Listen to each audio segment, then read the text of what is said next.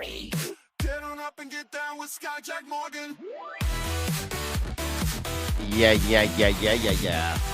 Oh, yeah. Oh, my goodness gracious, straight balls of fire. 1, 2, 3. Let's go. Let's do this, huh? What do you say? You want to do this? Me too. Let's go. No, not this one. Not this one. This one. Yeah, that's the ticket. That's the ticket. That's the ticket. Riding early new dawn. All right. This is happening now. Because I said so. Good morning, headlines. Hey, everybody. How are you? You're the headline. You ever fall in love with the wrong person?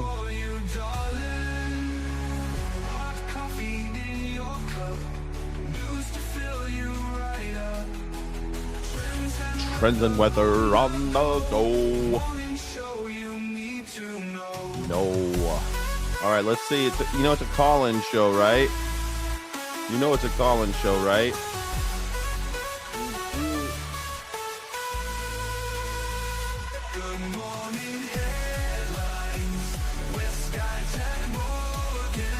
You do know this is a call-in show, right?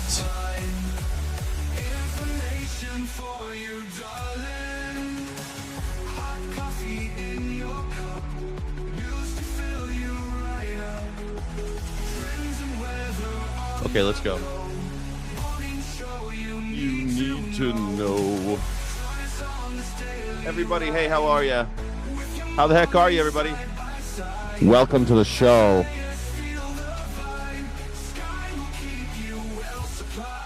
Feel the vibe? All right, it's time to drink some coffee. Let's get some coffee going.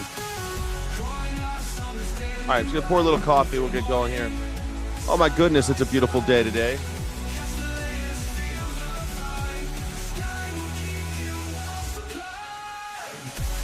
Good morning, headline.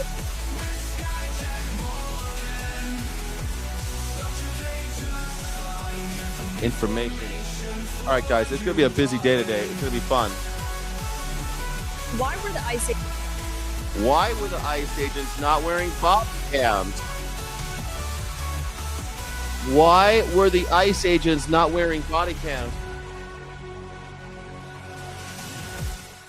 Hey, everybody. Welcome to the show. My name is Skyjack Morgan. I'm an independent news and culture commentator, free speech and critical thinking advocate, and boy, are my arms tired. I'm also a coffee advocate, and if you are an addict like me, please drop a penny in the pot because I am trying to raise money for my coffee fund.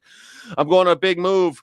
and everyone's taking money from me, so any penny is greatly appreciated. Thank you so much for being here, Honey Doll, Honey Pie. This is the #1 news reaction show in YouTube history. Can you believe it? And I know. Thank you. Mwah, mwah, mwah. You're beautiful today. I think you're beautiful. I haven't thought of a good poll except for this. Let's do the first poll of the day. Should ICE agents be wearing body cams? We're under surveillance all the time. I don't know why I gotta be under surveillance all the time. I gotta deal with flock cameras and cock cameras. I gotta deal with all these different cameras all the time, and yet somehow, some way, the police never have footage of all their naughty deeds, especially ICE. They killed another guy. 3 in a week. That's the hat trick. That's the ICE hat trick. If you kill 3 in a week, wow, you're really trying to kill 3 people in a week by accident. Man, is this our Kristallnacht? Is this it? This is too hot. It's too hot. Let's turn that off. It's too hot in here. It's fucking summertime. It's too hot already in the morning. Didn't they had a new tranche of millions of tasers and body? Yeah, they said they did. They said they have millions and billions and trillions of dollars for tasers and body. I don't know why they think body cams are so expensive. Put some cameras. I'm just make them turn their phones on. Use your phones. That's how we have the footage of Renee Good getting shot. Is the dude had his phone out? He had his phone out, taping her. I don't know why he would do that. Maybe he just thought that he was the best. He just thought he was really cool.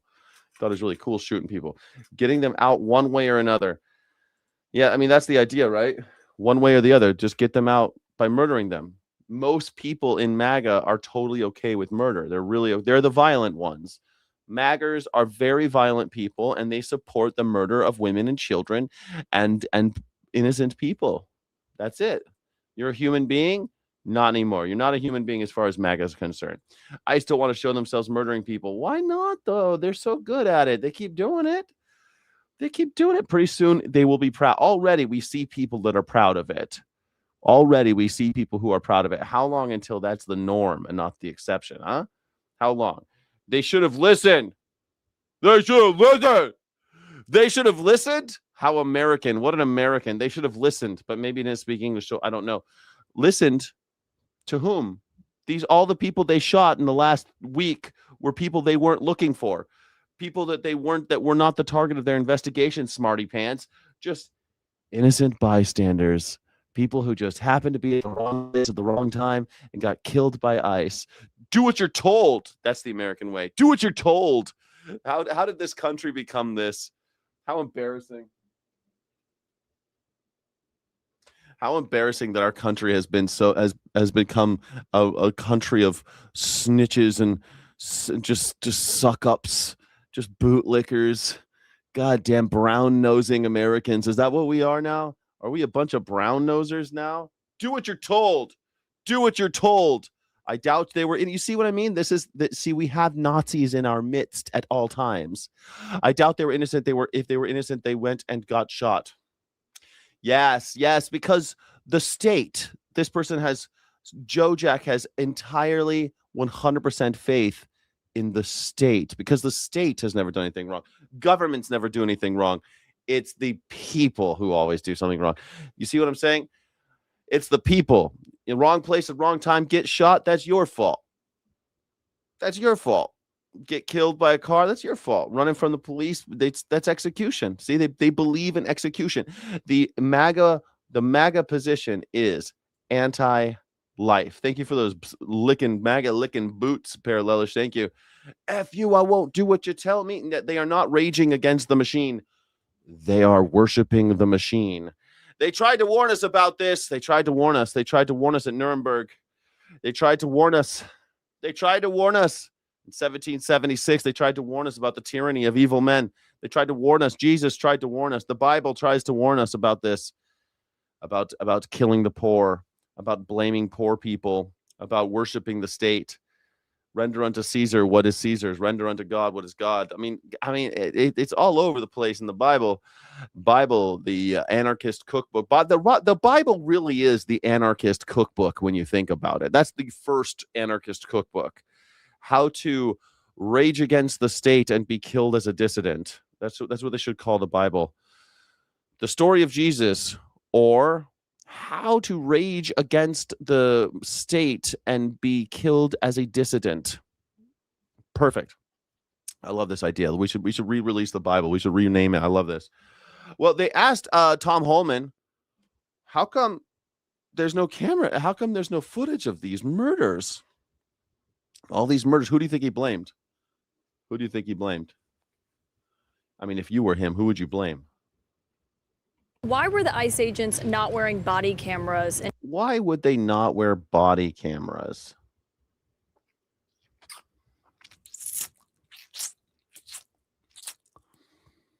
I wonder why. Why wouldn't they? What do you think he's going to say?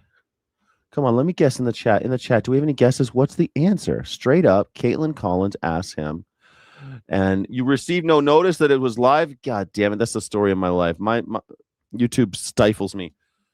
But hey, I'm live. I'm live, baby. I'm live. I'm going to try an experiment tomorrow. We'll see if it works. See if you get one. F. Homan, what do you think? Does anybody know why? All right, whatever. We're going to do it. Here we go. In Houston or in Maine during these two incidents?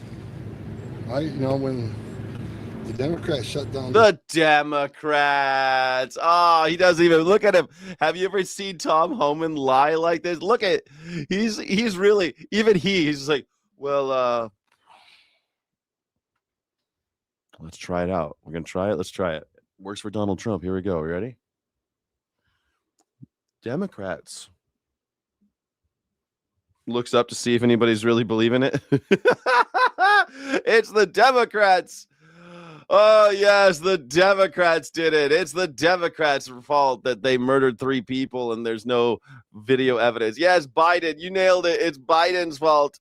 Yes, it's Biden's fault. It's easier to commit murder when there's no video evidence of execution of innocent people. It's true. You know, Homan worked for Barry-O too, right? Yeah, I know. I don't know why people bring up Barack Obama. I don't care. Barry. Yeah, I was against it back then too. Daniel, you think you're going to catch me slipping? You think you're going to catch me slipping, you cultist?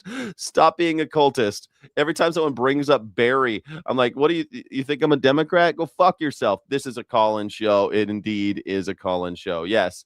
Yes. Obama is just as much a piece of shit as Donnie. Well, I would say he is bad.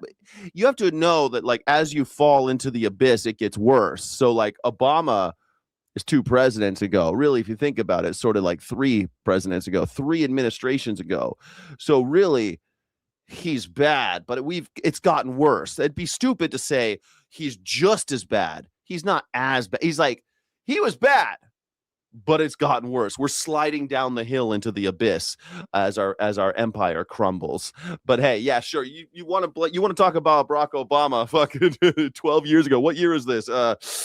2008 called. They want to know what you got to say about Barack Obama. That conversation was already had. I'm sorry you weren't here for it. We really didn't have YouTube. It was a thing, but we didn't have shows like this on YouTube yet. And so, but you know, I graduated college and I was complaining about Barack Obama, about what an incredible disappointment he was and how he betrayed all the people who voted for him. I talked about that all the time with my libertarian and anarchist friends back then. So go ahead and talk about him. But let me tell you, you might as well be having a conversation with me 12 years ago. There's no reason to talk about Barack Obama. What about Barack Obama? Yeah, that's too late. Too late to do anything about that one. Too late. What about Adolf Hitler? It's too late. Can't do anything about that Adolf Hitler stuff. Can't do anything about that. Sorry. Thanks for playing. We could talk about Hitler if you'd like, but complaining about him will not help anything today. The only thing we could do is hold those who are in power right now accountable and at least question those in authority. That's your goal. That's your job. That is your job as an American or as a citizen of any country or as just a human crawling around the planet like a worm between heaven and earth. You are required to question those in authority, to force them to constantly justify the power they're wielding over you. That's your job. Barack Obama has no power today. Nothing. He's got nothing. He does not hold office. The best he can do is produce shows on HBO with Larry David. That's about all his power can get. He produces shows now. That's what Barack Obama's doing while you're complaining about his concentration camps. And they weren't as bad. I mean, Barack Obama killed 54 people in 56, I think, in 8 years. And Donald Trump killed 34 in 4 years, in 1 year, 34 in 1 year. So, you know, he's outpacing him. So great, outpacing the killings, but not deporting as many for some reason. Interesting. Anyway, so we could compare him all day to Barack Obama. Doesn't do a lick of good because Tom Homan says it's the Democrats' fault that ICE is killing people. Department of Homeland Security, I was up on the Hill as part of the negotiating team to reopen the government, and they wanted body cameras. There was $120 million in the budget they were holding up to buy those body cameras. Now, Dude, it's a big, beautiful bill. I've never seen him lie like this. Like, Tom Homan, as much of a piece of shit as this guy is, he at least looks into a camera and he says what he believes. Not now. Look at him.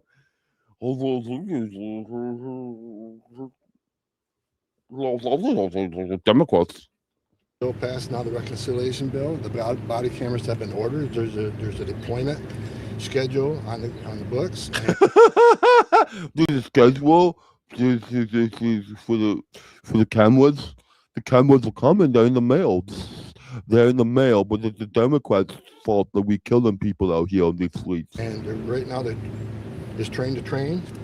So officers in each Field office can train their Joe officers. Jag, maybe you don't understand yet. Maybe you can't read. I do not care about Barack Obama's power in the Democratic Party. The Democratic Party is yesterday's news. That's like saying, does Newt Gingrich have power in the Republican Party? It don't matter. It don't matter if Karl Rove has power or George W. Bush. Do you think George W. Bush has power in the Republican Party? Sure. It doesn't fucking matter. Jeb Bush has power in the Republican Party. Ron DeSantis has power in the Republican Party. Who cares? Who cares? Who cares if they do? Here's the thing: Republicans are a thing of the past. MAGA is the Nazi Party, the National Socialist Party that we have in the United States, and the Republicans are irrelevant. Same things happen over on the Democrat side. The Democrats, a bunch of spineless bastards, bunch of losers who can't stand up to Hitler. So what do? They twiddle their thumbs. We're going to write a letter. I promise. We're going to write a letter. And so now we have the Democratic Socialists, or what they used to call them, the Social Democrats. Now we got the Social Democrats versus the National Socialists. It's the same thing we always do. Every 100 years, we got to have this fight. And you know what? We're doing it again. Democrats don't matter. You could say you want about Barack Obama, fucking John Fetterman, whoever you want to say about how much power they have in the Democratic Party. It don't matter none. It don't matter now, honey pie. On the use of the body cam. That funding was approved in April for body cameras, $20 million, I believe. So why has that not been distributed? And will these arrests cameras now... were bought when The cameras were bought, but they just don't wear them when they're doing murders. When they're murdering people, we don't do the cameras. First thing I did in Minnesota is bring hundreds of cameras to Minnesota that recently purchased. But there wasn't the cameras to outfit every ICE agent that was waiting up for more money. And the delay in... Yeah, so how come you don't send the guys with cameras out for killings? If you're going to send guys out for killings, bring the camera along. Sounds like you got plenty. Well, we got plenty, but sometimes we forget them because when we do the killings, we don't bring cameras. The DHS funding shutdown delayed a lot of that camera. I've never seen this dude lie. Like, it's so remarkable. As much as I hate this guy, I usually believe he believes what he's saying. In this case, he's a fucking liar. How he's standing, like his body language, what a lying piece of garbage, dude. Put him on a polygraph. I'd love to see that shit. I'd love to see the polygraph on this guy. God damn. But don't you see that to be extremely urgent, given right now It is we urgent. do not have They're video moving as of quick these as possible. As soon as they had situations funding about beyond it. As witnesses? soon as they had funding, As soon as they got funding. Oh, W. Bush was an absolute clusterfuck and horrendous president there. Feel better now? No, I don't. It doesn't matter to me. I don't care. Why would I care about... I do not care. You want to talk about George W. Bush? You know that he had the... it wasn't, sort of his fault. I mean, he invented ICE. He invented the Department of Homeland Security. It was all his fault if you really think about it. But you can go back as far as Reagan, really, and there's enough blame to go around, I suppose. I mean, Bill Clinton was one piece of shit. But hey, you know what? What's the point? That's not what this show is about. This isn't... I know I'll get into history, but this isn't really a history show. You want a history show? Go to a history channel. There's a history channel. It's called History Channel. Disney owns it. They tell the truth all the time. It's History Channel. Go watch it. They'll talk about George W. Bush and Barack Obama. They talk about history all day long. Aliens. if Democrats But it's been 2 months since April. It would have been a lot quicker. It would have been a lot quicker. Okay, but it's done since April. It is, let me check really fast, July. So you've had money for these body cams since July. And you're murdering people in the streets and no one can know. Okay, so the Democrats, though. Anybody believe in this? So the Democrats. You goon to the headshot. You goon to the headshots of Tom Homan. That's so hot. That's real. You must be real into MAGA. As a Republican, I want to remind we the people have a Second Amendment obligation to remove a tyrant Trump from our nation. Sic semper tyrannis. I totally agree with that. Sic semper tyrannis. We have a Second Amendment obligation. I don't know about obligation. I don't know about that. But I mean, you do have an obligation to question authority. How about that? Let's start there. Why don't we get people to wake up before we start talking about going? Why don't we get people to, like, I don't know, practice some critical thinking before we arm them? You know what I'm saying? ICE are masked murderers. Yeah, I mean they're the Gestapo. I mean they're the slave catchers. There's nothing new about them, right? It's nothing new about them. Nothing new about them. Old thing. Look at this guy. Remember when yesterday? Man, he's so happy because he got laid last night. He and Scott Bessent were really going to town on each other. Man, oh man, the the sexual tension between this guy and Scott Bessent was too much. There's a civil war brewing, and unemployed Joy fired the first shot. Pow. I fucking love Jesse Waters. Goddamn. Pow. Have you guys seen Obsession? There's this moment in the movie Obsession where, spoiler alert, it doesn't end well. It's a horror movie, okay? But there's this part, not really spoiler, but there's this part where the guy and the girl, they're not in their own capacity. They're possessed by some kind of demon or something. You don't really know in the movie. You're not really sure. But there's this part where they both the demons look at each other and they're like, it's so fucking funny. I love that scene. It's like no words. They just like, I feel like that's how Jesse Waters looked at Scott Bessent yesterday, like a demon possessed by a love, like a person possessed by a love demon. This whole vote blue, no matter who, you're treating us like employees. Totally agree. Vote blue, no matter who. You're treating us like cult members. I'm not a member of your cult. I think your Democratic Party's full of shit. Why don't you do something for the vote, huh? Why don't you do something for it? At least Donald Trump promised bullshit he never delivered on. 50% lower gas prices in 12 months. 50% lower energy prices across the board in 12 months. Lies. He never did that. 30% reduction in grocery prices in 12 months. Never happened. End to the war in Ukraine. 24 hours. 24 hours. I'm going to free Palestine. Have you heard it? I don't know if anything about Palestine. I don't know. A lot of people don't know about Palestine. Have you ever heard of Palestine? Have you heard of it? We're gonna free Palestine in 24 hours. 24 hours. We're gonna stop the shooting, stop the killing, stop the genocide. Just don't say genocide. You're not allowed to say genocide. You're treating us like we are obligated to obey you. You want obedience, not passion. I'm a liberated Democrat. Wow. So you see, this is what I'm saying. Their Democrats are done. If Joy Reid's over it, there is no Democrat Party anymore. No Democratic Party, no Republican Party. They might still have those stupid names, but they don't mean anything anymore. This is the time. This is when it happens. The great switcheroo, maybe. The grand reckoning between the ultimate tension of humanity, between those who think that they have the right to power because they inherited it, or those who think that the people should hold the reins of power. Though that's the greatest tension in the history of humanity. It goes on and on and on. And we have to do this every 100 years. We got to chop off a bunch of heads because the people in power just won't give up their power in a reasonable enough time. They just won't give it up. They just won't give it up without getting their heads chopped off. So now we got to have social democrats and national socialists, and then we got to have a big war over it. It's going to be such a pain in the ass. It's going to be so much blood. And for what? For what? Liberated Democrats are not obedient to the leadership's supposed to be obedient to the people, not the other way around. Y'all want obedience. You don't want our passion. You want our obedience. Iran Contra, man, you really into the history today. I remember that game Contra. Up, down, left, right. BA start gets you 30 lives. If you do BA select start, you get 30 lives for both your first and your second player. You can play all day that Contra game, killing those aliens and stuff. That was fun. Anyone else love Contra? Everyone loves Contra, right? Contra. She wants to obey you. We should not obey. As voters, we have to stop being obedient and we have to start being powerful. In a call to arms reminiscent of Santelli that sparked the Tea Party movement, the gates have been... The Tea Party movement. Yes, the Tea Party movement was how we got here. That's how it all started, the Tea Party movement. Everyone said it back then. They said one day the Tea Party movement is going to be our Nazi party, and it is. It morphed from Tea Party to MAGA, and then MAGA took over the Republican Party. It's like a melanoma that keeps growing. It's taken over the host. It's like that episode of Rick and Morty. Everyone see the last episode of Rick and Morty where Jerry gets consumed by worms, except instead of being super chill, he's super evil. He's getting consumed by worms. It's like the Republican Party has been infested by evil worms. Like in Star Trek, when those little creatures inhabit their bodies and control them and make them do evil things. It's like that.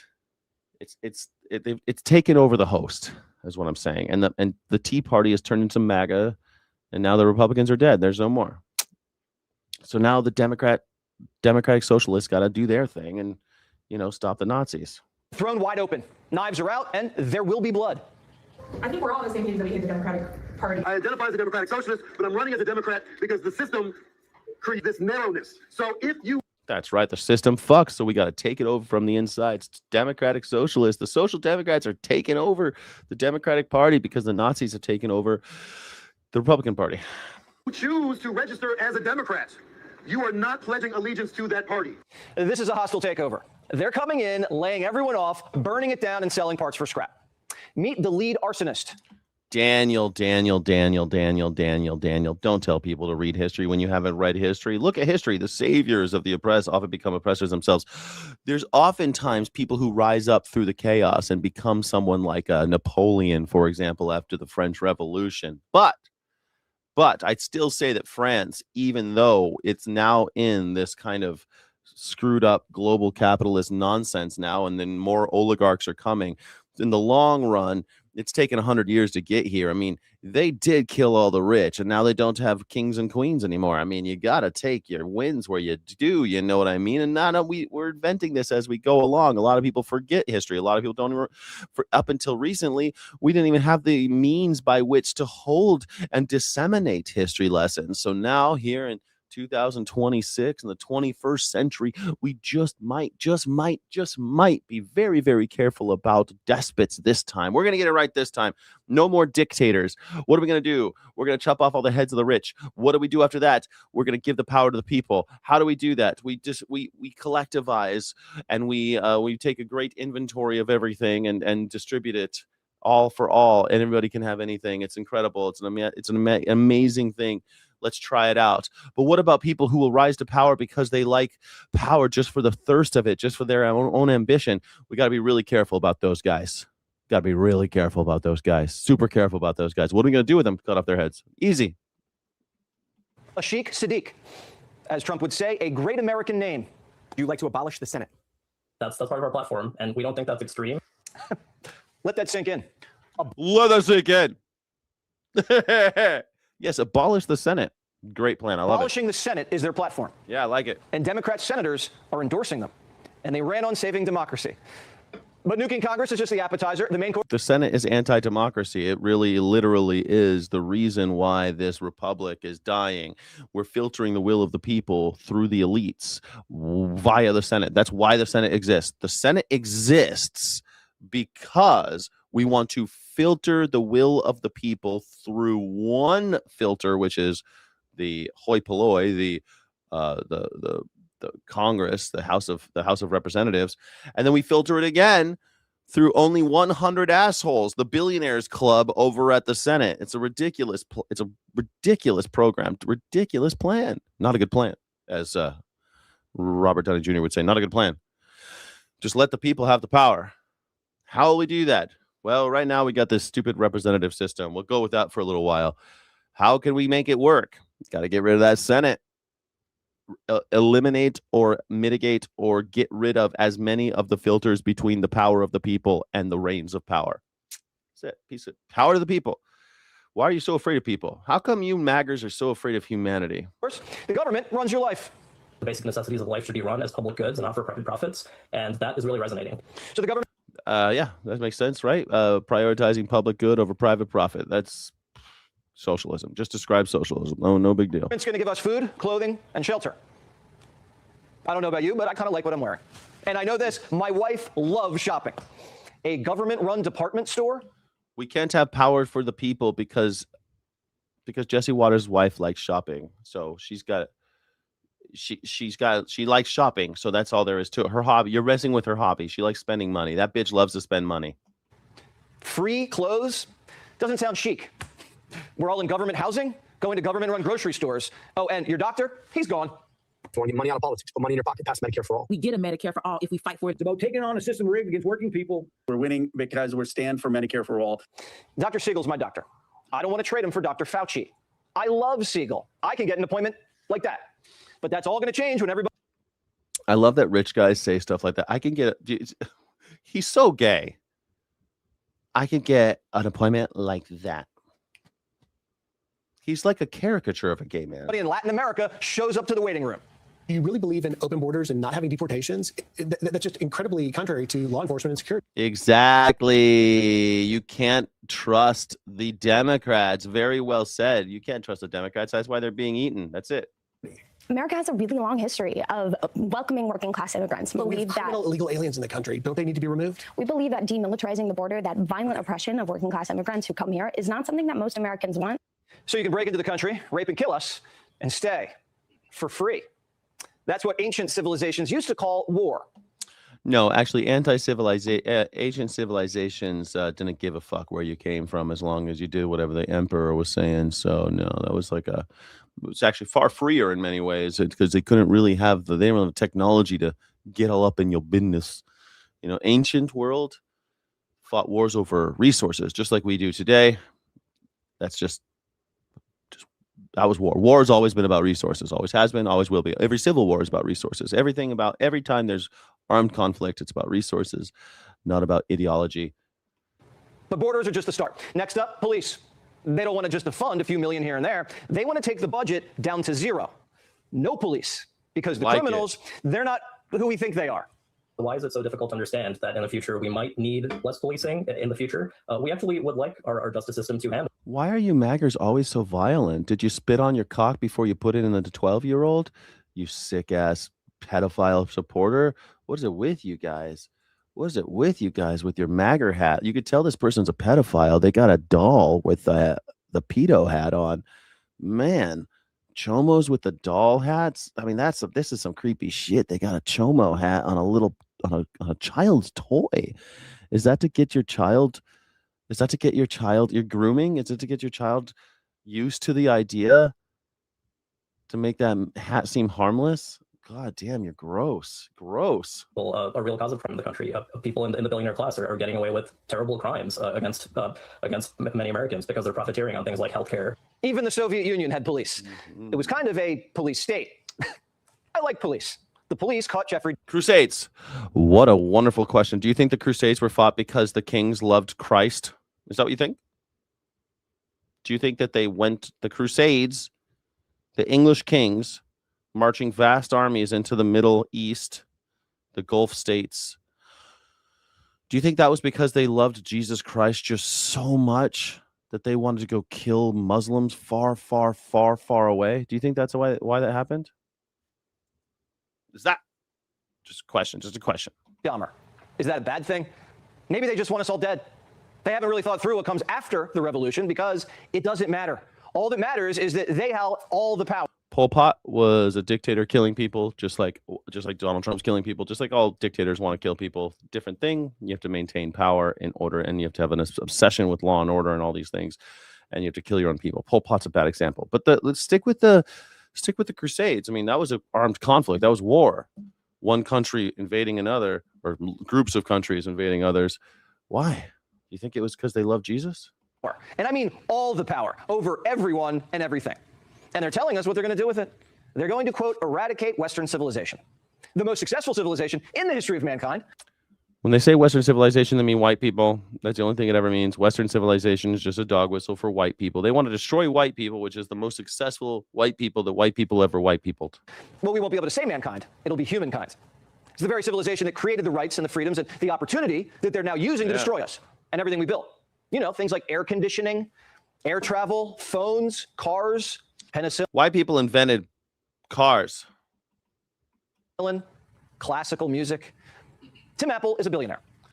Tim Apple. That's funny. He calls him Tim Apple because Donald Trump forgot the guy's name when he was in the Oval Office. Called him Tim Apple instead of Tim Cook. That's funny. I think this is why they say Western civilization, because they want to take credit for like classical music and trial by jury, and they want to take credit for everything that's happened in anywhere where white people lived, and they want to include the Greeks. They want to include anyone who's like basically just Western Europe. They call it Western civilization, as if they're the only ones that ever had anything. They only did anything. The only ones that ever did anything were white people. They want to just say that they're the best. It really is disgusting when you hear Western civilization. If someone starts talking Western civilization like that, it's talking just defending it like this, like they're trying to destroy Western civilization, you're probably talking to a Nazi. That's exactly what the Nazis said. They're trying to destroy Western civilization. That those Jews aren't Westerners. Those Jews aren't from here. We got to deport them all. They're not part of Western civilization. That's what they say about Mexico. Mexico's not part of Western civilization. No, sirree. He created the phone that these communists are using to win elections. He's not a criminal. He's a genius. Tim Apple did not invent the phone. Abdul, who wants to be the first Muslim senator. You know, the guy running on free college, free healthcare, free housing. The guy who says he wants to choke us out. Well, he just banked close to $5 million last quarter. You know that Jesse Waters just got an erection when he said choke us out. And guess who the Democrats sent in to stop him? Viewer warning. I am going to be working on our behalf. I am going to be telling the stories on our behalf. And you better believe I'm going to be doing it with a little bit of joy, a little bit of enthusiasm, a little bit of energy, and a little bit of stick it to them. Because that's the Michigan way. That's the best they've got. That's who the Democrats I mean, she seemed like she was making a little joke. are sending in to stop the commies. The Democrats are not sending anyone to stop the commies. The Democrats are not sending anyone to stop the Nazis. The Democrats are not sending anyone to do anything. The Democrats are not coming to save you. The Democrats are not even there anymore. They're lame ducks. It's a matter of time. Just like what happened with MAGA, there are no more Mitt Romneys. There are no more Tom Tillises. There's no more Paul Ryans. There's none of those guys are left. It's over. It's done. It's over. Be sure to like and subscribe for all the Fox News latest on. Another story that has a lot of you talking this morning. Even that. Be sure to like and subscribe. Like, what is with this dude? You may be one step closer to saying goodbye to changing the clocks. The House has passed a bill to make daylight saving time permanent nationwide. Now, if the Senate approves it and the president signs it, Americans would no longer have to change their clocks twice a year. Quick, people care about daylight savings time. Quick, do something about this so we can stop talking about Epstein and the wars. There are a few things we see bipartisan support on. We've heard the president say that he would sign this. And you had mentioned other states are already implementing Right. Arizona and Hawaii are the only two states that have daylight saving time right now, all the time. Like it's all the time. Sure. They don't have to change. Bill Clinton's on there 67 times. That's great. Put him on trial. I've been saying that for years. I've been saying it for how long has it been? Since what?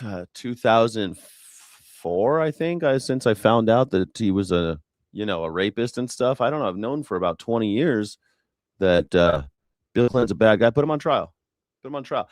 Thing is, he's almost dead. I mean, he's the same age as Donald Trump. Thing is, though, he is almost dead. And he has no power. Again, what is it with you guys? What you want to talk about R. Kelly too? You know what R. Kelly was in there? Was he? R. Kelly was in the Epstein files. Really? Okay. Was he? There's a fucking Mick. We got a pedophile in the White House. We got a pedophile in the Oval Office who's in the Epstein files a million times, like over a million times. So Bill Clinton, though. Bill Clinton. You know Michael Jackson's in there, right? Michael Jackson's in the Epstein file. I know that. There's a picture of him. Michael Jackson's in the Epstein files, everybody. Does that make a difference? Does that make you feel bad about Donald Trump? Michael Jackson's in there, everybody. I mean, I'm in there. Bubba. I'm Bubba. I'm the Epstein files. Donald Trump was my throat goat. I was young. I needed the money. And they named me after G Max's horse. Well, they named the horse after me, sorry, because for obvious reasons, right? She got a horse and she named the horse after me, Bubba. They used to call me Bubba. I don't know where the Bubba came from. I don't know why they started calling me that. They thought it was funny because I was a big kid, I was a big kid, I think. They'd call me Bubba. And they liked my epic fury and they named the horse after me for obvious reasons, because the horse was, you know what I mean.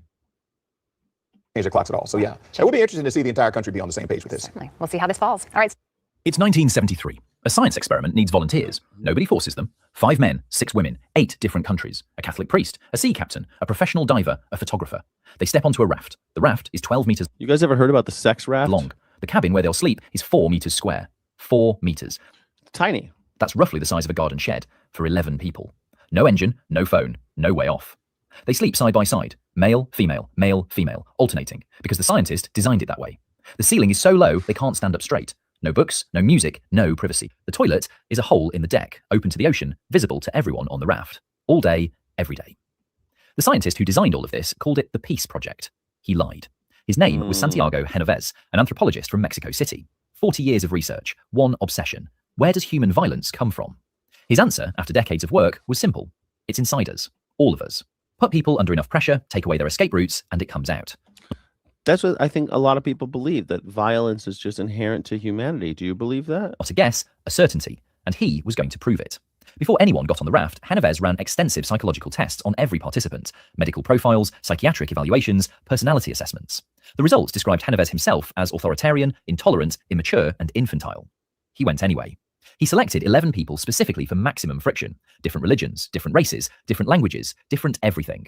He chose more women than men because he believed sexual competition would cause conflict faster. He selected them in part for being, and this is a direct quote, sexually attractive. He stocked the raft with alcohol. He installed recording equipment throughout. He was going to sit back and watch human nature destroy itself. I think it's funny that he only picked hot girls because he thought that if they were hot girls that the guys would fight. On May 12, 1973, the Akali left the Canary Islands, 6,000 kilometers of open ocean between them and Mexico. No engine, wind and current only, however long it takes. By the end of week 1, Genovese had a problem. Nobody was fighting. The crew had already sorted themselves out. Maria, the Swedish sea captain, who happened to be the first woman in history to hold a maritime command certificate, took charge of navigation. Servan, the French diver, took charge of maintenance. The Israeli doctor started looking after everyone's health. They were cooperating, sharing food, learning each other's languages. At night, they sat together on the deck and looked at the stars. This was, to put it mildly, not what Genovese needed. So he decided to help things along. Every week, he handed out questionnaires. Who do you dislike most on the raft? Who would you most like to sleep with? Who do you want to kill? The participants answered privately. Then Genovese read the answers out loud, in front of everyone. You think that underhanded shit would get them to kill each other, right? You think that if they did that, they'd want to kill each other.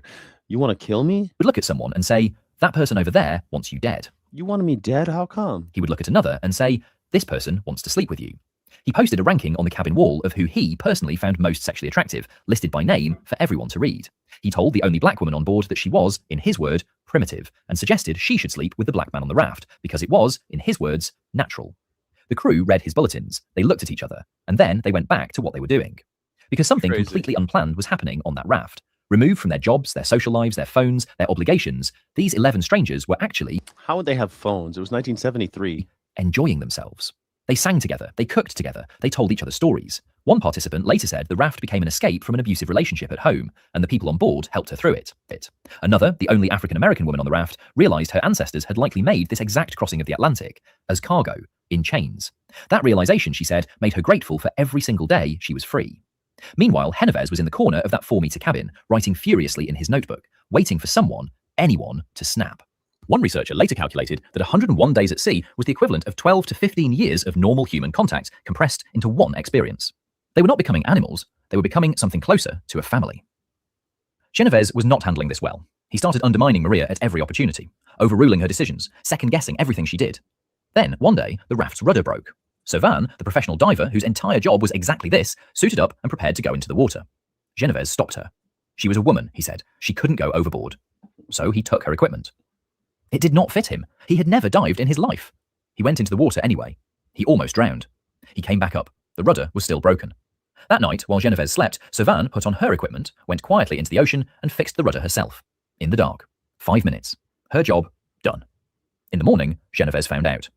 He called it mutiny. A few weeks later, the crew caught a shark. In his journal that night, Genovese described the scene as a savage frenzy of violence, the group bashing its skull and tearing the flesh apart like animals. The film footage from that day shows them calmly cutting up dinner. At this point, the crew had started having their own quiet conversations, not about each other, about him. Some of them, seriously, not as a joke, began to discuss whether Genovese might simply disappear over the side one night, whether it could look like an accident. They decided against it, which, honestly, was very generous of them. Then came the hurricane. As the Akali entered the Caribbean, weather reports warned. You know, it's so funny that they do these experiments and they try to get people, they try to think that there's Lord of the Flies, right? That we're all going to go after each other. We're all going to kill each other. That socialism can't work because you need to have competition. And then they try to force competition and it still doesn't work. Warned of a major storm directly in their path. Maria made an immediate call. They needed to find. I love this story because the only person being violent is the one who's in control. The one who is trying to keep control, the state, the one who sees themselves as the one at the top of the hierarchy. That's the only one being violent. The people are all working together. In shelter, the raft would not survive what was coming. Like they actually did this. Genovese said no. He physically removed Maria as captain, made himself captain instead. A storm, he argued, was exactly the kind of extreme condition that might finally trigger the violence he had been looking for months. Under maritime law, removing a captain at sea is punishable by death. That is not dramatic, that is the actual law. The storm hit. All 11 crew members spent several days packed into that 4-meter cabin while the Atlantic tried to sink them. They stayed calm. They looked after each other. Not one of them lost it. Then a cargo freighter appeared on the horizon, coming straight at the raft, full speed. Genovese panicked completely. He ran in circles on the deck. He had... It's just so typical. This is exactly what our state governments will do. This is exactly what the government does, right? Somebody's coming, an asteroid is coming, things are coming, bad things are happening. Oh, freak out. Absolutely no idea what to do. Maria, the captain he had just removed, stepped forward calmly, organised everyone, and used flares and signals to divert the ship at the last possible moment. After that, nobody argued about who was captain. On August 20th, 1973, the Akali reached Cozumel, Mexico, 101 days after they left. By that point, Genovese had spent the final weeks below deck. The papers had started calling the experiment the sex raft. His university had publicly cut all ties with him. He stopped writing, stopped giving questionnaires. No one was having sex, and they called it the sex raft. Stopped taking notes. He was sick, according to his own account. The medic on board, who was also a participant, said he was almost certainly faking it for attention. The crew celebrated without him. They swam, they laughed, they cooked together. In a quiet moment below deck, Genovese opened his journal. He wrote one sentence. Only one person on this raft has shown any kind of aggression, and that is me, a man trying to control everyone else, including himself. He had designed a machine to find violence in other people, and the only violence it found was him. That's it. I love that story so much because I've always loved the idea of these ship stories. You know, it's usually a conceit used by literary professionals like Moby Dick, right? It becomes a microcosm of the world. This whaling ship teaches us something about the whole world because it's this isolated universe where you can kind of explore what people are like. Or Seawolf is one of my favorite books, Seawolf, or Death Ship, a very famous anarchist piece of literature. The idea is that you put people on a boat and you apply hierarchy and see what happens. And it's always the people in the hierarchical top that are the problem. They're always them who are the most violent. Those are the ones whipping people's back, forcing people to do shit that's unspeakable, forcing people into violent situations. But the people themselves are just trying to get along and cooperate and do the job, do the work that needs to be done. The people aren't the lazy ones. It's the captain that's the lazy one. It's always that guy who at the top who's the laziest and meanest and most aggressive and most violent. You spent 2 years as a deckhand in Alaska. It's a different world, I bet. I've loved this like that metaphor very much over the years because in hospitality, like in a big resort like MGM Grand, I always think of it as like a giant, because basically it is like a huge yacht, right? And there's people who come and go, but you're kind of stuck on this yacht together and you can't leave. You got to eat there, everything there. You might go home and sleep at night, but at the end of the day, you are with these people your whole lives.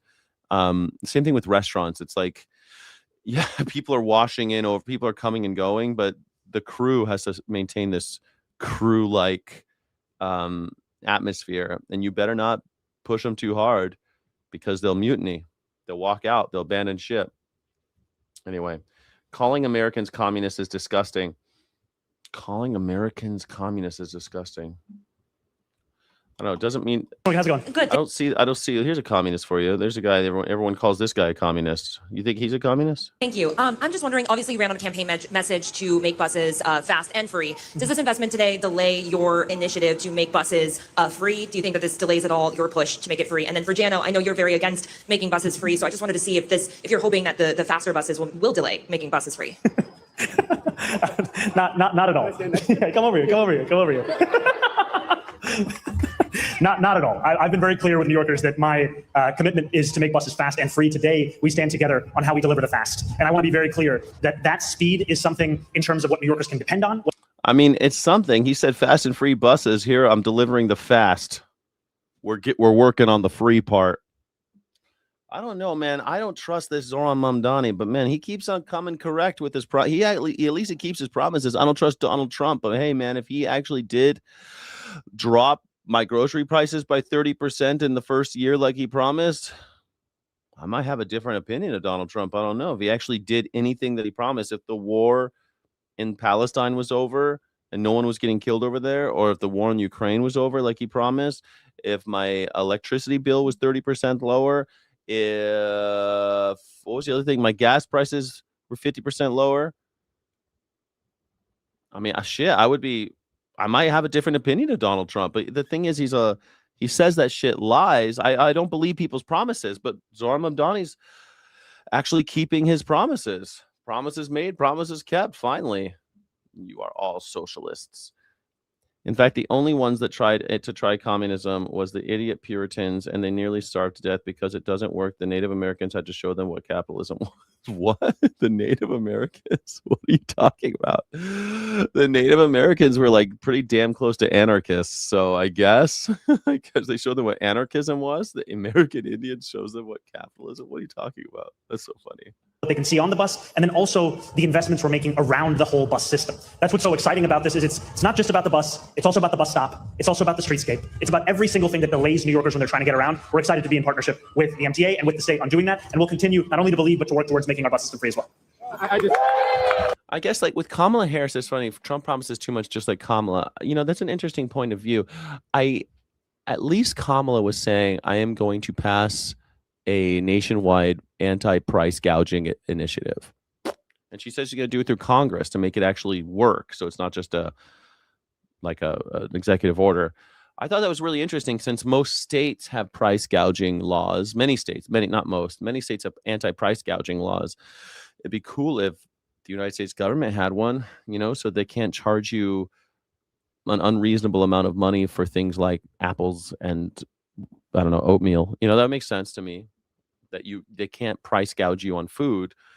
I think they shouldn't be able to price gouge you on gasoline, and they shouldn't be able to price gouge you on any of the necessities, even cell phone service. Like, why do we pay more cell phone service? Why do we pay like 3 times as much as they do in every other major country? Why am I paying more for my cell phone than they're paying in Germany or Switzerland? And that's the same fucking service. In fact, sometimes it's faster over there. I mean, we could talk about which one has better service, but why am I paying so much more? Doesn't make any sense. I'm getting gouged. Anyway, I guess like that. I found that promise very interesting from Kamala Harris. I hate Kamala Harris because I think that she's just I think she's a horrible person who destroyed people's lives for minor drug charges and shit. I don't like her, but that was an interesting. At least she had an idea. And she was talking about Medicare for all. I don't think she was actually I don't think she had any plan on doing it. I don't trust these people. Medicare for all, though, could be a step in the right direction. I don't know. It'd be nice to have my health care sorted out so I don't have to spend so much goddamn money on health insurance. And we just got to recognize that you want government to work where people are solving problems. Not everybody agrees about every single thing. Ed Koch famously said, it is an equity and affordability victory, and I'm glad to share the credit with the mayor and the council. It is interesting. There's a Democrat sharing credit with a Democratic socialist who he knows is more charismatic. Fast buses. Are we going to get free buses? What are you going to say? What are you going to say when Zohran Mamdani delivers on fast and free buses? He's already delivered on childcare for all. Childcare. What are you going to say when he's got well-run city-owned grocery stores? What are you going to say when people are eating for free? I mean, what was it? Well, his promise was freezing the rent on already stabilized apartments. He did it. The promise was fast and free buses, 50%, and childcare for every New Yorker. He's at 2.5 out of 3.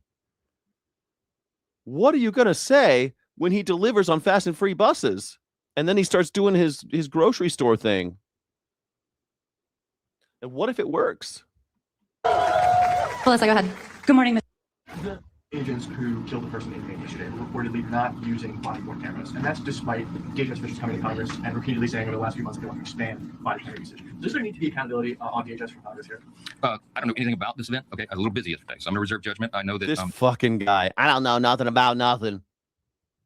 Every single day, anytime anything happens in America, Mike Johnson, the Speaker of the House, the most powerful Republican, arguably, next to Donald Trump, maybe the second most powerful elected Republican. I mean, I guess you could say J.D. Vance, but come on, this guy's has way more power than J.D. Vance. You could say something about Marco Rubio, but he's not elected. He's appointed. So this is the highest ranking elected Republican in America, other than Donald Trump. And he doesn't know anything ever. Every time they fucking ask him, hey, how this guy got shot? I don't know nothing about them. Not going to pass judgment. Ding, dang, do. A ding, dang, do. I'm not going to pass no judgment on that. Ding, ding, dang, do. Well, I'm very busy. I'm very busy. What are you fucking busy doing, asshole? You're barely working. Get some fucking laws passed. Tell me you're busy. Tell me you're busy. I'm very busy. I don't have the news. No, I don't have staff. I don't know nothing about nothing. No one tells me nothing. I'm in a dark hole all day long. I don't pay attention to nobody, no how. They keep shooting people, those ICE agents, and I never heard about an ICE. ICE, what is ICE? What is an ICE agent? I never heard about all day. There was I'm sure it was a Democrat's fault. I'm not sure. tragic shooting, and I'm not going to comment on because I don't know. And you guys can mock me for not knowing that. I worked about. Yeah, I'm mocking you for not knowing that. You're a fucking evil human being. You are elected to serve the people, sir. Not Donald Trump, not the Republican Party. In fact, as Speaker of the House, you are elected, you are paid to represent all of us. You're represented, you're here to run the whole fucking body, the only body, arguably, that is supposed to represent the people. That's your fucking job, Mike Johnson, is to represent the people. That's what the House of Representatives is supposed to do. It's the only one. The executive branch is not here to represent you. The legislative branch is not here to represent you. The Senate is not here to represent. Fucking, the Senate's a joke anyway. The only thing we have as the people of the United States of America, the only thing that makes us democracy is the body of people that he is in charge of, the House of Representatives. And he doesn't know what's going on in these streets. 22 hours or less. And I did not get the briefing on that yet. I will this morning. Yeah, I'm not going to mock you for it, Mike. I'm just going to call you a liar because that's what you are. You know exactly what happened. This guy's a former congressman. Joe Scarborough used to be a congressman. I'm not going to mock you. I'm just going to call you a bald-faced liar. By the way, please don't say bold-faced. It's bald, like a bald head, like no hair. Bald-faced liar. Bald-faced liar. That's what it is. Not a bold-faced liar. Please, I know it's hard. It doesn't matter to me really, but it irks me a little bit. I'm not one of those grammar Nazis. I don't really give a shit. I'm not going to correct you. I'll never correct you if you say bold-faced liar, but it's bald-faced liar. Thank you. Happened yesterday. Consider that a public service announcement. You understand that un-American actions are continuing to accelerate across America while Susan Collins votes for $70 billion in ICE funding that has no reforms attached to it? You have Americans being gunned down in the streets of Minneapolis by masked men. That's un-American. You have fathers. The polio vaccine actually caught. What are you talking about? Why are you guys talking about? What idiot brought up vaccines? Husbands, grandfathers being gunned down in Houston, gunned down in the street for no reason in Biddleford, Maine, and the killers. Talenty, I'm not correcting anybody.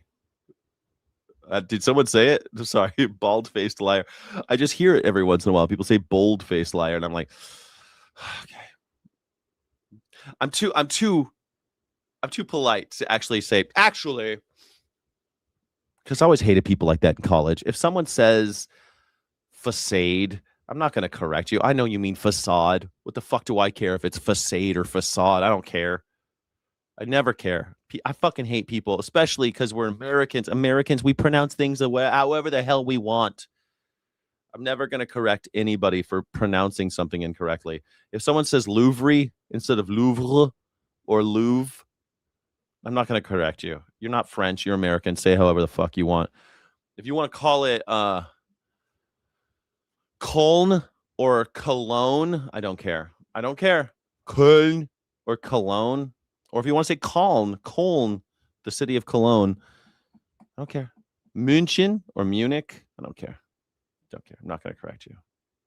Away, no justice, no investigations, no real investigations allowed by local authorities who have seen their city streets being turned into killing zones. And you don't know about that, Mike? One time I knew this. She was like one of the great loves of my life. She was so beautiful. And we were living in Taiwan, and she had been living in Taiwan for a while, and I went to go move with her. And I knew her in college, I knew her in college. She moved to China, and then I followed much, much, much later. Anyway, she was an English major, and she was saying, like, oh, that story's a macabre. And it was the cutest fucking thing I ever heard. This beautiful woman in her, I think we were both in our 30s at this point. I can't remember. Beautiful.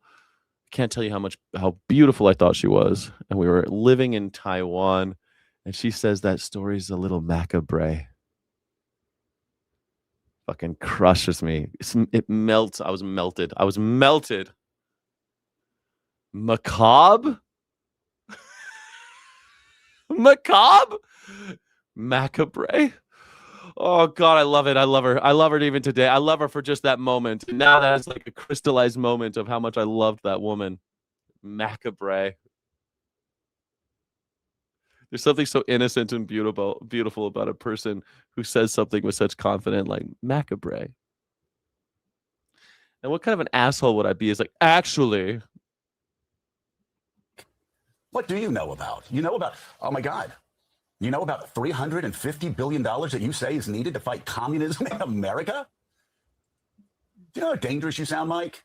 I saw conservative commentators who were still conservative, unlike you, unlike the president, unlike so many other Republicans that I used to work with in Congress, saying every conservative should be afraid when a Speaker of the House says we want to use $350 billion against Americans. People that you call communists because they believe in more affordable health care. People that you call communists because they believe that billionaires and multinational corporations should pay their fair share in taxes. People you call communists. It's funny. Anybody who says that a corporation should pay their fair share is always called a communist. And what's even funnier, in the Communist Manifesto, Marx says this. Hold on. What is the opening line? What is the opening line about the specter over Europe in the Communist Manifesto? The opening line. Here we go. Come on, let's do it. Come on, give it to me. A specter is haunting Europe. The specter of communism. Oh, come on. Can I just give it to me? Okay. A specter. I'm gonna get canceled for this shit. Here we go. A specter is haunting Europe, the specter of communism. All the powers of Europe have entered into a holy alliance to exorcise this specter. Pope and Tsar, Metternich and Guizot, French radicals and German police spies. Where is the party in opposition that has not been decried as communistic by its opponents in power? Where is the opposition that has not hurled back the branding reproach of communism against the more advanced opposition parties, as well as against its reactionary adversaries?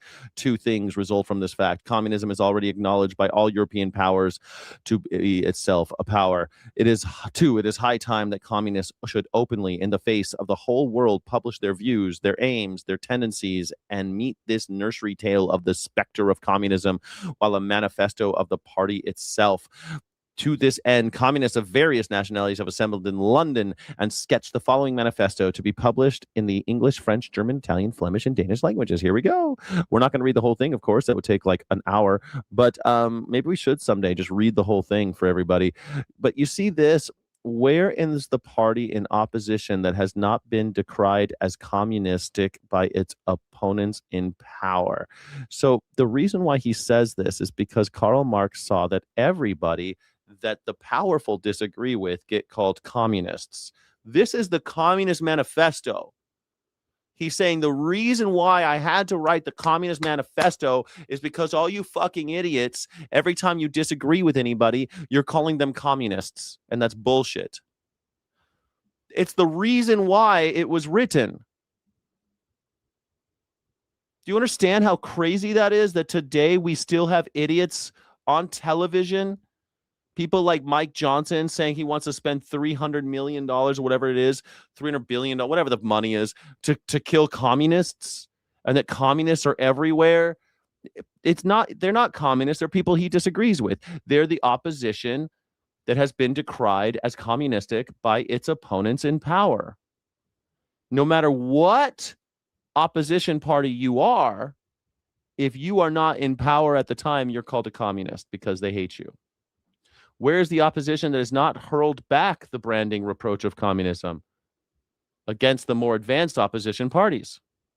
Those, he's saying that the other parties that are in opposition that are gaining power, they also get called communist by the people who were called communists, as well as against its reactionary adversaries. Again, reactionaries are basically the opposite of communists, and yet we call them communists because we disagree with them. And thus, Karl Marx sat with Friedrich Engels and others and wrote the Communist Manifesto. And it's worth reading if you're literate, you should read it. It doesn't take that long. You can read it you can read it on your lunch break. And it's free. There's no excuse why you can't read the Communist Manifesto and understand. And you don't even, nowadays, you can just scroll over the parts you don't understand. Scroll over, it'll explain shit. Anyway, the Communist Manifesto, there it is. This is at Marxist.org, right there. Marx and Engels Library, 1848 Manifesto, the Communist Party, Chapter 1. There it is. You can read it in any language you want. It's free. You can read it all. But really, I mean, read part of it. You'll get it. It's not that hard of a concept, communism. It's basically just political fiction to explain what communists actually want, because you guys keep saying communist and don't know what the fuck you're talking about. Back in 1848, he's complaining about all these assholes who say they hate communists and they don't even know what communism is. So stop saying I hate it. Read the Communist Manifesto. So he made a manifesto just for all you idiots. And you idiots still don't read it. It's still going on. Donald Trump and fucking Mike Johnson are continuously, they still haven't read it. They still haven't read it. They still, the specter of, I love that, the opening line, a specter is haunting Europe, the specter of communism. All the powers of old Europe have entered into a holy alliance to exorcise the specter. The Pope and Tsar, the Metternich and Guizot, French radicals and German police spies all hate communists. But what is it? We don't know. Communists, because the income disparity between the richest Americans and the poorest Americans continue to grow. Now let's think now. That's real commie thinking. No, actually, it was Alan Greenspan himself who said the greatest threat to American capitalism is income disparity, the kind of income disparity that you continue to generate. Are you un-American, Mike? Are Republicans that continue to do what Alan Greenspan said for a decade was the greatest risk to American democracy? There you go. This is like peak ignorance. This is what I'm talking. You see, here it is right here in front of you. This is why it happens. Last time I checked, Zoran Mamdani and most liberals will tell you they are communists. Really? Last time you checked? When did you check that, Justin? Fucking idiot. My God, most people will clamor to tell you, I'm not communist. Even and I'm pretty much a communist. And I'll be like, I'm not really, because it's kind of impossible today. Calling me a communist is like calling me a Star Trek captain. It's not real. Communism is one of those things that are an idea. It's not really a thing that you could try. The only thing I need to know is that communism is about that it has never actually worked. It has never ever actually worked. See, this is how stupid you'd have to be. This is ignorance on top. Someone chose to write this into a chat window to show us all how ignorant he is. Justin Reeder, the most ignorant. You won. You won.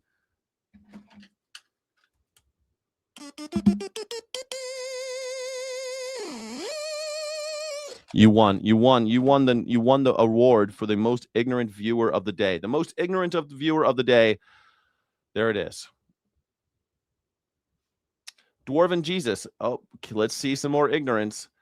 Communism equals fascist theft. It requires complete oppression of dissenting opinions. No, it does not. Dwarven Jesus, read the Communist Manifesto if you can read. Once again, ignorance on display. Should I bring it up again? I kind of want to should I just keep it up? Should I just keep this up? I mean, let's see again. All the way in 1848, the specter of where is the party in opposition that has not been decried as communistic by its opponents in power?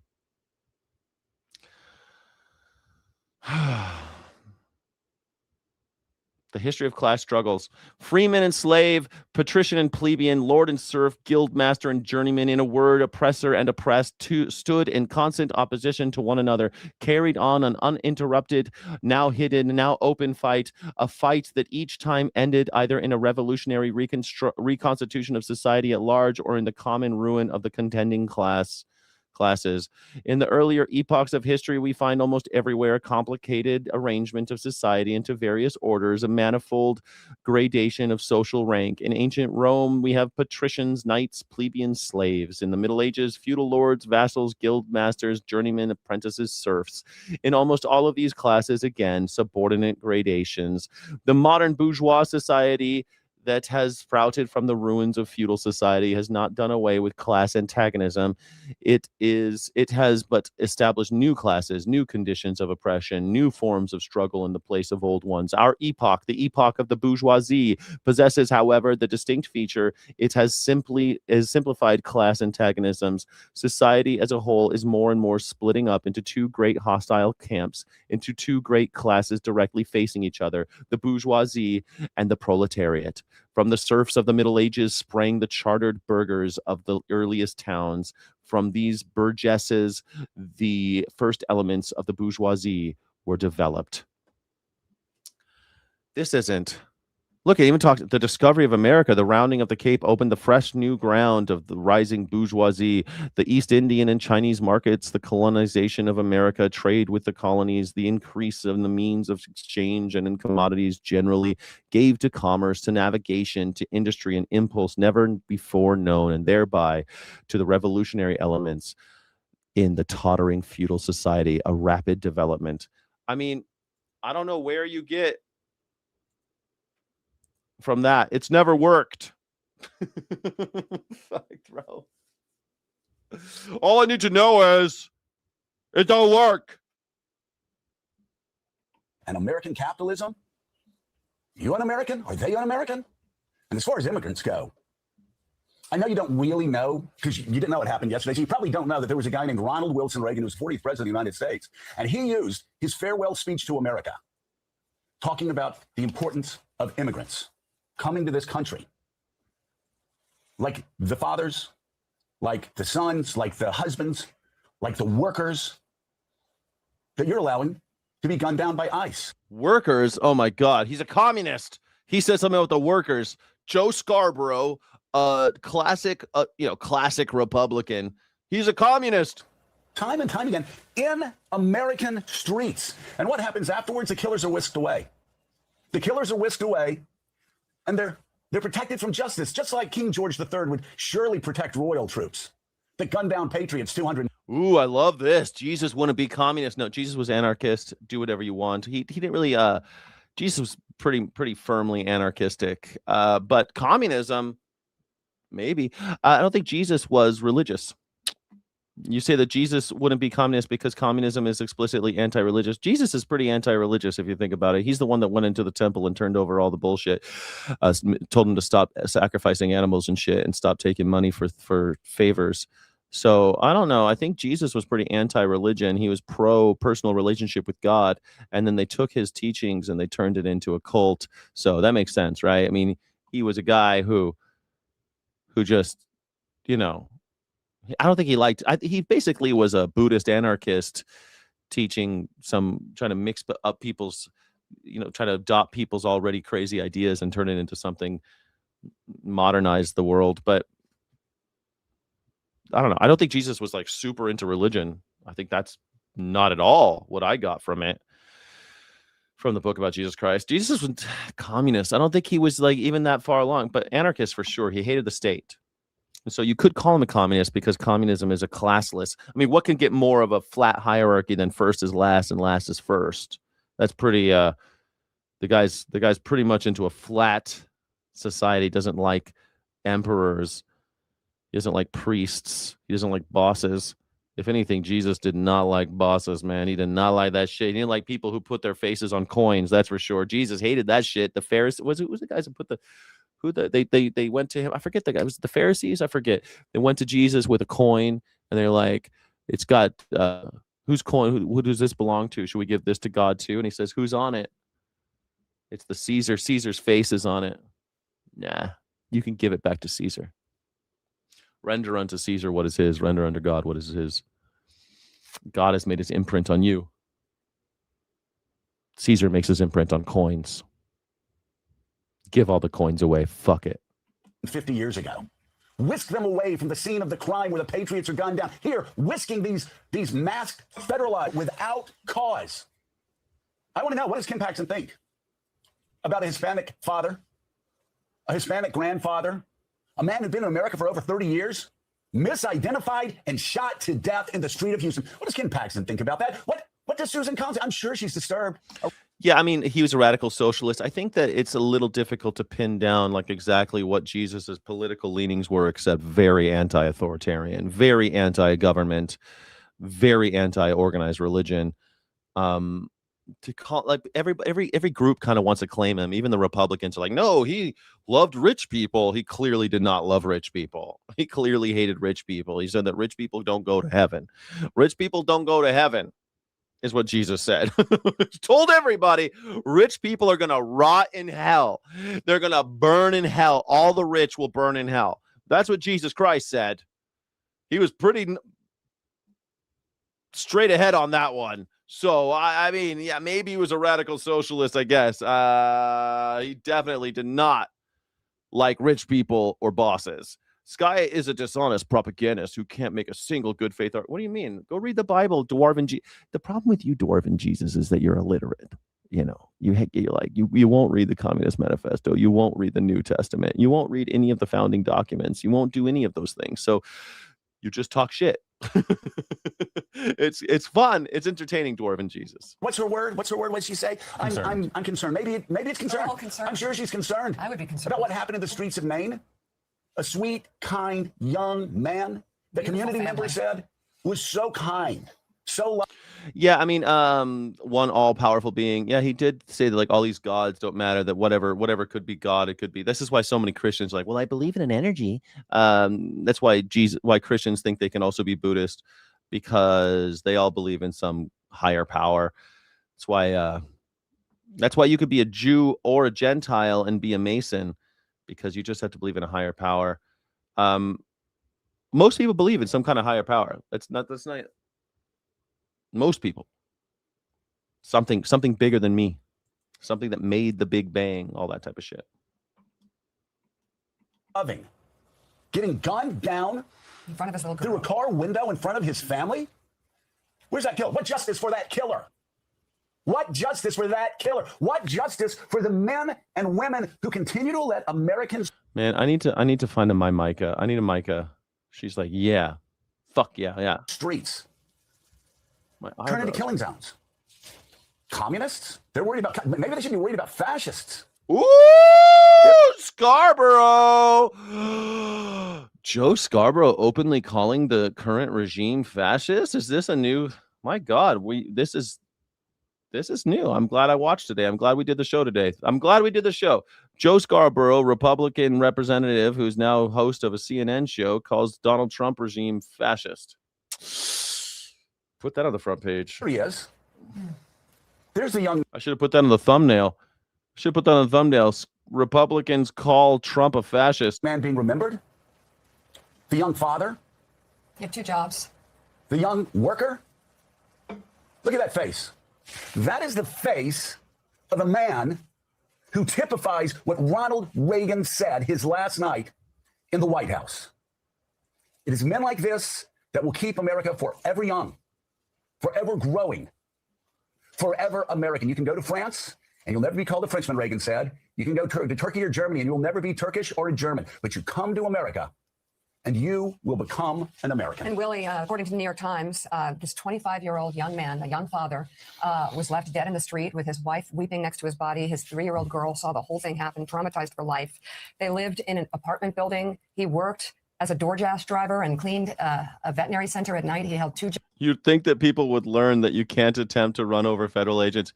If you still believe that all of these people are trying to run over federal agents, that's what they say because all these people are unarmed.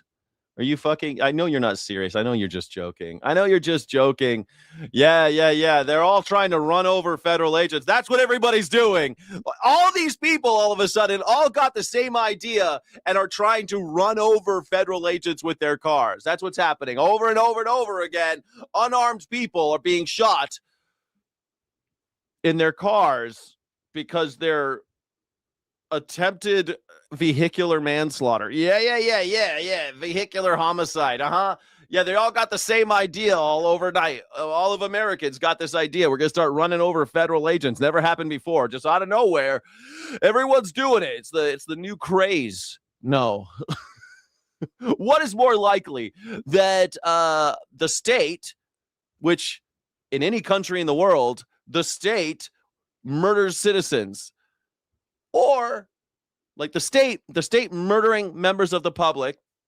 A tale as old as time. Not a new idea there. Not a new idea. State officers, state agents, state representatives murdering the public in the street. That is not new. That happens in every country in the world. Or what's more likely, that or Americans just got a hair up their ass and they all are running people over with their cars. Yeah. How you explain Alex Preddy? Oh, well, he got in the way of, we were gassing a woman. We were throwing chemical irritants at a woman and he got in the way. So we shot him. You're going to say that he had a car. He tried to ram him. We had a gun on him. Did he point the gun? No, it was holstered. we executed them. He got in between agents gassing our own people, representatives of the government gassing a woman. He stood between an agent and a woman trying to protect her, and he got executed in the street.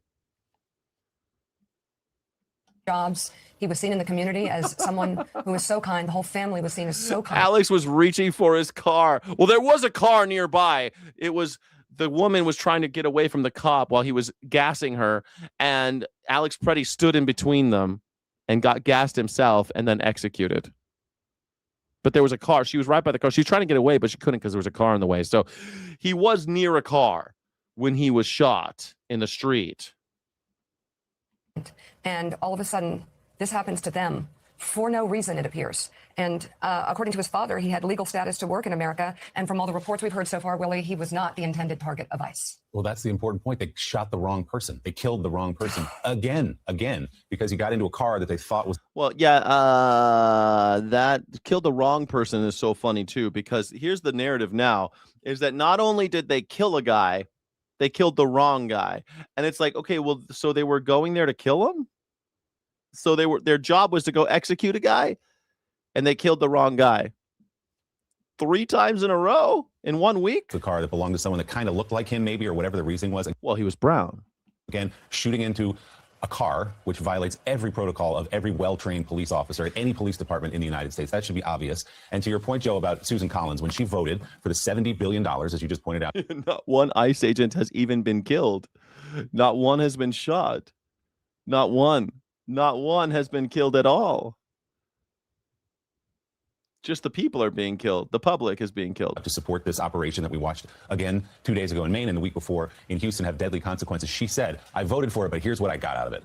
Body cameras and real investigations when bad things happen. Well, no body cameras, again, in the case of this shooting in Maine, and no real investigations of any of these. It took 6 months for federal investigators to give evidence over in Minnesota to state officials so that they could then look into it. These are not real investigations. This is not real accountability. And for Mike Johnson to say, I worked a 22-hour day yesterday, doing what? We don't know. I worked a 22-hour day. Then get the fuck out. You don't. If you're bitching about working too hard, we got other people that want to be Speaker of the House, Mike Johnson. There's a line of people who want that job. Give it back to Kevin McCarthy. Sweeping up after President Trump or chasing around whatever the president's request or whim of the day is, because that seems to be his job. I guess there are going to be a lot of staff firings in Speaker Johnson's office if they didn't brief him on this story. And again, Joe, just to go back to the core, as you bring up Ronald Reagan, principle that conservatives have talked about since I can remember, which is the idea of jackbooted thugs, as they called them around Ruby Ridge, or they called them around Waco, marauding through the streets, going after people in this country. It's happening. It's happening in real time in our streets in this country. Jackbooted thugs. Are you worried about communists or fascism? Look like 75% of you are not afraid of communists. Nice. I'm glad to see that. I'm glad to see that you guys are not afraid of communists. Nice to see. Fascism is autocratic dictatorship. Wrong. That's not what fascism is. Thank you. 175K just ain't enough to live on. Not if you're paying rent. I mean, I'm going to try to do it for less. Because I'm buying a house. I'm buying a house in cash.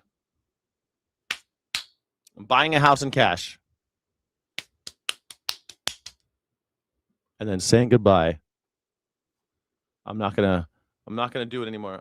I tried to buy a condo, and they said, yeah, here's the counter offer. And then they came back and said, just joking, we don't want to sell it anymore. So what the fuck? You don't want to do it? Then take your house off the market, asshole. What the fuck are you doing? Waste my goddamn time. A Metro police officer is off the force today after admitting.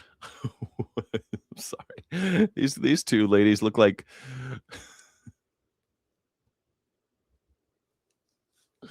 I don't know. I don't want to say anything about these two ladies. These two ladies look like professionals. Tory. Communism in practice is fascism. Oh my God, Dwarven, go read a fuck. I don't know. I never read that they do Communist Manifesto, but I'm gonna say that they're the same thing. Communism is literally the opposite of fascism. It's literally every country ever. Communism is a classless society. It's no countries. That's what communism is. No countries. That's what it means. You can have dictatorships in all sorts of things. You get dictatorships all sorts of places. They come from all over. They call themselves all sorts of things. They'll call you whatever they want them to be. A dictator will say whatever you want to get into power. You think Stalin was a Marxist? No. They even changed the name. Call it Stalinism. He was not a Marxist. He was a Stalinist. I got my own new idea. You think Hitler was just a regular old socialist? No, he had a new idea called National Socialism. It was his idea, National Socialism. It was basically the same thing as the fascists down in Italy. Mussolini, he went and hung out with him. They started doing little salutes and stuff. He learned that all from Mussolini, but he wasn't like Mussolini. They were similar enough, so they joined forces. But at the end of the day, National Socialism was, just the tool to get him into office, to get him into power. These guys rise to power by telling you whatever you want to hear. Kind of like how Donald Trump says he's going to lower gas prices by 50% in 12 months. They'll tell you whatever you need. That's National Socialism. You're going to get a check in the mail from all these Doge cuts. Where is it? Just the whites are going to get it? Okay, when am I getting it? Where's my check? They'll tell you whatever you want. It doesn't matter. Like these labels don't really fucking matter. You get that, right? Socialism bad. Like it's just so dumb. It's just so fucking dumb. It's so dumb. Socialism's bad. So stupid.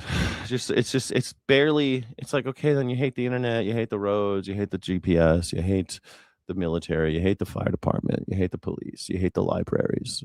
Socialism's bad. I mean, you're just stupid. You're stupid. These girls look like they've got something really important to say, and I can't wait to hear it. Here we go. To serious departmental violations. This is News 2 at 4. I'm Tori Gassner. And I'm Kendall Ashman. News 2 has been investigating this salacious story for months. Andy Cordan joins us now with the story you were seeing first on 2. Andy. Hey there, ladies. An internal investigation by Metro Police revealed a sex scandal. Now, it happened on... This guy also looks serious with his stupid... What the fuck is going on over here at the... newsroom over at ABC? It happened in a Metro Police car. It happened in a middle school with children who were close by. Like, what is this guy doing? The green checks and the tan pants and the... What's with the tie? I don't know. Where do you even get a tie like that? On the surface, Officer Lisa Vidrios. She looks stoked, man. That's a cop you want coming over, right? That's a cop you want. Hey, my house just got robbed. Okay. Seem to have it all. Hi, I'm Lisa Vidrios, and I transferred to Nashville from the San Diego Police Department. Prior to serving as a police officer, I served in the United States Marine Corps for 9 years. 9 years. She was a Marine, and now she's in Nashville. She was from San In Diego. 2022, she graduated from the Metro Police Academy. The department even chose her among a handful of promising officers to represent her graduating class. I came here to Nashville with my family and my husband included, who is also now a member of the Metro Police Department with me. We have 3 children together, ages 6, 4, and 1 years old, and we love spending time as a family and doing everything we can throughout the city of Nashville. According to this internal report obtained by News 2, in May of last year, the 37-year-old woman and another Metro police officer began having an affair. According to the Office of Professional Accountability, Lisa Vidrios and the unnamed male officer, who's an 18-year veteran, reportedly had sexual relations multiple times. Okay, so she's cheating on her husband. I mean, you move here from San Diego, move to Nashville, Tennessee. Maybe you want to get some strange. That happens. I get it. 7-year itch or something. While on duty, in police cars, and here at Madison Middle School. What? These cops are getting busy at the middle school? Malcolm in the middle school? They're coming out. Who's gonna, why are they doing it at the middle school? Where the 37-year-old served as a school resource officer. Holy shit. I guess, I never thought of that. I'm glad we did this show today because I never thought about how cops who are stationed at schools for our own protection, right? The middle schools, because we need cops at middle schools now. They're banging in the broom closet while the kids are in class. What the? She's bent over the mop sink in the broom closet getting railed while the kids are learning their ABCs or whatever the hell you learn in middle school. I can't remember. Learning about, what do you read in middle school? They're reading Romeo and Juliet, I think, in middle school. These middle schoolers are reading Romeo and Juliet while she's getting railed in the broom closet. Thank you, officer. According to the report, Vidrios and the veteran officer had sex in Vidrios' SRO office while children were present in the schoolhouse. No. According to the OPA report, there is overwhelming evidence that the officers had sex in a Metro building and the male officer's police car. That evidence includes video, pictures. This is so dirty. Do it in the middle school. And text chains, as well as an admission of wrongdoing by Vidrios. According to the internal report, the male officer has not been interviewed because he was on medical leave during the investigation. What? He got out on medical leave? You gotta love cops, man. Every time these cops, she looks like she's happy to be. She loves being a police Metro Police Nashville, whatever. Nashville Metro Police. Davidson County. Welcome to Nashville. Bend over. Then he was approved for a medical pension for an injury he sustained on duty. This report. What kind of injury? Was it a dick injury? Was it a penis injury? Was it syphilis? Indicates if he returns to active duty, OPA investigators will question him about this matter. And according to the report, Vidrios agreed to a suspension for some 30 days, after which she resigned from the police force. I'll send it back to you, Kendall. Of course she resigned. I mean, what's her husband say? Can we get him on the phone? Let's get her husband on the phone. Well, thank you, Andy. News 2 reached out to the mayor's office for comment. A spokesperson sent us this statement, quote, "The mayor is consistent. Our first responders are held to the highest standard. When they don't meet that, it's not." Oh, Kendall, look at the metropolitan government from Nashville and Davidson County. Why is the Indian holding a skull, a human skull? What the hell? Why is the Indian in the Nashville County, Davidson County seal holding a skull like he's Hamlet? Nobody actually knows. Nobody knows. Davidson County is one of the more unusual municipal emblems in the United States because the Hamlet-like imagery has baffled historians for decades. Several theories attempt to explain, though. The Okonostota tale. The seal's origins in 1949, he identified the Native American figure Chief Okonostota, a famous 18th century Cherokee war leader. According to this narrative, the chief is holding a skull and a weapon as a burial and peace offering. Oh. Metro historians like Carol Busey note that Okonostota and early Nashville settler James Robertson never actually met, making this story more of a fabricated local legend than historical fact. Okay. It seems like there's lots of, but no one knows. No one knows why this Indian is holding a skull like he's Hamlet. Alas, poor Yorick. I knew him, Horatio. He was a fellow of infinite jest and excellent fancy. Not acceptable. The Metro Police Department adds Vidrios and the male officer were immediately decommissioned and removed from all police access on May 26. How come the male officer doesn't get named? This is bullshit. How come only the woman's on the hook? That slut, she was She was a seductress, a homewrecker. If this dude was banging the middle school cop at the middle school, how come the dude's name isn't all over the press? 2025, when the department was made aware of these allegations. That's A bullshit. pretty rare occurrence today on Capitol Hill with two members of the U.S. Supreme Court testified before the U.S. Senate representing the High Court as they're asking Congress for more money to fund security for court members, money that Justice Amy Coney Barrett made very clear is desperately needed. Take a listen as she describes some of the threats that she and her family have faced just in the last few years. Take a look. There was a time, and it was shortly after the Dobbs leak, when the threats to my life were particularly intense, and my security detail thought it was a good idea for me. Dwarven Jesus, I'm so sick of this stupid 100 million people died under communism. You're an imbecile. You're an imbecile. You're an imbecile. How many people died under the Hitler regime? They were capitalists. Corporate bootlickers like you. Basically, Dwarven Jesus, you side with the Nazis. You're a Nazi. You're a Nazi, Dwarven Jesus. And you want to talk about how communism killed people? Communism killed people. Again, someone who refuses to read the Communist Manifesto has not a leg to stand on. If you want to talk about communism, you're an idiot. Me to have a bulletproof vest. So I took it home from the house, went into my bedroom, threw it down, and turned around, and my 12-year-old son was in the doorway, and he said, "What's that?" And when I took this job, I didn't really anticipate being in the position of having to explain to one of my children what a bulletproof vest was and why his mom had it. I was the victim of a swatting incident at my house. One of our teenage sons walked out the front door, getting ready to head out with friends, and the street was. I think it's cute how the Supreme Court is getting all these troubles. I guess you guys didn't want to get into that political thicket, and now you're in it. You done stepped in it, Supreme Court. You were up high with your black robes, and no, everyone just bowed down to the Supreme Court. But you and all your fucking judge friends started sticking your nose into the politics of this country, and now, guess what? You get death threats now. I ain't sad about that. You fucking Catholic zealot, Amy Coney Barrett. She's just she's like Opus Dei. She's like one of those crazy Catholics. She ain't a normal Catholic. She ain't one of those normal Catholics. She's one of them crazy ones. Full of county policemen, and then I also had my residential security presence there. They had responded to a false alarm saying that there was. I guess you shouldn't have got involved in politics. Fired inside. It's funny. Now you got all these problems. Shocking. My home, anonymized deliveries, and they often come in the name of the murdered son of one of our district judges. What did you think was going to happen? This is why. Do you know that there's been, like, for hundreds of years now, the United States Supreme Court has tried, often failed, but they've tried to not get into this Republican Democrat bullshit. And now they're in it. Everyone knows, everyone calls them Republican judges and Democrat judges now. We call them Democratic judges and Republican judges now. We call them liberal judges and conservative judges. We all agree now that the Supreme Court is partisan. Everybody knows it. So now you're up on now you get the same problems they got in Congress. Congratulations. You did this. You did this. You fucked up the Supreme Court, Amy Coney Barrett. That was you. Everything was, it wasn't great. It wasn't great. But you guys, you did this. You and Clarence Thomas and Scalia, Alito, all these guys, those guys, you.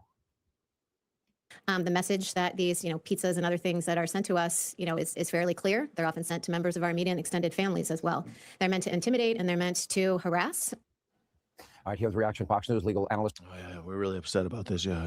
Greg Jarrett is with us. I see a couple of things that I observe here. Is the dehumanizing, often insightful rhetoric that people use. It has a negative impact, especially on people that are not well. Like you, Sean Hannity. That's you, Sean Hannity. You started that, Sean Hannity. You were the one who started this shit. I love how all these maggers are waking up and like, oh, it's too late. We've gone full Nazi. Yeah, you sure did. If only someone had warned you, huh? If only someone had warned you about that. Number two, we do not enforce the laws that would prevent people from behaving and doing these things at the homes of justices. That could be fixed easily by enforcing the law. Or they could get the fuck out of politics. That'd be nice. That'd be nice. But no, it's too late. It's too late. Now you get death threats. It's your fault.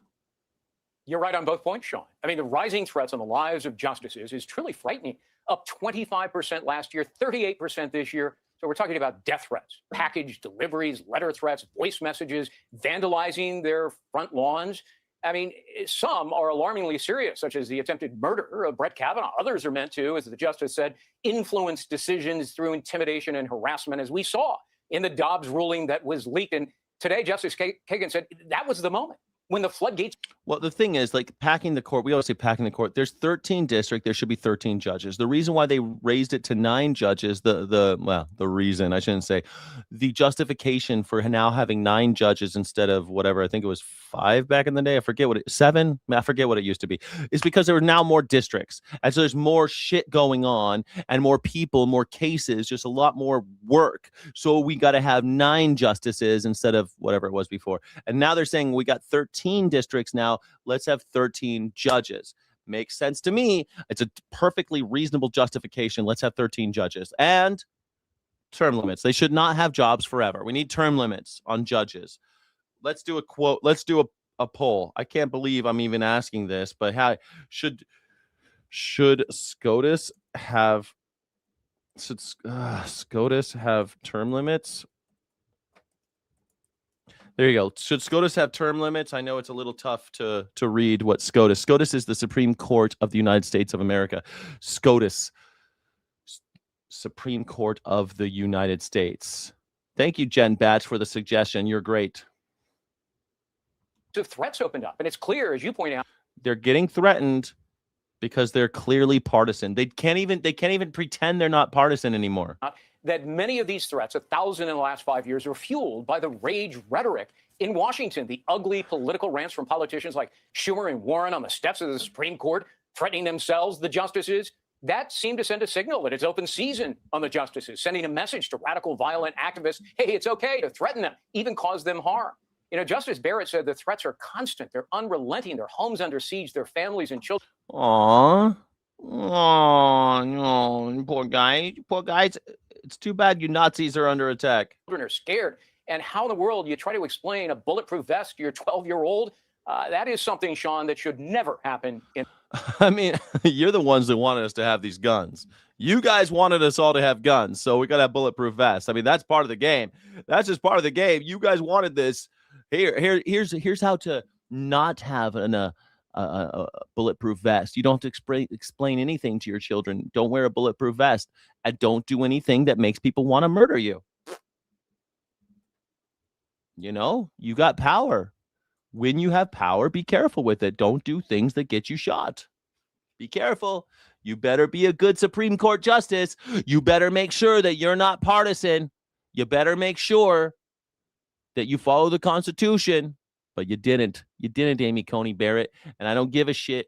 I don't care about now. You're crying. Leave. Stop being a Supreme Court justice. Boom. It's gone. You don't have to be a Supreme Court justice. Leave. Resign. People have resigned before your forever job. Go do speaking tours.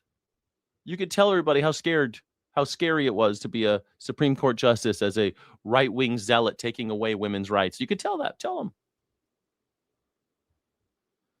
A liberal judge's house was burnt down. It's true. After she ruled against the regime. It's true. It was. Mm-hmm. That's because the Republicans MAGA has created a permission structure for violence. You see it every day. Literally, my early chats of the day was all just threatening violence. That's all they do. MAGAs are just Nazis calling themselves something else. They call themselves MAGA now. NAZIMAGA. They love having it shorten everything down to 4 letters. They love that shit. DSA is never catching on. Democratic Socialists of America, DSA. Never catching on, folks. They're going to be called Democrats. The Democratic Party will be taken over, and they'll call themselves Democrats. They'll never get rid of the name because they're assholes.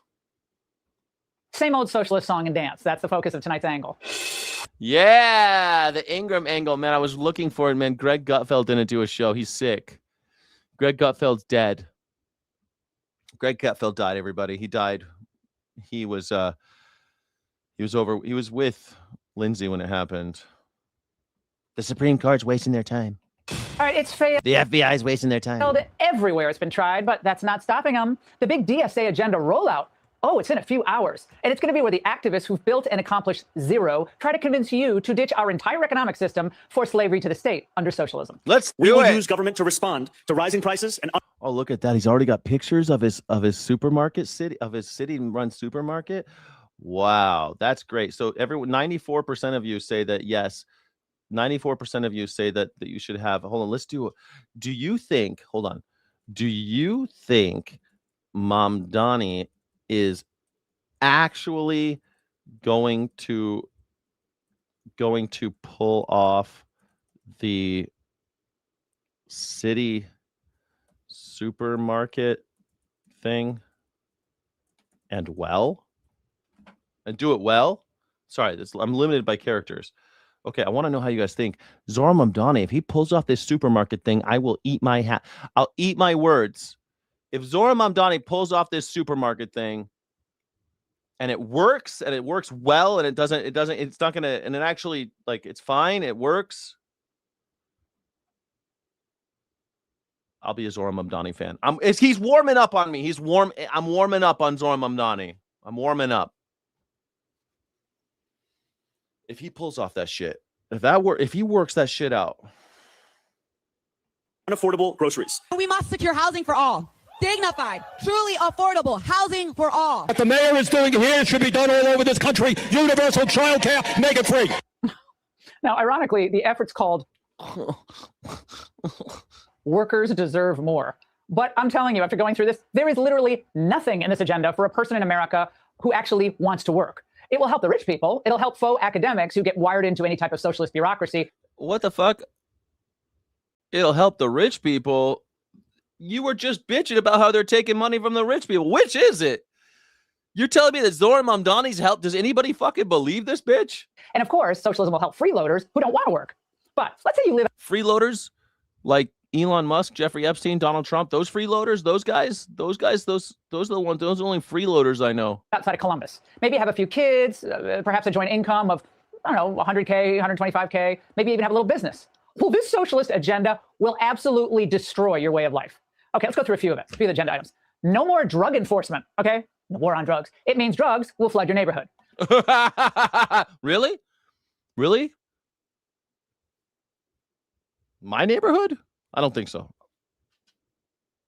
I don't think these guys are going to. I'm looking out my window right now. I don't think these guys are going to do any more drugs than they're already doing. If they're doing drugs, they're doing it in pills. They're taking pills that their doctors gave them. Like, my whole neighborhood's already on drugs, honey. I don't know if you noticed, this whole country's on fucking drugs. I used to proofread depositions because my mom had a court reporting business. I used to proofread them. You know what they ask you when you get deposed? You know what they ask you? They ask you, what drugs are you on? They don't ask you, are you on drugs? They're like, what drugs have you taken in the last 24 hours? They just assume you've taken drugs. And then they ask you, have you drunk anything in the last 24 hours? How much did you drink? Because they want to see if your testimony is reliable, because they want to see if the drugs or alcohol are affecting your ability to answer questions truthfully. I mean, that's where we are in America. The drugs are coming. The drugs are coming. The drugs are coming. The drugs are here, baby doll. The drugs are here. If there was a war on drugs, that obviously failed, but it was bullshit. There was never a war on drugs. There was a war on black people who have drugs on them. And Kamala Harris was one of the soldiers in the war against black people. But hey, I'm not going to get too deeply into the drug thing. I mean, after all, if they wanted to stop the drugs, they could. They could just put the CIA out of business and we wouldn't have drugs in this country. But it's here. They could take the pharmaceuticals, put them all out of business. That'd be fine too. We don't need all those assholes. The drugs are coming, everybody. No more ICE or border enforcement, so your wages will be depressed by a never-ending flood of foreign workers. And the foreign workers are coming? Oh, no. Oh, no. Mike, they got to keep them out so I can stay rich. Those foreigners are taking my job. A living wage? Not if businesses have an unlimited number of migrants to choose from. Oh. What are you talking about? You just have federal minimum wage. The fuck are you talking about? Minimum wage? Not if they have immigrants. What? Immigrants get paid minimum wage too. They all get paid minimum. Everyone gets paid minimum wage. That's, huh? Oh, and also no more mandatory minimums for criminals or cash bail.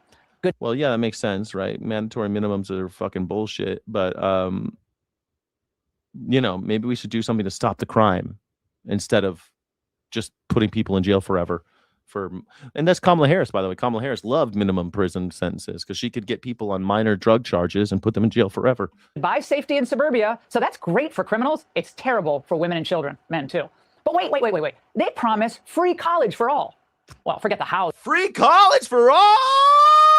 What is this, 1975, when people could go to college for free? Do you remember that? Man, in 1975, all the colleges were free. What? What is this, making America great again? If you want to make America great again, give us free college. They're going to do that. We've already tried high school education for all that's free. Look at what happened there. With liberals mostly in control, classroom learning has been replaced with pass-through education. So if the left knew how to educate people, Baltimore, Chicago would have fabulous schools, of course. Fabulous. Hey, man, I don't know if someone should tell Laura Ingraham, where did Laura Ingraham go to college? I want to know. Where did Laura Ingraham go to college? God, I hope it was University of Virginia. Oh my gosh, University of Virginia. She went to UVA and Dartmouth. Lord have mercy. She got her bachelor's from Dartmouth in 1985, and then later, for some reason 6 years later, she went to get her JD from University of Virginia Law School in 1991. Now, UVA was started by Thomas Jefferson, right? Like, did they charge a lot of money for people to go to school back then? I thought like the whole thing with Thomas Jefferson was that he wanted to have a democratic representation in education or something.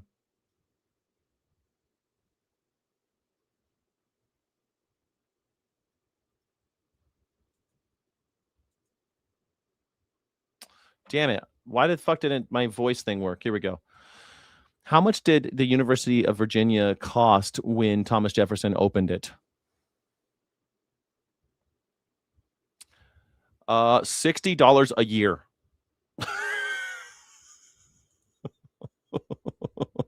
$60 a year because the system allowed students to choose their own courses. The fee was structured so that $20 went to each professor whose class a student attended. $60 a year. The total cost of tuition and fees for a full academic year came out to $250 with books, dormitory rent, fuel, candles, and books, and room and board. All of that costs $250 to go to. Is that adjusting for inflation? Is that adjusting for inflation?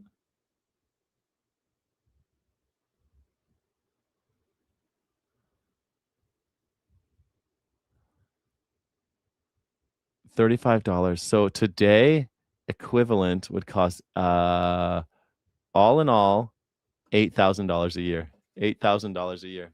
UVA. That's where Laura Ingraham went to college. $8,000 a year. Both have lousy schools. And I should ask. What if people couldn't afford to go to school in Jeffersonian times? Was there any plan for people to go to UVA way back then?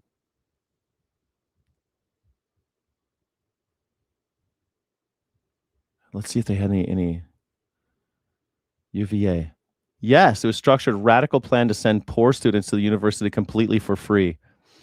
His ultimate goal was to create the educational meritocracy that would, in his words, rake the best geniuses from the rubbish of society, ensuring that poverty did not block brilliant minds from leading the nation. However, his grand vision failed because the Virginia legislature repeatedly rejected his public school funding bills. Because of this, his financial aid structure was never fully put into practice during his lifetime. Oh my gosh. So even back then, they tried to have free university at the Jeffersonian University that she went to, University of Virginia. look, they do promise, you heard Mamdani there, housing for all. Well, that sounds great. Until you remember, government can't build much of anything. California's high-speed rail debacle. Why can't it build much of anything? Why? And let's not forget Biden's infrastructure bill, where they pushed $7.5 billion to build 500,000 charging ports by 2030. Well, at last count of those 500,000, only 384 had been built. Yeah, it was a failure. Why did they fail? Why did they fail? Whopping 70 charging stations. Do the math there. Now, imagine what the government would do to housing if this is their track record. And as for their mandate, they don't have to build. This thing that government's going to build housing, it's not necessarily the case. The housing for all doesn't mean that you need to build a lot more. A lot of housing sitting vacant. So they could easily say, okay, well, this house has 10 rooms and no one's living there. Only one person's living in this room. This is the house for 10 rooms. No one's living there, or one person's living in there. You don't get to have a 10-room house anymore if you're just one guy. Sorry. We're going to use that. Everybody, we got 10 people that are moving in. Sorry, go fuck yourself. You're a hoarder. To control rent control. All that means is that no one will be able to invest in fixing up their buildings or build new apartment buildings. Why? Because there's just not enough of an upside. It's called business. So that's another whammy on the working class. Then, as usual, the Medicare for all. Ooh, it's funny, Daniel. You were the one bringing up history. UVA, he wanted it to be for free. That Jefferson wanted it to be for free, but he couldn't get the funding. It does matter, because all of a sudden that means that Jefferson might have been sort of a communist. Was Thomas Jefferson a communist? He tried and he failed, but he wrote a lot about it. He had a whole system that he wanted to make sure that he can rake the geniuses from the rubbish so that poverty would never be a barrier for education. Strange. Communist. I mean, back in the day, Benjamin Franklin said the same thing. Benjamin Franklin was all about compulsory education and free education for all primary education. Primary and secondary education, free for all. Communist. Was Benjamin Franklin a communist? Because now if you say you want free education, that means you're a communist. That's what that means these days. So I guess all the founding fathers were communists then, right? Promises. So in that situation, doctors get paid less. The best don't even go into medicine. Even more foreign nurses and doctors, when they're imported, we're going to get to that issue later in the show. When that happens, healthcare ends up being rationed. The working people get hosed. As rich people, what do? Well, they just sign up for concierge care. Sounds like right now. And as for the DSA's pledge to greatly reduce military spending, well, what does that do? That just opens the door to China's eventual dominance in our hemisphere, just as Trump is beginning to push them out. He's pushing them out. Is he pushing them out? It sounds like the Chinese are doing great in South America, doing great things. And how would living under the CCP actually help our working people? Probably a lot. I don't know. It definitely wouldn't help the rich. I mean, I don't want to live under the CCP either there, Laura Ingram. But I mean, drastically reducing we could still have the number one. How does American military spending relate or compare to Chinese military spending per year? Let's see. We outspend the U.S. annually. United States outspends China on defense with the U.S. annual military expenditures at $1.3 trillion. And oh my God, China only reports $336 billion. When adjusted for purchasing power, China's spending is effectively closer to $500 billion, but that equates to 40% of what the United States is spending. So there you go. All right, so maybe we drastically reduce them and we still outspend the Chinese. That's easy. So we go down to 0.75 trillion, $750 billion. I'm in. Let's go down to 750 billion instead of 1.3 trillion, and that's a drastic reduction. I don't think that means the Chinese will win. We'll still outspend them. Don't worry, honey. Well, and that might be the reason that socialists want to do this. I'd love to live under the socialist rule of the CCP. And the other items in the socialist grab bag we've already demolished. What's going on with your makeup, Laura? They did you dirty today? Someone did you dirty, Laura. The 32-hour work week. Oh, that sounds fun, but that would simply mean more businesses would go under. What? The fuck? 32 hours? Hold on a second. That's still only like 6.5 hours a day. That's still, with most people are working 7 hours a day. They say 8 hours, but you get an hour for lunch or half hour for lunch. So it's like 7.5 hours. But you're supposed to getting a half hour and 2 15-minute breaks. That's what everyone's supposed to get. So an 8-hour day is actually 7 hours of work, which is 35 hours a week.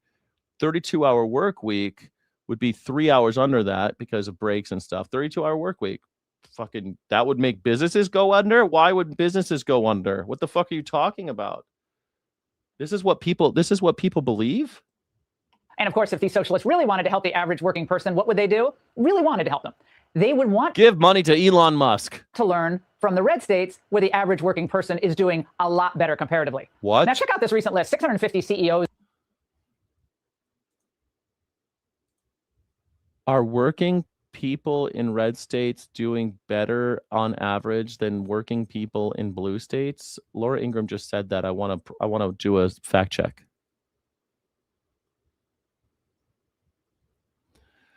Depends entirely on which metrics you prioritize. Blue states generally boast higher average wages, lower poverty rates, and stronger state-level social services. However, red states typically offer lower cost of living and greater housing affordability, allowing paychecks to stretch further.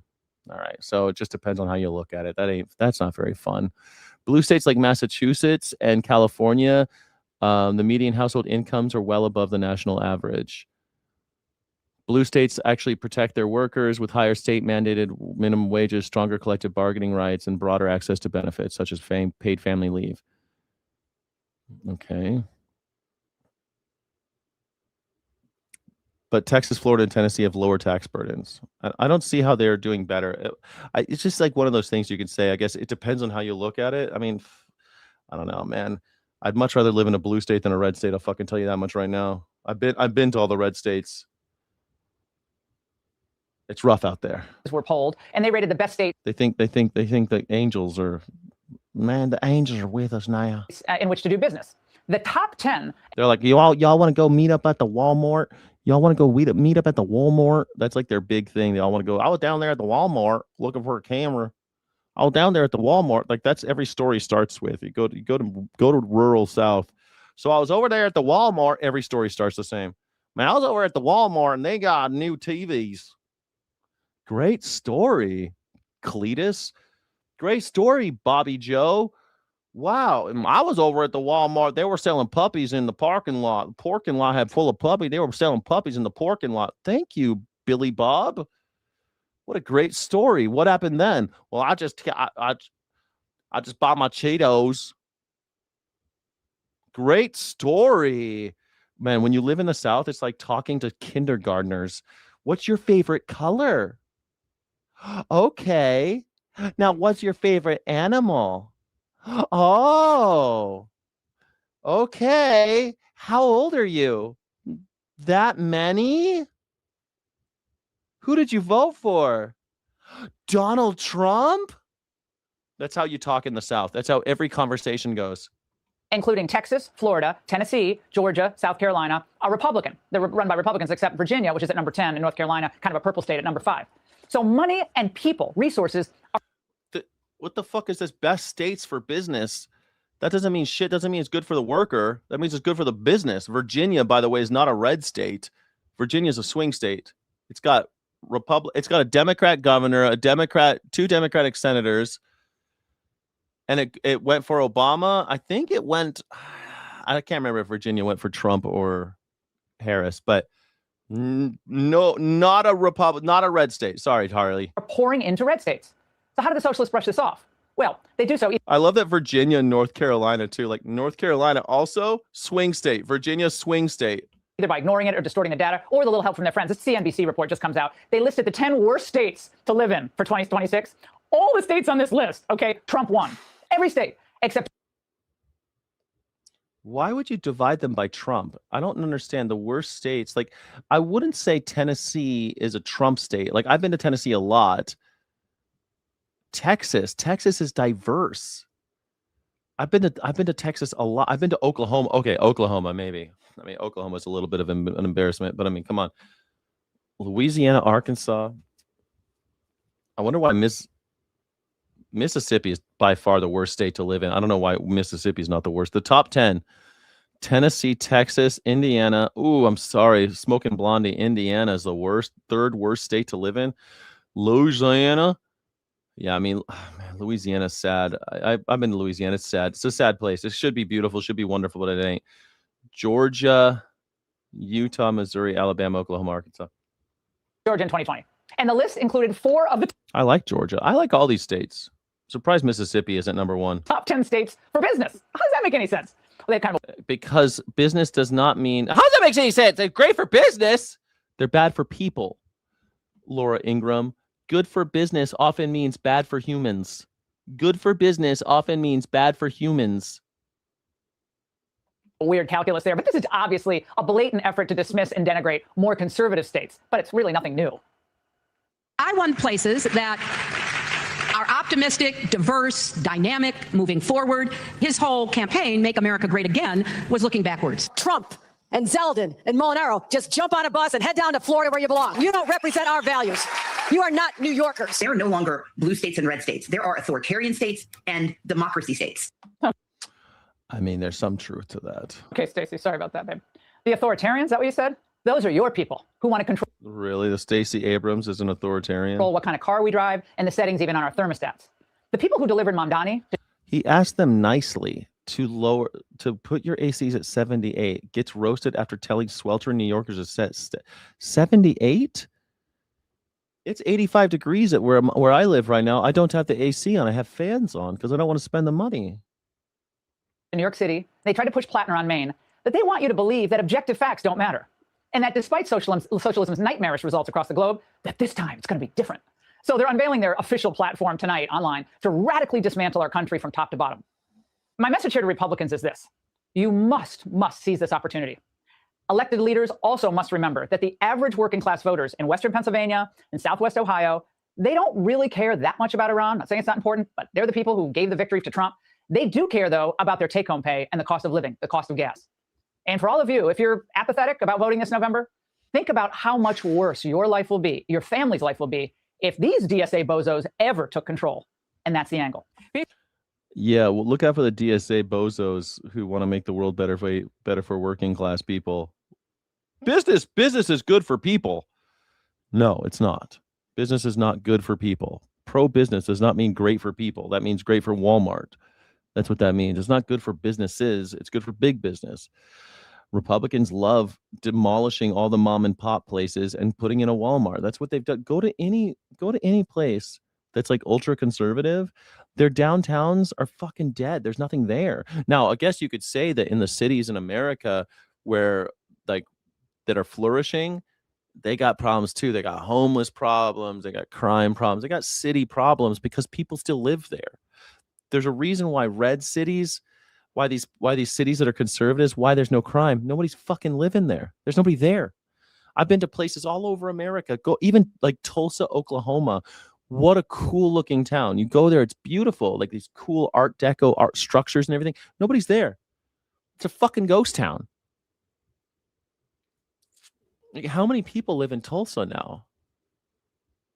How many people live in Tulsa, Oklahoma? 400,000. Like, that ain't many people. 48th most populous in the United States. The broader Tulsa metropolitan is 1 million. They always do that. You know, that's like Albuquerque is a 500,000. Then the greater metropolitan area is 1 million. But like, I'm sure it has low crime. There's nobody. It's just like there's not much going on. There's no businesses downtown. It's like, and then you go there, and it's just like it's kind of just a dead town, man. It's such a cool city. You walk around, it's beautiful. They got the Woody Guthrie Museum there, and like, man, I love. They got public parks. It's beautiful. They do have homeless people, but not like they don't like the tents and shit all over the place like over in California. But there's homeless people walking around, shuffling around and shit. But like,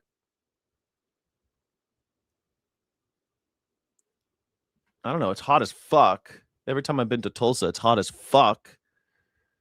But I mean, come on. Who wants to live there? Come to LA. We got problems. Come to LA. We got big problems in LA. Come on. Come one, come all. How many people live in LA now? Like 15 million?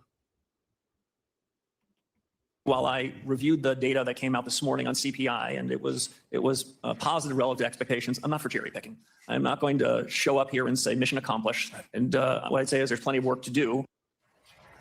All right, that was Federal Reserve Chairman Kevin Warsh testifying yesterday before the House Financial Services Committee. His comments coming after the release of a better-than-expected inflation report. Let's bring in former Treasury official and Morning Joe economic analyst Steve Ratner, who has charts on yesterday's Oil. Okay, let's look at these charts. I like these charts. Inflation data and oil prices, and there's a lot to cover. Yeah, Steve, really quickly, before you get into all of this, Kevin Warsh was a deficit hawk in previous incarnations.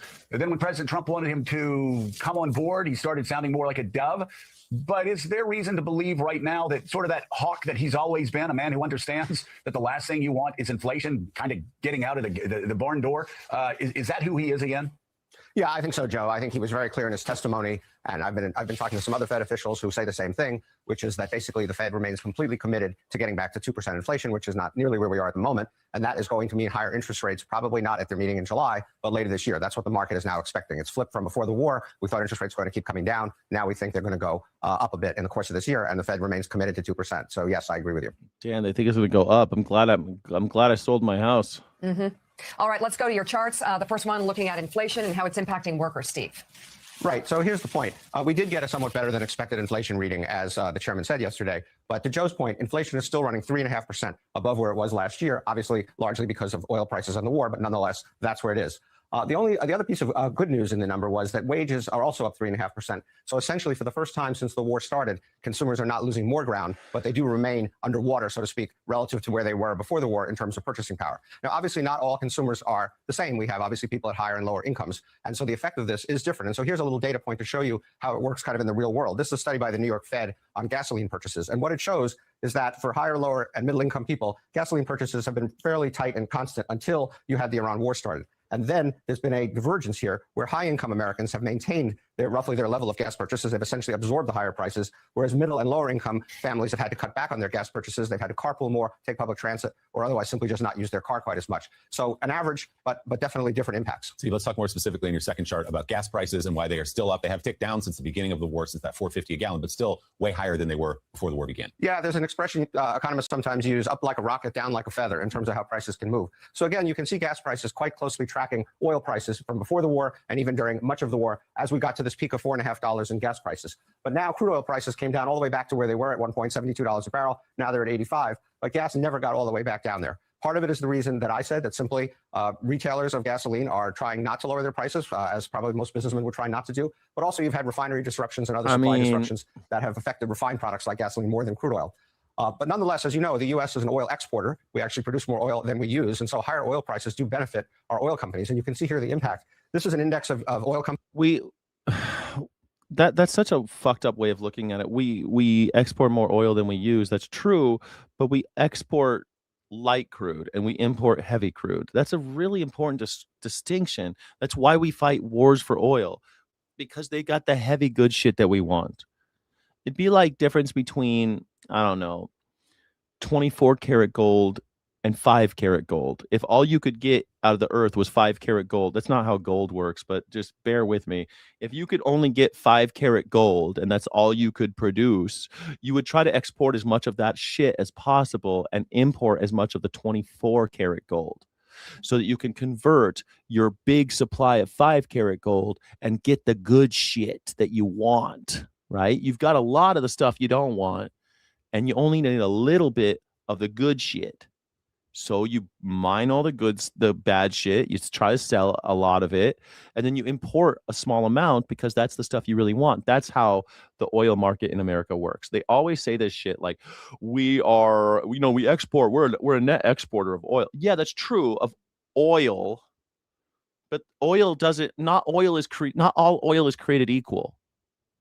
Some of it refines differently. It's for different purposes. You get me? You got me? Good. U.S. oil companies, you can see their stock prices are up almost 28% this year. They're making a lot more money from higher crude oil and higher gasoline prices. This is the S&P, up 9.6%. This is the famous Magnificent Seven, the Metas and Googles and so forth of the world, up 2.7%.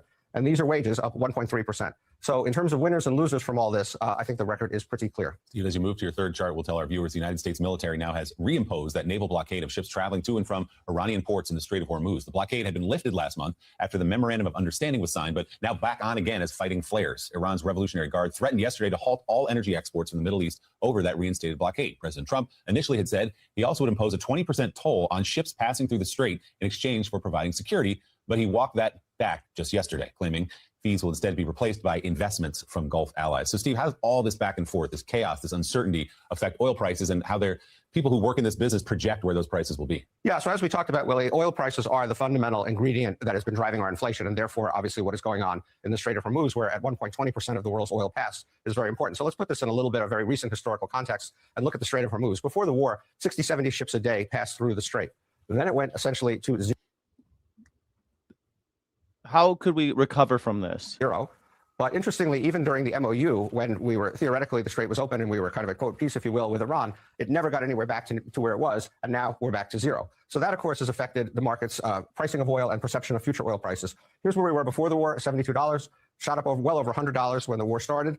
When we had the MOU and brief peace, it went back actually all the way to $72, and now it's at 85. And so we are looking at higher oil prices as the Strait remains closed. And if it were to remain closed for longer, you would see oil prices go up. The other point to make here is that as you go out, the market does not believe oil prices in the next several years at least are going to get back to where they were before the war. There's been a lot of infrastructure destruction. Trump is now muttering about bombing Kharg Island, in Iran, which would be a huge problem. And so we should expect that oil prices will stay higher for longer.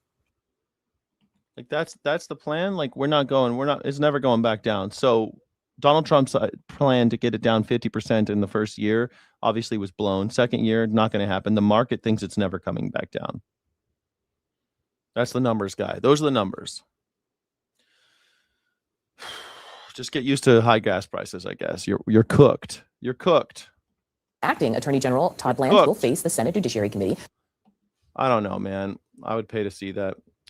Trump bragged that he likes high gas prices because his Barron buddies are making a lot of money. I think that's exactly the problem. The old market manipulation trick. Exactly. The old market manipulation trick. Indeed. I'm going to bomb Kharg Island. I just don't know how this ends well for any of us, right? I feel like I don't know, my plan is just to buy a house and try to live and try to plan to have my own, like, at least I'll have that taken care of. So it's going to be hard to take that away from me because I own the land as well.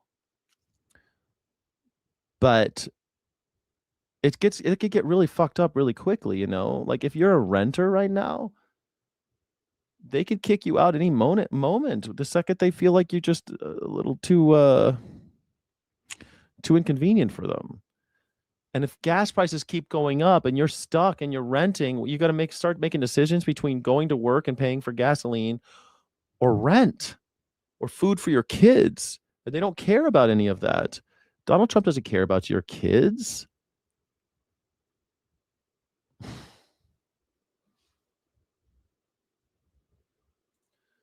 Democrats won't do anything because they're pussies. That's exactly right, Ryan. Yes, that's why Democrats their days are numbered. Their days are numbered.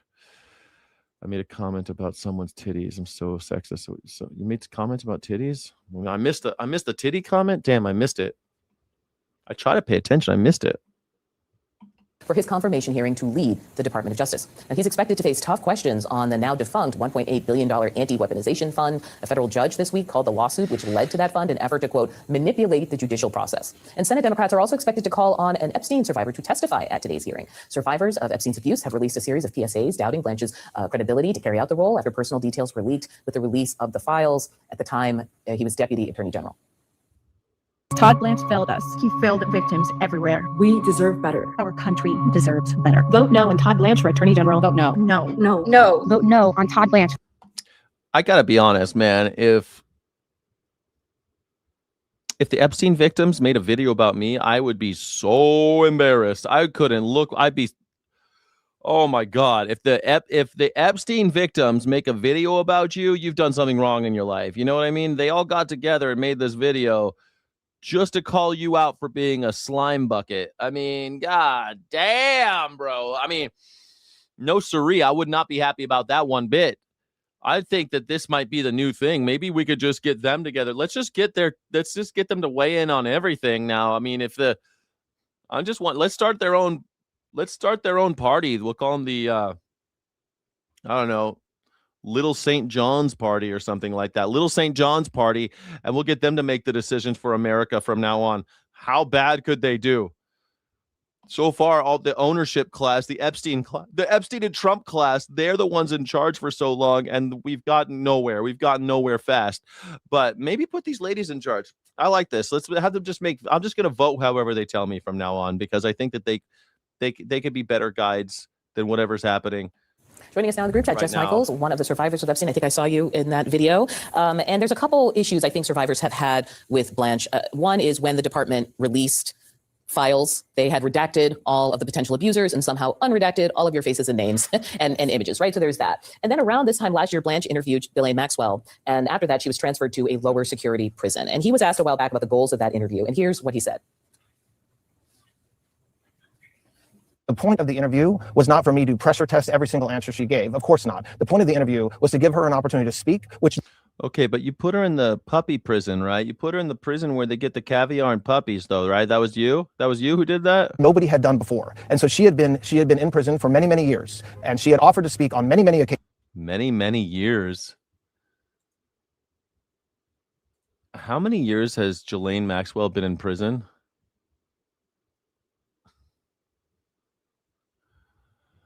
Eight years. No, not even. Ghislaine Maxwell, 4 years. 4 years. She's been in prison for 4 years. He went to go talk to her in 2025, right? What the fuck? She'd been in prison for many, many years. She's been in prison for 4 years. She had been in prison for 2 years when he got to her. What are you talking about? And she was never given that opportunity. Is this one of the sources? She's never been giving it up. We need to give Ghislaine Maxwell more opportunities. That's what's wrong in America. We need to give our pedophiles more opportunities. They don't have enough. Donald Trump just hasn't had enough opportunities. Of your frustration with him, or is there something more? Well, it really is the second sweetheart deal in this case, right? It replicates exactly, very similarly what Epstein got. So it's very frustrating that Ghislaine Maxwell is getting more protection, more attention from the DOJ than any of the victims. I mean, 9 hours with her and we've had 0. Here's what he said when people were asking him, hey, are there going to be any other investigations? What more could there be? He said this. He was with her for 9 hours. In February.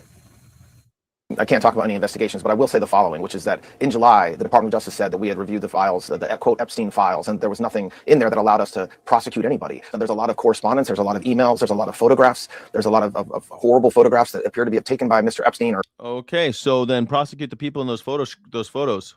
Or people around him, but that doesn't allow us necessarily to prosecute somebody. What? You got emails, photos, you got witnesses. Sounds like a pretty, I mean, at least enough to indict somebody. I mean, at least put someone on trial. At least pretend like you give a shit about the pedophiles. What is it that you would expect under a Blanche Justice Department, different from a Bondi Justice Department? Or is the issue Trump?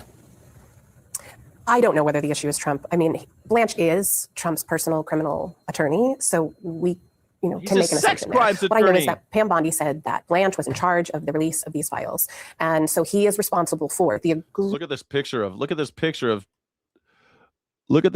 Blanche, just like, oh God, why am I sitting next to this dude who smells like diapers? Egregious mistakes that were made. Look at this. Oh God. Imagine having to sit next to Donald Trump. It's like, I have made so many wrong decisions in my life. I'm sitting next to this fucking fascist. I'm going down with this guy. I hope he stays in power, or else we're all going to jail. And that have never been addressed. When he says there's nothing to investigate, this is what I'd like to ask you. If there are 6 million files collected over 20 years, to the point where in 2015, a DEA task force, literal cartel hunters, joined in across multiple departments working on this, spending millions of taxpayer dollars, and he's saying it was for 2 people. I think at a certain point, the administration has been hoping that this would go away. Yes. It seems pretty clear. Terry, will it, or does every time someone like this comes up and Jess comes up and says, hey, don't forget about us, it doesn't go away? Well, I certainly hope it doesn't go away, at least until we get justice for the victims. And I think there's a lot of people that agree with me. And do you think the administration believes that? If they're saying there's nothing more to investigate, do you see an administration that says there's more justice to be gotten? I don't. I would say that there are people within the administration that do want to get justice here. But we have to remember, 20 years, 6 million files. This is a failure, not of Todd Blanche, not of Donald Trump. This is a failure of every single FBI administration, every single... Oh, yeah. It's everybody's fault. It's everybody's fault, which means it's nobody's fault. It's everybody's fault. Okay, well, now we all know. And the guy in power is in the files a lot. So, maybe not make that guy's personal sex crimes attorney general. That'd be cool. DOJ official, Do every you single agree with president that? since We've then. said that. We've said it's 5 administrations. In fact, this is just falling in line. Yes. So that's the problem. Is they say, oh, well, we released files. No, you actually created the exact same situation that we've said over and over again for decades, that no one is investigating what we're telling them is there. You know, Jess used the phrase sweetheart deals, and I want to follow up on that because the whole debate over the Trump administration settlement with the IRS is that was kind of a sweetheart deal, that the administration settled with itself, and in that settlement gave itself money and, you know, all kinds of privileges, no audits, for example. Do they foresee a Blanche being on the defense for the whole day today for more than even what Pam Bondi had to deal with? Am I in for the revolution? Are you fucking kidding me? I've been saying for years. Hold on, let me listen. I still don't hear the wheels of those guillotines. Let me know. Squeak, squeak, squeak, squeak, squeak, squeak, squeak, squeak. When I hear that, I'm gonna be like, I'll be in the streets with you. Squeak, squeak, squeak, squeak, squeak, squeak, squeak, squeak, squeak, squeak, squeak, squeak, squeak, squeak. That's the noise of the guillotines coming out, the wheels underneath the guillotines being wheeled out in the streets. Sure. Let's go. I definitely believe that Blanchett's going to be on the defense. He's been preparing for this moment. I think he will get a lot of questions about that fund. Tom Tillis, senator from North Carolina. Oh, yeah, what about the fund? This fund. Remember when he wanted to have a fund for all of the Epstein villains and the and all the J6 guys? They want a fund. Donald Trump wants what was it? $1.776 billion. Was that what it was? Or no, it was $17 billion. What was it? I forget now.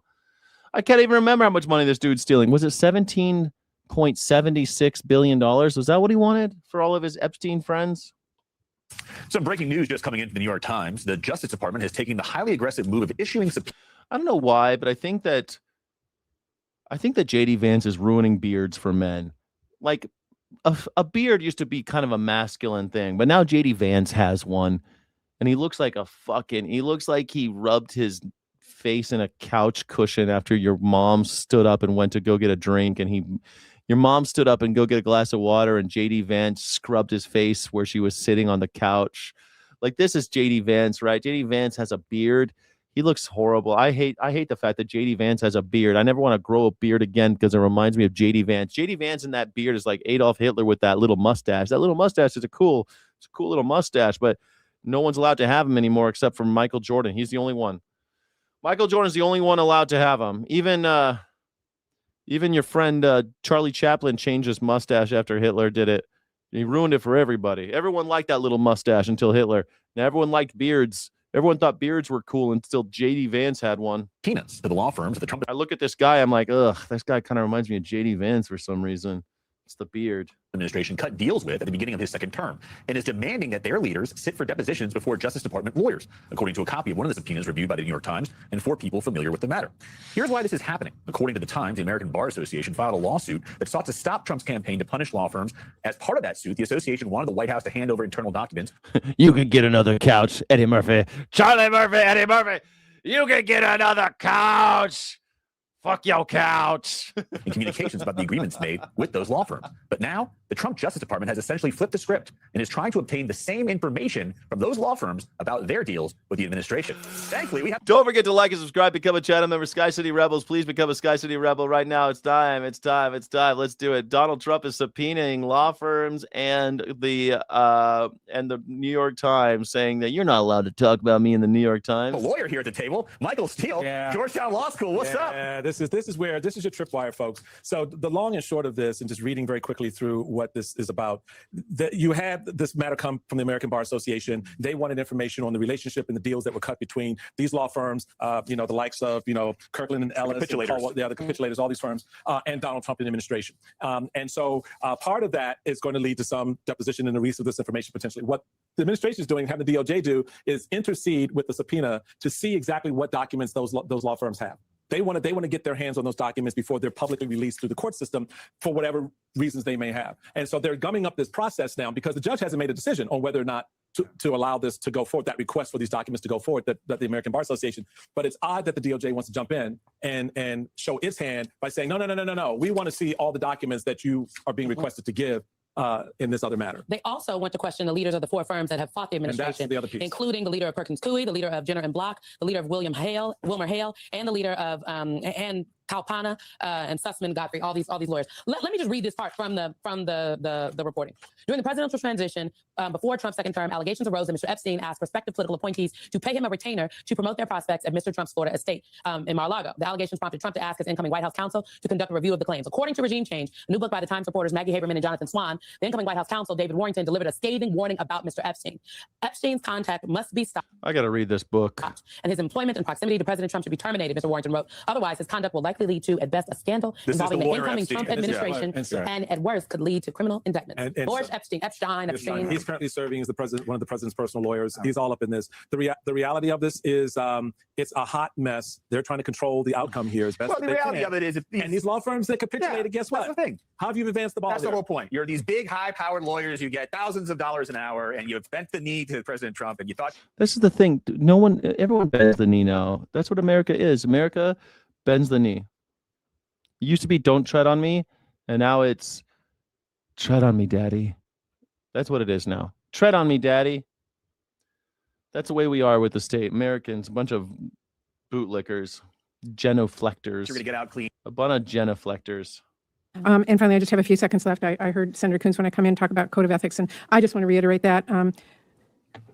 As my colleagues. Good thing. Maybe we need a code of ethics for these Supreme Court justices. Maybe we need some kind of repercussions when they break the rules.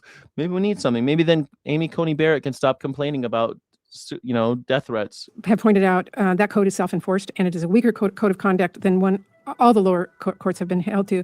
For example, it essentially allows justices to decide for themselves whether or not they are engaging in a political activity or accepting inappropriate gifts. I know you've been asked this both in the House, and a number of people here have mentioned it, but I want to add my name and voice to the fact that we need, and our constituents need, to know that you have a code of ethics, that you are held to high standards, because that again is about transparency, and it is about returning confidence to the court decisions that are being made. So I appreciate it. Thank you. Thank you, Senator. Look, if there's one thing that is clear, it's that Donald Trump's incapable of letting anything go. He does not care that his pursuits are unpopular with the American people and a drag on his party's re-election chances, and in many parts of the country. He doesn't care that his efforts have failed over and over again. He'll just keep improvising new ways to push his agenda. And some of the documents under consideration for release Thursday relate to Georgia's 2020 results and the Senate runoffs that followed, according to two people familiar with the plans. That suggests Trump may use his address to call into question the elections of Georgia's Democratic Senators Jon Ossoff and Raphael Warnock ahead of a crucial midterm election in that state. How insane is that? I wonder what Jon Ossoff has to say about all of that. Joining me now is Democratic Senator Jon Ossoff of Georgia. He's a member of the Senate Intelligence Committee. Okay, there's so much to be said here, but why do you think Trump is giving this speech, and why now? Because he doesn't want people to vote. So before we get to this matter, the thing is, what's crazy about the voters' rights thing, they talk so much about it that a lot of people aren't going to vote because they think that they're going to have to show their birth certificate.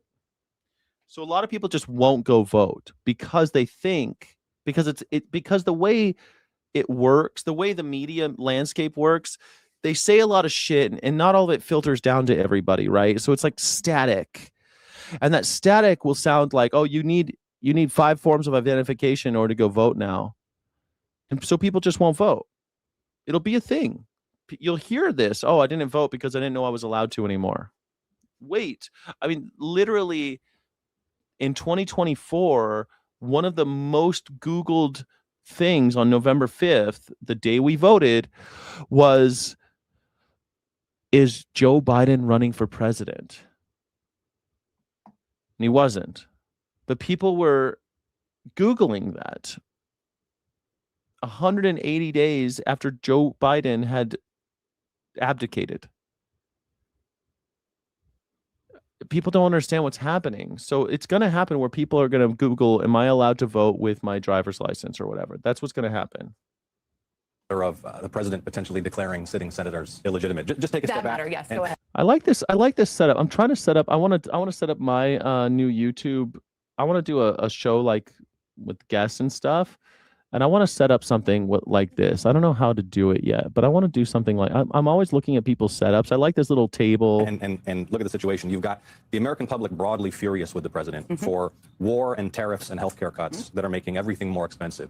This palpable anger that he doesn't care about the cost of living crisis. He's more concerned with lining his own pockets. And so now he's pivoting with the election just a few months away from ballroom obsession to election conspiracy theory obsession. This is politically disastrous for Republicans in Georgia. Remember, the most popular Republican elected official in Georgia is Governor Brian Kemp. He's popular precisely because he didn't help Donald Trump steal the 2020 election. Remember that it's our Republican Secretary of State, Brad Raffensperger, that Donald Trump badgered and bullied to, quote, find the votes Donald Trump needed to win a state that Donald Trump Find had the lost. votes, Donald everybody. Trump tried to commit voter fraud in Georgia in 2021. My opponent, Mike Collins, on the other hand, is a dyed-in-the-wool election denier, Trump loyalist, Trump puppet who launched his general election campaign reaffirming his commitment to the big lie that Donald Trump won the 2020 election. And if folks want to help me defeat this MAGA fanatic congressman in Georgia, it's electjon.com. Okay, so let's go back to Georgia, as you just outlined. You've lived it. He's kind of obsessed with Georgia. Trump is. It's also, he just went in and took voting machines from Fulton County, sent Tulsi Gabbard in there. We all remember her lurking behind the pillars there. Why is he obsessed with Georgia? Why? In my view, he's obsessed with Georgia because he can't get over the fact that it was black voters and black political power who were instrumental to his defeat in Georgia and in a number of crucial battleground states. But look, there's talk that he might try to declare me and Raphael Warnock illegitimate senators. Obviously, the president has no power to do that, but he does have the power to try to intimidate people. He's demonstrated his will to abuse power. I expect him to use whatever he puts out there on Thursday as a pretext either for some attempted unconstitutional use of federal power to interfere in the election, or to give his proxies and loyalists in state and local jurisdictions some cover for whatever they might attempt, or to lay the groundwork for challenging the result. And the bottom line is that this is a real and live threat to voting rights in the United States right now, and perhaps the most significant we've faced since the 1960s. And I'm asking folks again to help me defend voting rights and get out the vote in Georgia at electjon.com.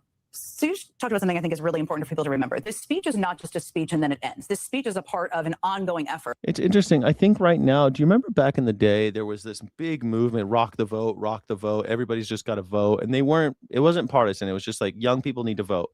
And Republicans hated that because young people generally vote more lefty or liberal or Democrat.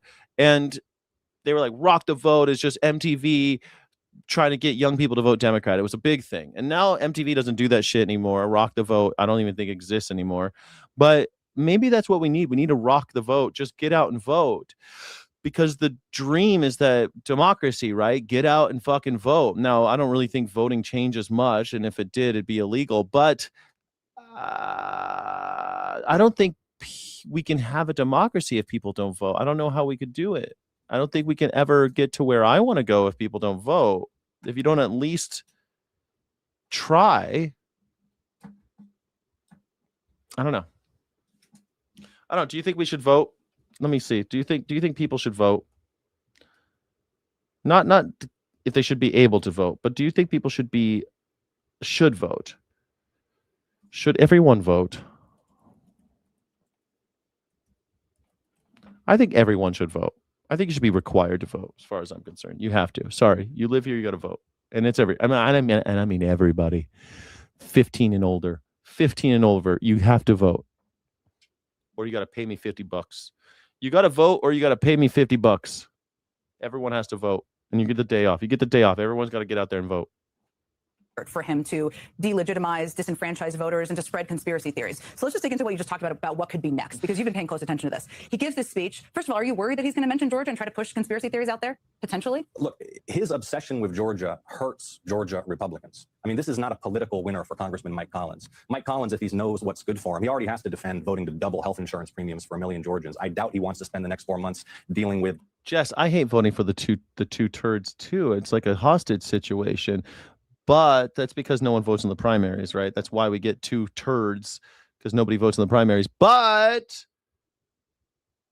you could vote third party. You don't have to vote for one of the shining turds. If everyone had to vote, you might actually get more third party candidates with a little more steam. That could happen.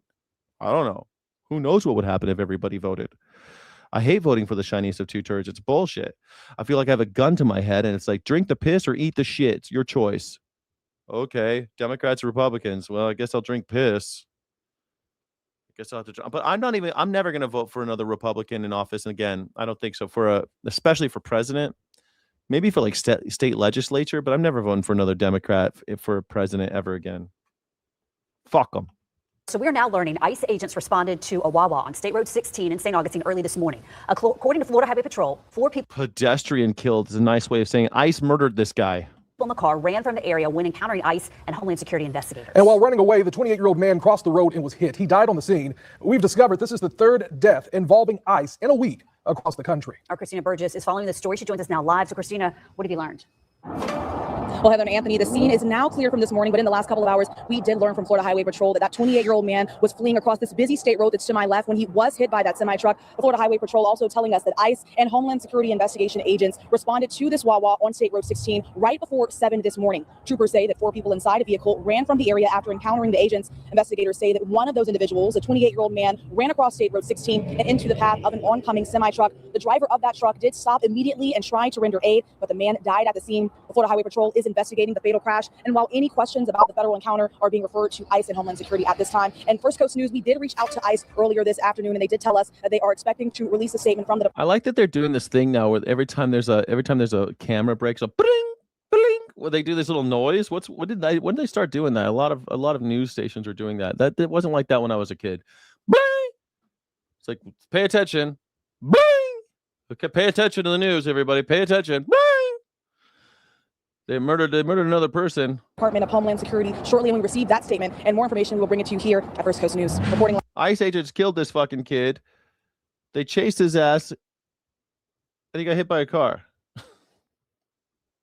and died right there in front of everybody, right in the street. Live in St. Augustine, Christina Burgess, First Coast News on your side. St. Augustine, man, that's sad. Florida, they're killing people. It's all over now. They kill people in Minnesota, Maine, Texas. They kill people in Florida. They're killing people all over. Minnesota, Maine, Florida, Texas, California. They're killing people. Just killing people. Remember in California, they shot that kid in the face. Now he only has one eye. Remember that? Gestapo's cooking. They're cooking, guys. It's getting hot outside. It's always happens in the summers, man. They get cooking. In Minnesota, it was an anomaly because it was snowy. I think they thought that they could just do whatever they wanted because it was snowy. People thought people weren't going to come out in the snow. They came out. They came out in the snow. They came out in the snow, everybody. We have the Second Amendment for this. I mean, we do have the Second Amendment for this. We do have it. I mean, I'm a practicer of my Second Amendment. Do you practice your Second Amendment? Do you exercise that right? The Trump administration is dropping its attempts to. I love this guy. I don't even know what this guy's name. This guy's so funny. Freeze $10 billion in funding for child care and social services in states. states. Such a hardcore journalist, just a Colorado newsman. Put this guy in national news. Led by Democrats. The feds had been claiming, without offering evidence, that there was massive fraud in those states. In early January, the Trump administration announced a freeze on funding for temporary assistance for needy families, TANF. In Colorado, TANF provides temporary cash assistance, job training, and other support to low-income families with children. The freeze also impacted payments to the Child Care and Development Fund, which helps families in need access child care. Colorado gets more than $130 million a year from those federal grants, which serve 14,000 families in our state. The Trump administration claimed that Democrats in 5 states, including Colorado, were allowing fraud. A judge temporarily blocked Trump's freeze after states sued. Now CNN is reporting the Trump administration is dropping the restrictions on funding and withdrawing its request for information on whether those programs also benefited immigrants in this country without authorization. Tomorrow, Acting Attorney General Todd Blanche returns. I don't know what to say about that, right? They're cutting people's health care everywhere, and they don't we're gonna have people dying in the street. How long until we're stealing bread? I don't mind stealing bread. Before the Senate Judiciary Committee, seeking confirmation to serve permanently as the nation's top law enforcement official. It's his second confirmation hearing for a senior Justice Department role, but the first since overseeing a series of controversial decisions, including high-profile investigations and indictments, as well as the Justice Department's handling of the Epstein files. Our Justice correspondent, Ali Rogan, looks at Blanche's unlikely rise to the department's top job. The president's former lawyer. I have stood next to and defended President Trump as partisan prosecutors and politicians abuse our legal system. This guy, I can't believe he could say anything with if he fucks me in my ass, I'll say I love him. Remember when he said that shit? He didn't say fuck me in the ass. He said if he fires me, sends me, I said I love you, sir. I love you, sir. Who this guy's gonna be Attorney General? Now nominated to be. He's worse than Matt Gaetz. Can we get Matt Gaetz? Is it too late to call Matt Gaetz? Is it too late to call Matt Gaetz to have him come in? The people's lawyer full-time after 3 months as acting attorney general. His path to get here, improbable. Growing up in a blue-collar Denver suburb, taking night classes at Brooklyn Law School while working as a paralegal. At one time, a registered Democrat who worked in the Southern District of New York's Violent Crimes Division for... It's trendy to hate the top 1%, but your problems come from the bottom 2%? Really? The bottom 2%? The politically vulnerable and powerless? Oh, those people with no power? Yeah, they're the ones. Yeah, those people with no power, they're the problem. Those people with zero power. 8 years. He was a great teammate, trial partner. Mimi Rocha was his colleague there. He was a tenacious investigator. He liked to build cases, particularly cases involving drugs and guns and international narcotics and gangs and things like that. He then moved to private practice, representing Trump's former campaign chairman, Paul Manafort, in a mortgage fraud case. Then, Remember when Paul Manafort went to jail? Remember all those people went to jail? following a call from Trump himself, Blanche left his white-collar firm to join Trump's defense in the first ever criminal trial of a former U.S. president. Financial Times reporter Joe Miller says And he was convicted. at the time, Blanche was not politically motivated. Todd Blanche wasn't just a Democrat. But Todd Blanche lost. He was quite a committed Democrat. In fact, his children like to remind him that on the day that Hillary Clinton lost, Todd Blanche even shed a tear. But he also knew that many of his friends in the white-collar bar had refused to work with Donald Trump and that Donald Trump was running out of options, so to speak. Trump was found guilty on all 34 felony counts of falsifying business records stemming from hush money payments to adult film star Stormy Daniels. Blanche led Team Trump's outcry. I love that they all used to be Democrats. Donald Trump used to be a Democrat. When the Democrats had power, they were Democrats. Now the Republicans have power. Now they're Republicans. It doesn't matter. It's whoever's in power. These fucking sycophants, they follow wherever the power is. If it's Nazis tomorrow, they'll become Nazis. If it's Democratic Socialists tomorrow, they'll become Democratic Socialists. But I was like that the whole time. I always was here for the working class. Yeah, I want the working class to be. You got to be careful about these people. You got to be careful about the people. It's not that everyone has to pass a purity test, but you got to be careful about the people that are always squirming their way into the halls of power in order to have to lord something over somebody else. There's always going to be those guys. You got to kill those guys. Sorry. Until you can take away the means by which they rise. And that's how you have to get rid of capitalism in order to make them powerless. But the problem is until you get there, and you gotta chop heads. That's the only way. You gotta take away their power. Then you have to eliminate the means by which they achieve power. Because, for example, if nobody cares about gold and silver, right? Because it's stupid. If nobody cares about gold and silver and somebody comes into your neighborhood and says, hey, if you slave for me all day, I'll give you some gold and silver, everyone in your neighborhood will say, yeah, go fuck yourself.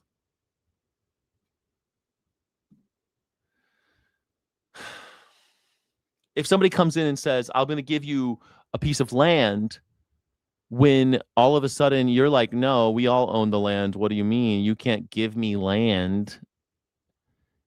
So you have to take away the things that build power so that no one can have too much of it. But until you get there, until you can eliminate how they get to power, you have to take it from them. And later appealed the convictions. I very much believe that the jury should have found President Trump not guilty. He also represented Trump in the federal classified documents and election obstruction cases, both of which were ultimately dismissed. Blanche started to take on more of the Trump mannerisms, going on long rants within the court, sometimes interrupting the judge, pushing in his... It's like Donald Trump has a brain worm that infects these people. Briefs the boundaries of legal discourse. Days after the president's 2024 election win, he announced Blanche's nomination as Deputy Attorney General. How has he evolved in... What the hell, Andrew? Are you a Russian bot? Left and right refer to how controlled an economy is? Hitler is to the left of Democrats?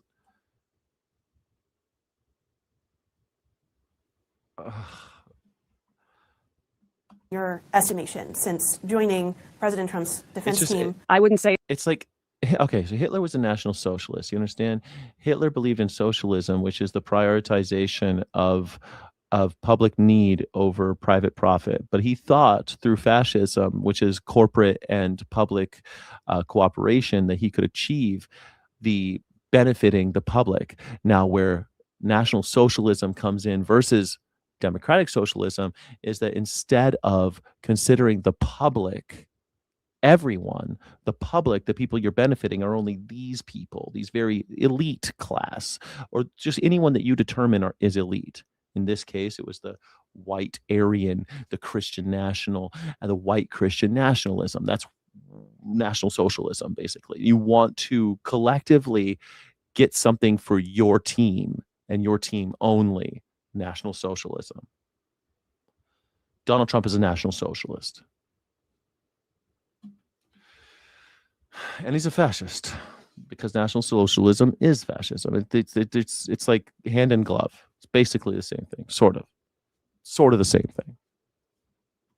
it's so much an evolution as what seems to be a transformation. What we were taught to value in the Southern District of New York was to do the right thing, to seek justice, to serve the public, not any particular person or president. Blanche defended Trump.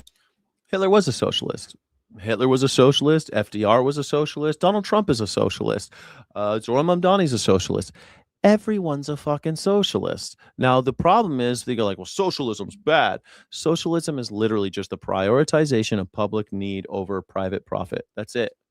Every politician is a socialist. No one's now some of them are fascists and national socialists. It's flavors of socialism. At the end of the day, the best way of looking at modern politics is different flavors of socialism. Because we don't have a purely capitalistic society. That as soon as you have tariffs and shit, there's no such thing as capitalism anymore. It's a joke. So capitalism becomes shorthand for this idea that profit motive guides progress. But that's not really what capitalism is. That's not what capitalism is. Capitalism is the oligarchs owning the means of production and making money off of them while separating you from the means of production with liquid capital. It's a mouthful, right? So eventually you just end up saying capitalist because profit motive versus socialism, which is prioritizing public need over private profit. And they all claim to do that. They all claim that that's what they want. Even Donald Trump, when he says, I'm bombing Iran, not for the oil, but because they have nukes and I want to protect Americans. It's for the public. It's for you guys. Even when he says that, he's pretending to be a socialist.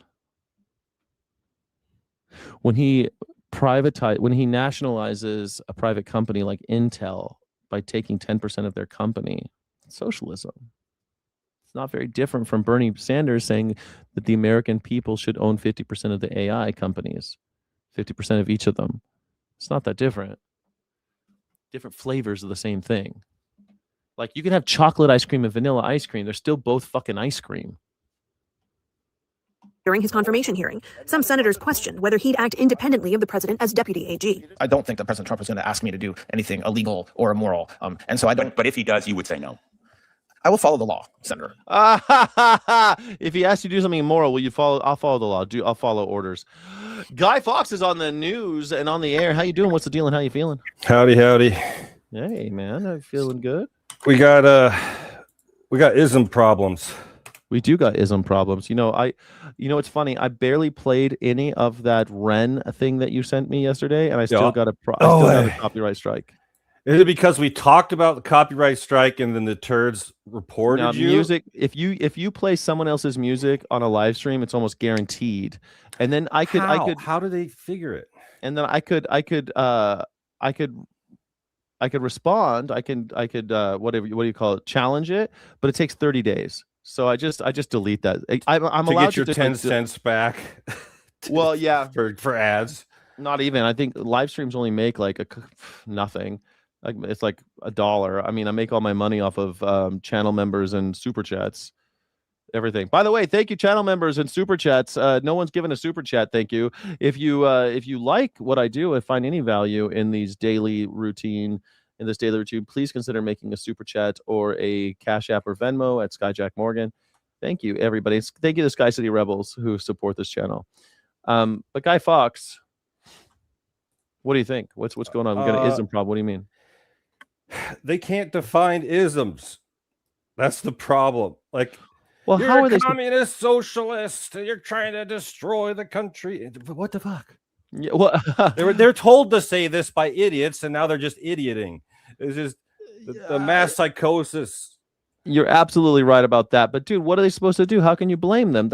Were you here when I was reading the Communist Manifesto about an hour ago? A little bit. Yeah, I mean, I was reading the Communist Manifesto, and like even Karl Marx is saying we got an ism problem, that they're calling everybody communist they disagree with. And now I got to write a manifesto to explain communism to you idiots. Communism is a scare word for the midterm elections. They have to scare people about the Democrat threat to democracy and communism. Another word they can't define. And then fucking that. They can't define fascism, communism, socialism, or capitalism. Exactly. That's what it's supposed to. I mean, that's exactly right. And this is why the Communist Manifesto was written. That's why they write manifestos, and they A still don't scourge read has them. entered our nation. It's the fucking idiots on the right. Yeah. It's always the case. Like if I call someone a fascist, I know what a fascist is, but these people don't know what a fascist is. I got a few socialism, communism shorts. Okay, got it. Socialism isn't when the government works for us. Once again, socialism is the prioritization of public need over private property. Thank you so much. Thank you so much for playing. We've looked it up a million times on this channel. I've defined it a million times. Thank you so much. Okay, so what do we got here? What are we looking at? We got Hassan Piker. Very fun. Everyone loves Hassan Piker. Can you make that dark theme? The top right thing, you can top right icon, you can make it dark theme. I just think it's prettier. The circle with your icon in it. Yeah, I can do that. I can you click that, you can make a dark theme, and it's funner. Yeah, yeah. It's funner to do dark theme. I just hate when I have black backgrounds on my screen, so when I see white, I'm like, Hassan Piker. I normally do dark theme, but for some reason, normally I do full screen, but you can't do full screen with shorts, so I normally don't even see that. But here we go. You ready? We're gonna do it right now. It is dark themed, as per your requested. Yes, per your request, we are dark theming now. And I should even do this. I could even do this and restructure the window so that you could see it a little bit better. Here we go. You ready? There we go. Yeah. All right. Perfect. All right, we're nailing it. We're really YouTubing now. Here we go. All right, play. What is socialism?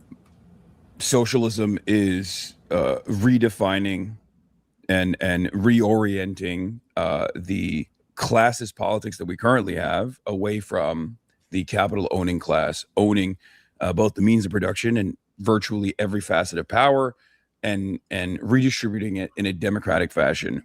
Jesus Christ, this is his definition of socialism? What the do you think it's a little bit this does not fit on the bumper sticker. Modern definition? Yeah, socialism on a bumper sticker. We need the definition on a bumper sticker. I mean, like, look, when you talk about capitalism, they're like free market, profit motive. That's it. They don't talk about the means of production. People don't even know what that means. See, capitalism means that you can just, put pesticides and herbicides in the fields to kill all the peasants because they're not making enough money to live. Yeah. It's free market, and if it doesn't make money, it don't make sense. You don't have a herbicide filter on your lungs? Well, then you're not a capitalist. Yeah, the filter on your lungs was in the pursuit of profit. Sorry, you got in the way of profit motive. Now there's now there's shit in your lungs. You got that black, what do you call it? That black lung? Back to the largest class, the working class. How is socialism different? Like, you can't even follow up. Blah, blah, blah. Blah, blah, blah, blah, blah, blah. Hassan Piker, man. Isn't this guy also named Hassan? This is Hassan Minhaj. He's the new head of the Democrat Party because Hakeem Jeffries is Israeli. Jesus. Different than communism. Communism is supposed to be the end stage. It's like the final goal. It's like the final evolution, a stateless, moneyless, classless society. Yeah. A borderless society. Yeah, it's like Star Trek. It's like a future that we can't even imagine. Communism. We've never really had communism. I know people will just like jokingly sometimes say real communism has never been tried, but that literally has never existed. Communist parties have existed. Now you have modern iterations of that, like China, heavy state ownership, heavy state control over the entirety of commerce, a command economy. You have places that resemble this formation in Cuba, but we've never really had like a communist formation at all. I wouldn't say I'm a communist, but when people call me that, I don't really care because I'm like, I think that's pretty cool. It's Star Trek. It's the Star Trek. Holy shit. I can't believe he just said Star Trek. Yeah. Oh my God. Hassan Piker. That's crazy that he just said that. But I didn't say anything. I wasn't going to spoil it. You said Star Trek, and I wasn't going to spoil it, but it was in the clip yet. He's totally right. I agree with him. I disagree with him on like how he defines socialism. That was like glazing over. Like, is that the capitalistic form of socialism? Like what his he definition, said, basically. It's just like Let's listen to his definition again. Hold on. Moneyless society. Like, I feel as though that is definitely an honorable end goal to reach, where we have all of our needs met. Hassan Piker, to you. Okay, so to you, what is socialism? Now, we've looked it up on this channel so many times to get the definition. Okay, I was going to ask the MAGA in the chat. To you, what is socialism? Yeah. Damn Democrats trying to take our jobs. Yeah, that's it. That's what socialism. Democrats taking our jobs. What is socialism? Socialism is redefining and reorienting the classist politics that we currently have. Reorienting and redefining the classist politics we currently have. Getting rid of classism. Yeah, like, dude, fucking he should have this a definition on lock. Come on. This guy's a professional. Away from the capital owning class, owning both the means of production and virtually every facet of power, and redistributing it in a democratic fashion back to the largest class, the working class. How is social? The fuck? All right, back to the working class. So his definition makes no fucking sense. I mean, it makes sense. His definition is that we need to fundamentally change society in a way that benefits the working class over the capital owning class, the ownership class. Fine, but again, socialism could take a lot of different forms, and that doesn't cover it. I don't think fascism and communism go hand in hand. Grim, no, they're basically the opposites. Fascism and communism, they go hand in hand in that one exists in order to answer the other. Yeah, fascism is the violent reaction to communist ideals for sure. Pull up the next short, and we can work over that comment. The next one, here we go. Coming up. Just pause it on the first. All right, we're pausing it right now. Pausing. Hold on one second. Yeah, it's just, I mean, as big as you can make it. It's just this is just a list of the things. So to his statement, communism, one part, communism is there's generally one party. There's not multiple parties. I mean, there could be a democratic communism. Well, there would be no party. There'd be zero parties, right? Zero parties. So there's one ruling body. It's the people.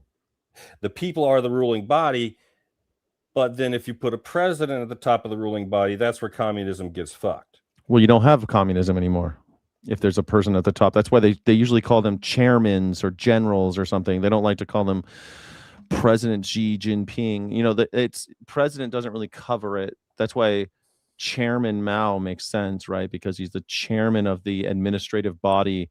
So in order to have a distribution of anything like land, right, you need to have some administration. And that administration can become a cesspool of power fucks, like people getting in there and never leaving and stuff. So what went wrong with Cuba's communism or socialism versus China's communism? Okay, so beyond our not allowing them to import gas. Right. I mean, Cuba really fails because as an island society, it should be working just fine, but it fails mostly because of Fidel Castro's idea of a perpetual revolution. Instead of ever giving power up, he holds the power and declares himself general of an endless revolution. But that's not communism. No, I mean, it's sort of like a fucked up version of Marxism, sort of. It's like they're just calling it communism and then fucking it up from the authoritarianism. Well, like Marxism says exactly kind of what Hassan Piker said, that you would have a socialist revolution that gains some steam, and then you need to get rid of those guys you need to somehow get rid of the people that are the administrators and the people who are in charge. You have to. And so some people call that like a second revolution, but Castro's like, no, the revolution's never over. It's always a revolution. And we have to be militaristic because of the enemies inside and without. And he had a lot of justification for that because the American government was killing people and killing people by doing Bay of Pigs and shit like that. People were getting killed. And so he had justification to keep it on this military stance. So this endless revolution thing is just kind of some bullshit that he made up on the spot and it never will work, right? You can't keep people in power like that. Now, anarcho-communism would say, okay, if you have positions like this, which might end up being necessary, like generals or like people that you can't live without, like people administrating the Department of Water, right? How do you get water to everybody? Well, there's going to be eventually some guy who's doing that, right? Now, that person all of a sudden has a lot of more power than he maybe should. But that guy in anarchism, what you would do is move that person out. You would have term limits on everything. So, okay, you run the water power for 4 years, but now you're going to have a different administrative job. You're good at administration. We love you, but you're going to have to do a different job. So you never end up in this like ultra powerful position. There's no ranks to climb up. You know what I mean? And so what happens with Cuba, it atrophies, and it's mostly because of the fear of being killed by Americans, you know, authoritarianism pushing into communism. Yeah, because of the structure of power, because the right-wing idiots at the top. Yeah, because the people at the top don't want to give up power, and they can justify it. Especially, see, it's really dangerous when you can justify power. And they always have a scapegoat, like Donald Trump justifies the power that he wields by saying that the Iranians have nuclear weapons. He justifies the power that he wields by saying trans people are going to cut off your little boys and girls' dicks and stuff. Like, this is Hitler did the same thing. It's common, but Castro had a justification that was really apparent. Like the Bay of Pigs did happen. The United States government did have Guantanamo Bay. It still does. The United States government was blockading their ships. And so he says, see, I got to stay in power as long as this is going on. I got to stay in power. And so now you have another dictator, you know? Is Trump a communist? No. Okay. I just saw a video that argued for it, but I forget their bullet points. Yeah, any bullet point. I mean, there is no private property in communism. Right. Name one Democratic person who has said that they should remove all private property. Nobody has said that. No Democrat has ever said that there should be no private property. Name one Democrat that says that we reject all religions. Never. That's never happened. No Democrat has ever said that. Communism is a political system, while socialism is a economic system. That's just a thing. So communism is actually a subset in the Venn diagram of socialism. I would say so that I would say that communism would be the next step after socialism. So if you had socialism, right, and you say it's an economic system, that's really important, right? What do you say? You said socialism is an economic system and communism is a way of like organizing society. Yeah. Political system. Okay, so socialism says, okay, we've got money and we're going to use it to benefit the public. Okay, well, once you have all of your needs met and once everyone's eating, and everyone has bread to eat and everyone has everything. They have coats when they're cold outside. They have everything they need, right? Whatever you could think of, they've got. Now what? Does money have value? After that, if you have everything you need and everything you really, all of your whims, you go on vacation, like even the stuff like some like minor luxuries, right? You got what you need. Is money necessary anymore? And if it isn't, then you start moving towards communism. Communism isn't really financial or it's it has nothing to do with trade really. Because name one country that got rid of their capital, no dollars. Yeah, their liquid capital. No, I don't think there is. Not one country, not one place on the entire planet has like communism gotten rid of dollars after they printed them. No, I would say there are some tribes, like there are tribes in Brazil that live fairly modern lives, but you would consider it primitive because they still they don't have all the shit we got, but they're basically living without a barter system, mostly a barter. It's more like a shared system. They don't barter. They don't need to barter because everything is shared. It's communist basically. Mm-hmm. You have tribes in the world that are like this. The early church was a communism. No, I don't think so. So they all donated into the central church. You have the required tithing of 10%. Yeah. And then, you're throwing fish and bread and, you're doing these things.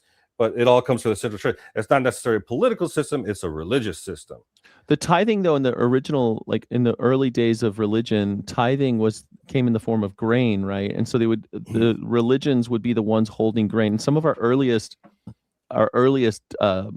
writing systems and counting systems were these religious-based grain silos. You would give grain, and they would keep basically they'd keep track of it with little cuneiform tablets and shit. And then you could come and get your grain, and it wouldn't maybe be your grain, it'd be somebody else's grain, but you put 10 pounds of grain in, let's say, and now you have a voucher saying I got 10 pounds of grain. And so you could see how that would become liquid pretty quickly, right? That now I can trade that 10 pounds of grain without actually carrying around 10 pounds of grain. So if I go buy a goat or whatever, I could just give my little marker to the goat farmer. The commie store, the big Walmart, the communistic Walmart.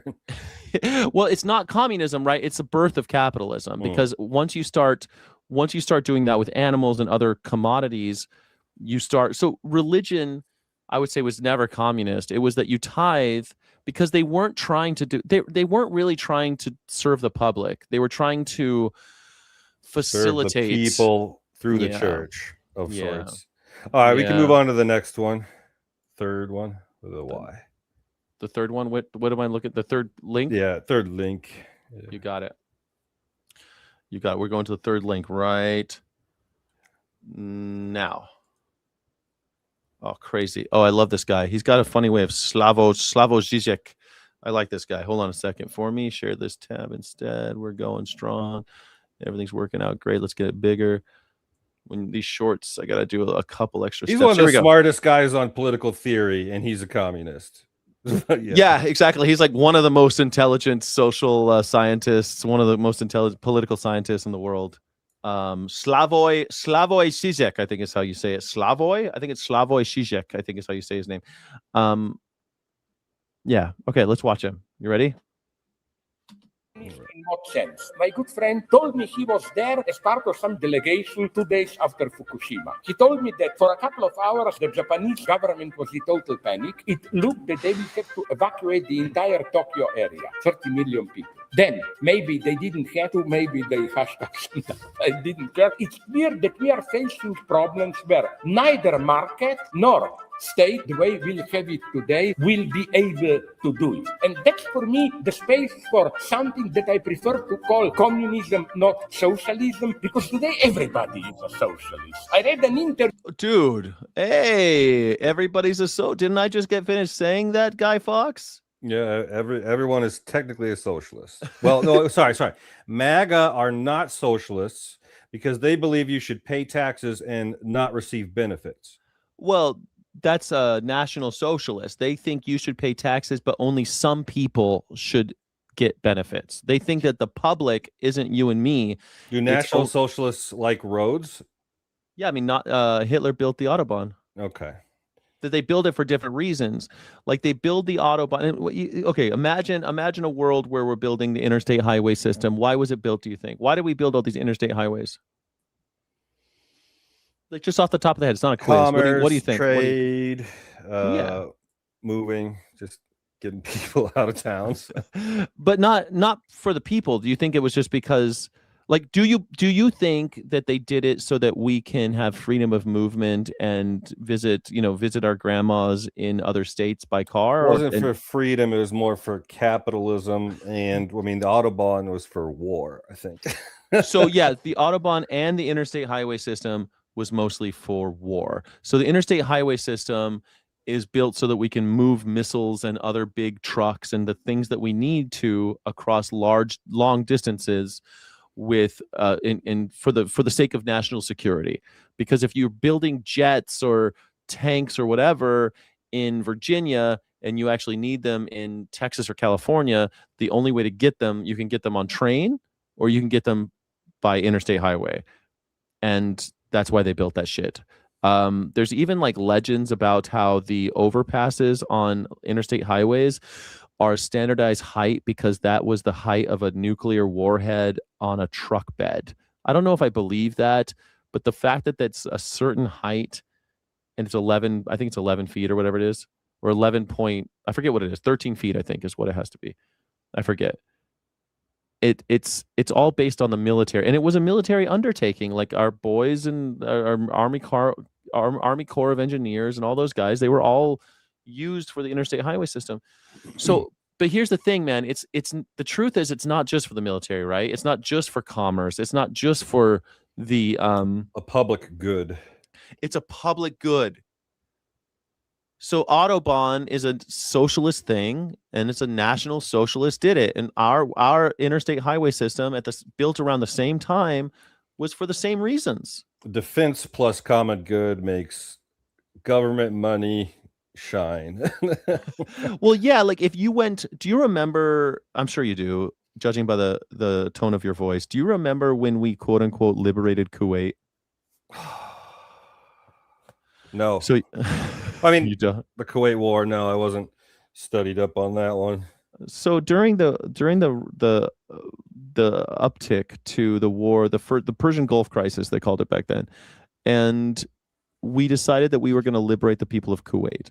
And the reason why we were all talking about the people of Kuwait was because we were there for oil. But we weren't just there for oil. We were there for oil, humanitarian reasons. We were there for commercial reasons. We were there for all sorts of reasons.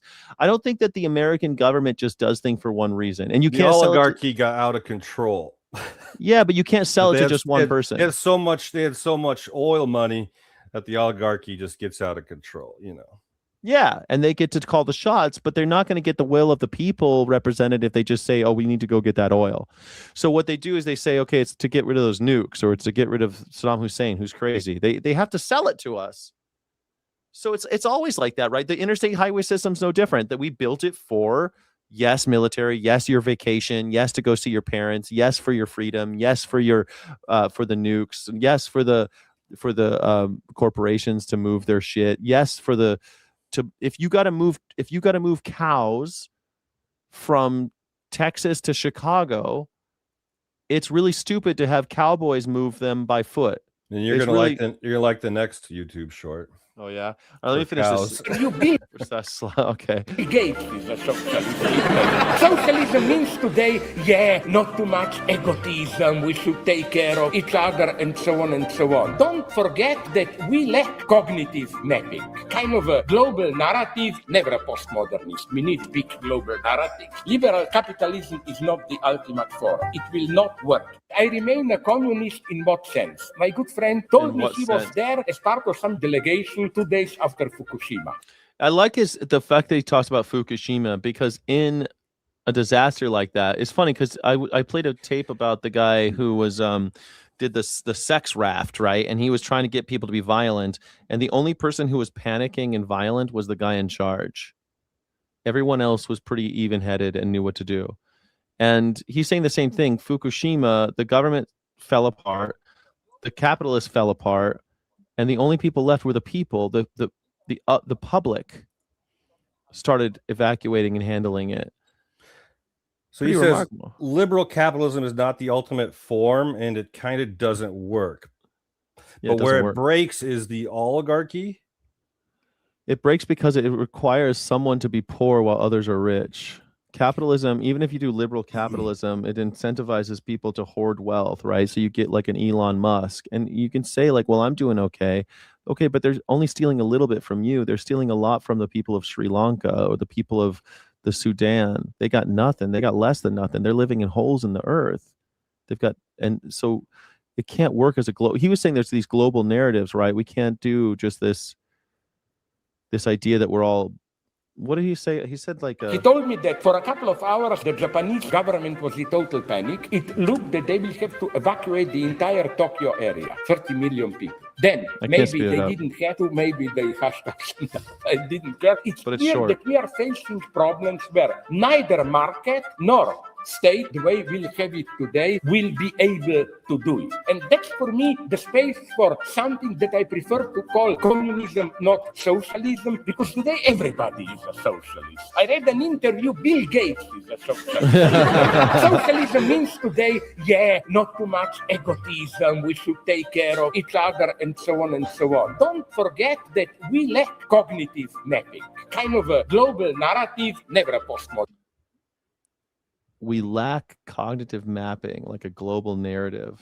We need big global.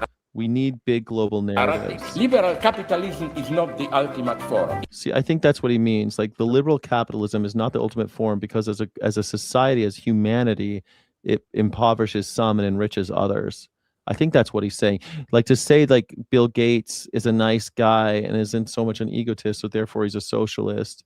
Well, that's just socialist capitalist, you know. Yeah, but he's a liberal capitalist, I think is what he's saying. He's the best billionaire socialist that I've seen, Bill Gates, because at least he's making crappers in fucking Africa. You heard about that? Yes, I know that he's making crappers for poor people in Africa. He's washing out malaria. He's taking out so many viruses. He did have sex with that one girl who he played chess with, and then he got the clap or whatever. But he also invests in Impossible Burger and stuff like that in order to help climate change. Like he does a lot of big stuff with his money. But I guess like he's not just a total shithead. No, he's a philanthropist capitalist, right? He's at least he can be a philanthropist. But yeah, I mean, the average billionaire pays less than 1% in tax. Yeah, so I think what the fuck is that? It's ridiculous. I think what Slavoj Žižek is saying is that he's a liberal capitalist. He's a capitalist liberal, and that's not the ultimate form. We can't do that. We can't just hope that everyone becomes a Bill Gates and puts their money back in. Like, it makes no sense that Bill Gates has that much money. And part of the reason why he has all that money is because there's people starving. You know, like Dale Carnegie built a bunch of libraries all over America so that people wouldn't kill him. And I think Bill Gates is doing this because he just can't look himself in the mirror. He has a conscience. But these these autistic tech bros, they got no conscience or ideology except racism. They don't give a shit. You think they're building is they can't even define woke or DEI. I know. Do you think Zuckerberg? Those fuckers are going to prison. Oh, you know what? Who was it? JD Vance is saying he wants to get rid of the ICC, International Crime Courts. Yeah, of course he does. International Criminal Courts. Yeah, he wants to get rid of those because of the war crimes they're doing, and he's afraid he might get fucked. So he's trying to get rid of the ICC, which is a direct attack on NATO. It's so fucked. He wants to get rid of the Hague. Yeah. We just want to do war crimes. Is that so bad? War crimes. What's so wrong with war crimes? If these MAGAs suck up to JD Vance, what? This cult has gotten so fucking stupid. They're like, you put $10 of ads in their face and they'll do anything you want. But that's everything, man. Everything's ads now. I mean, that's and what now, I think. No, so it won't be JD Vance unless Israel wants JD Vance. Well, they clearly do. Peter Thiel is heavily invested. Like the number one component of the modern Israel economy is tech and AI, and that's Peter Thiel, Palantir, and he's best friends with JD Vance. Like, what do you want? You know what I mean? Like, we're all fucked. Let's see if this one's a little spoofy. I'm not sure. They're missing it in some places, but this little spoofy. I like the cow. He's got the. No actual cows were used in the filming of this AI. Mm-hmm. I like they've got so many there's 3 American flags. 4. How many American flags can you count? I count 4. They say politics is complicated, but not if you explain it with cows. Let's see how every ideology works. What's holding up? Did someone stab this cow? Yes, there's a flag stabbed into the back of the cow, who is happily standing there as Trump's slave for this photo op. And he Trump stabbed this cow with American flag and then put sunglasses on him. One cow at a time. Capitalism. You have 2 cows. You sell one and buy a bull. Your herd grows, and the The maniacal laugh of the capitalism already in. I'm a rich farmer. Fuck you all. Yeah. It's like I can't even. Government takes a cut. Socialism. You have 2 cows. The government takes one and gives it to your neighbor. You still have to milk both. Communism. What? You have 2 cows. The state takes both and gives you milk when it feels like it. Fascism. You have 2 cows. The government shoots you and keeps the cows. Bureaucracy. You have 2 cows. You fill 30 forms to register them, and both die before approval. Democracy. You vote on who gets the cows. Whoever wins gives them to their cousin. What? In the end, it's not about cows, it's about control. So, which system do you think would keep your cows alive? They say I don't even politics. know where to begin on this one because it's just so weird, right? It's just misinformation, right? It's just... So what is the goal of this post? This is histology TV. I'm sure it's just clicks. I don't believe that there's a goal. I don't think they have some kind of. Let's see what else they got. But those are wrong, and they're mixing economic forms with governmental forms. Totally, and they're like, and democracy and fascism bureaucracy. isn't a form of government. Fascism is a subsect of authoritarianism, and fascism requires a lot of bureaucracy. That's how they get away with all their shit. The banality of evil. That's how they do it. What are they doing? Just shit posting? Oh my God, Apostles political cycle. Oh God. They got a bunch of Jesus. Yeah, this is just AI slop clickbait. But so that video was just kind of utter crap, except for the fascists shooting you and taking your cows. Like this one, yeah, they shoot you, takes your cows. Yeah, that's perfect. Although I don't think the fascist wants you to. Doesn't want to shoot you and take your cows unless you're Jewish. It's like usually it's like, okay, the fascist wants to, if you're black, they shoot you, take your cows and give the cows to a white person. All right, Aristotle's political cycle. I kind of want to watch this because you have Aristotle, Donald Trump, Abraham Lincoln, Adolf Hitler, and Winston Churchill standing in front of Aristotle. Why not include Socrates? Because Aristotle was in the Senate next to Julius Caesar. Okay, that makes better sense. Aristotle and I always think Aristoplatel. We used to always say like Socraplatel. That's what it was. Socrates. Fucking look at that lineup, dude. Trump, Abe, Hitler. That's World War II England guy. Winston. That's Winston Churchill. Yeah. What the fuck is that lineup? I like how why is Donald the only one in a muumuu? Why is Donald Aristotle wearing Aristotle the other ones? Donald. Oh yeah, but Aristotle, you would understand he's in a toga. But why is Donald Trump wearing sandals? It's the hemorrhoids. The hemorrhoids are acting up. It's easier to hide your kinkles. It's easier to hide your diaper. Let's see. Every government you've ever known was already predicted 2,300 years ago. Aristotle believed power always moves in a cycle, and every society repeats the same mistake. I mean, I kind of believe the same thing. Let's go. Aristotle believed politics isn't random. Every society moves through a predictable cycle of power. It begins with monarchy, one good ruler, chosen to serve everyone. But power corrupts. Monarchy decays into tyranny, rule for selfish gain. Tyranny collapses. Power shifts to the best citizens, aristocracy. But elites protect themselves. Aristocracy turns into oligarchy, rule by the rich. The people revolt. Democracy is born for the people, by the people. But unchecked freedom becomes chaos. Democracy collapses, and the cycle begins again. If Aristotle was right, where do you think we are in the cycle right now? We kind of have democracy now. We're not sure if we'll have it in the midterms. Well, I think that what they're getting at is that there's always this endless struggle. There is a cycle, I think, but it's because you have these major bloodbath events like the French Revolution, and then people build institutions. People who remember the bloodbath build institutions to make sure that shit doesn't happen again. And then the next generation is like, oh, everything's great, man. Fucking, we fixed all the world's problems. Everything's looking good. And the next generation takes it for granted, and they're like, oh, this is how it's always been.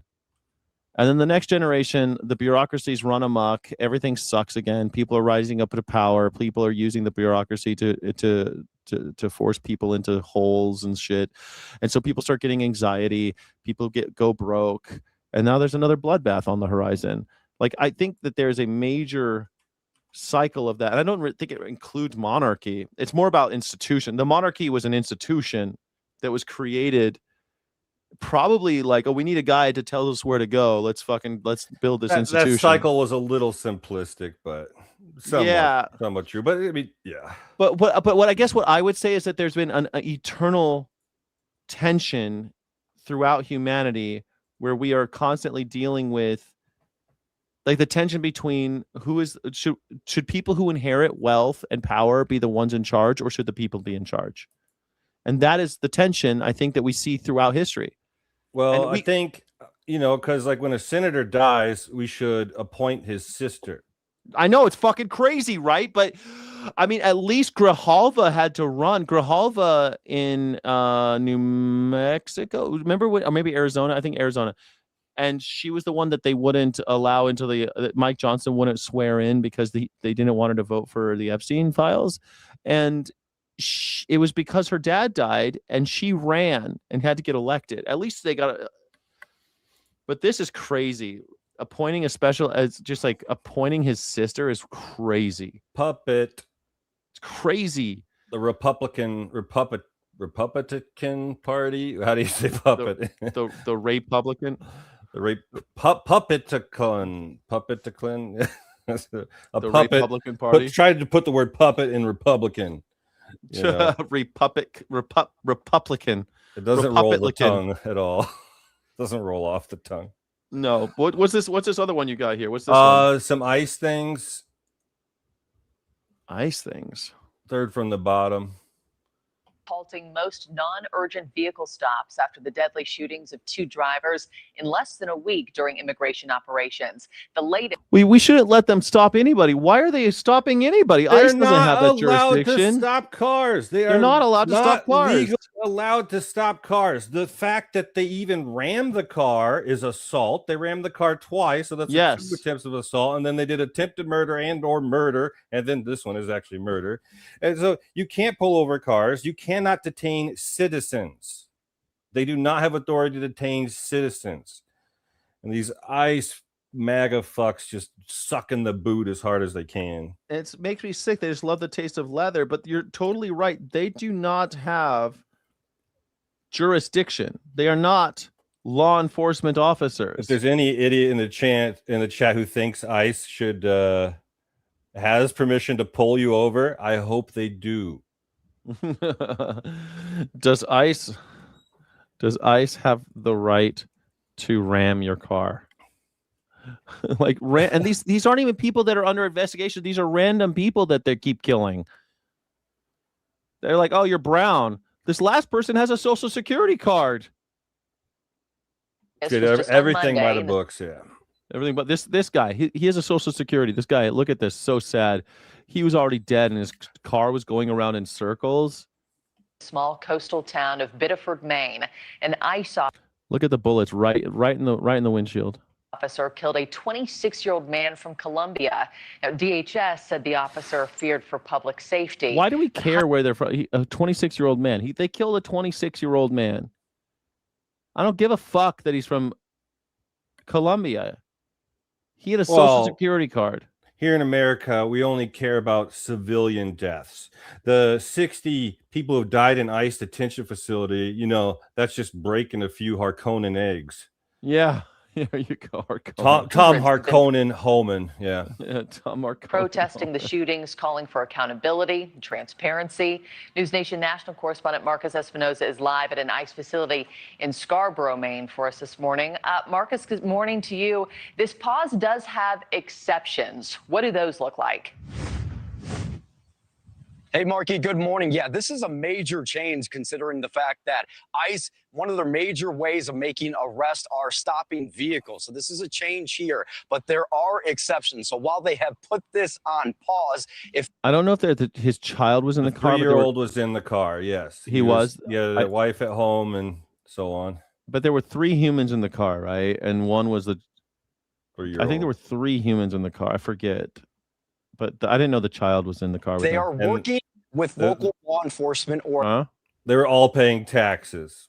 They were all paying taxes, yes. Not illegal immigrants, you F-tards. Yeah, they did everything that they were supposed to do, and they still got shot in the face. He still got shot in the face. Another law enforcement agency, or if there's an active warrant out for that individual, then they can still execute that stop. Now, there are some background information things that we need to know and understand, and also the fact that how did we get here to begin with? Because this was a major decision, even if it's not a permanent decision. The pause comes after the fatal shooting of 26-year-old Colombian national Joan Sebastian Guerrero in Biddeford. Another deadly ICE shooting last week in Houston also took place. Look at that Czar crazy. Tom Homan says this You pause already is covered not this. Go an ahead and jump to the overall next change one. in policy. This isn't, this isn't more than we've added. But the next one does add more, I guess.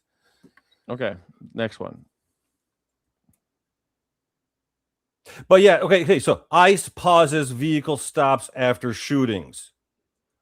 What the fuck does that mean? Because they never should have been stopping vehicles anyways. Yeah, They the guy don't have said the that authority. under certain circumstances they have authority, is what the guy was trying to say. Okay, yeah. But So if if you came to a guy's house, you're looking for Jesus of Christ, Jesus Christ, or you're looking for Jesus Christ, and Yeah. you go to the house. He runs out the back of his house. He goes to his garage. And he drives away in his car. Then you can get that car. But what you would actually have to do is you would call the police, because now it's on the road. You would call the police to apprehend your suspect on the road. exactly, you call and you know where he lives. If you're at his house and he runs away from his house, you have his whole family. You have other ways of getting to this guy. Where do you think he's going to go? You know how hard it is to hide in America? I thought the whole point of all these stupid flock cameras is so we don't have to do this shit.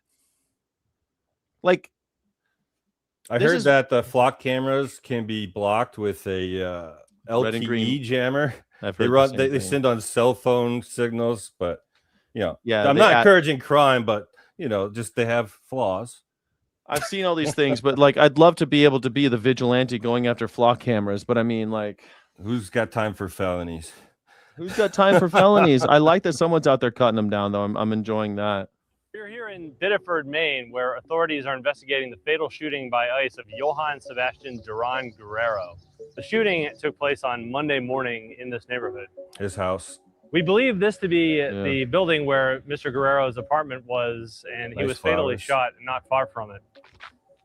We are still waiting on a lot of detail from authorities about how the shooting took place, but there have been some cameras in the neighborhood that have given us some footage of what it looked like. I mean, he was Of already the dead. murder of the murder. Like, yeah. And given us an idea of how it went down. The Trump administration has responded to the shooting by at least temporarily pausing most traffic stops by ICE. Illegal which traffic was stops. The nature of the shooting was a traffic stop. We do know that. Because they're And traffic police here now. in the Yeah, surrounding For brown people. Brown people. Yeah, they're traffic traffic. police. if brown people are speeding, then the ICE can kill you. If you're a brown person speeding, they can kill you. community, we've seen an outpouring of support from people who have come to this neighborhood, who live here and some who live far away, who are here to support Guerrero and his family, and others who are here because they're calling to protest ICE and to call for the agency to be defunded.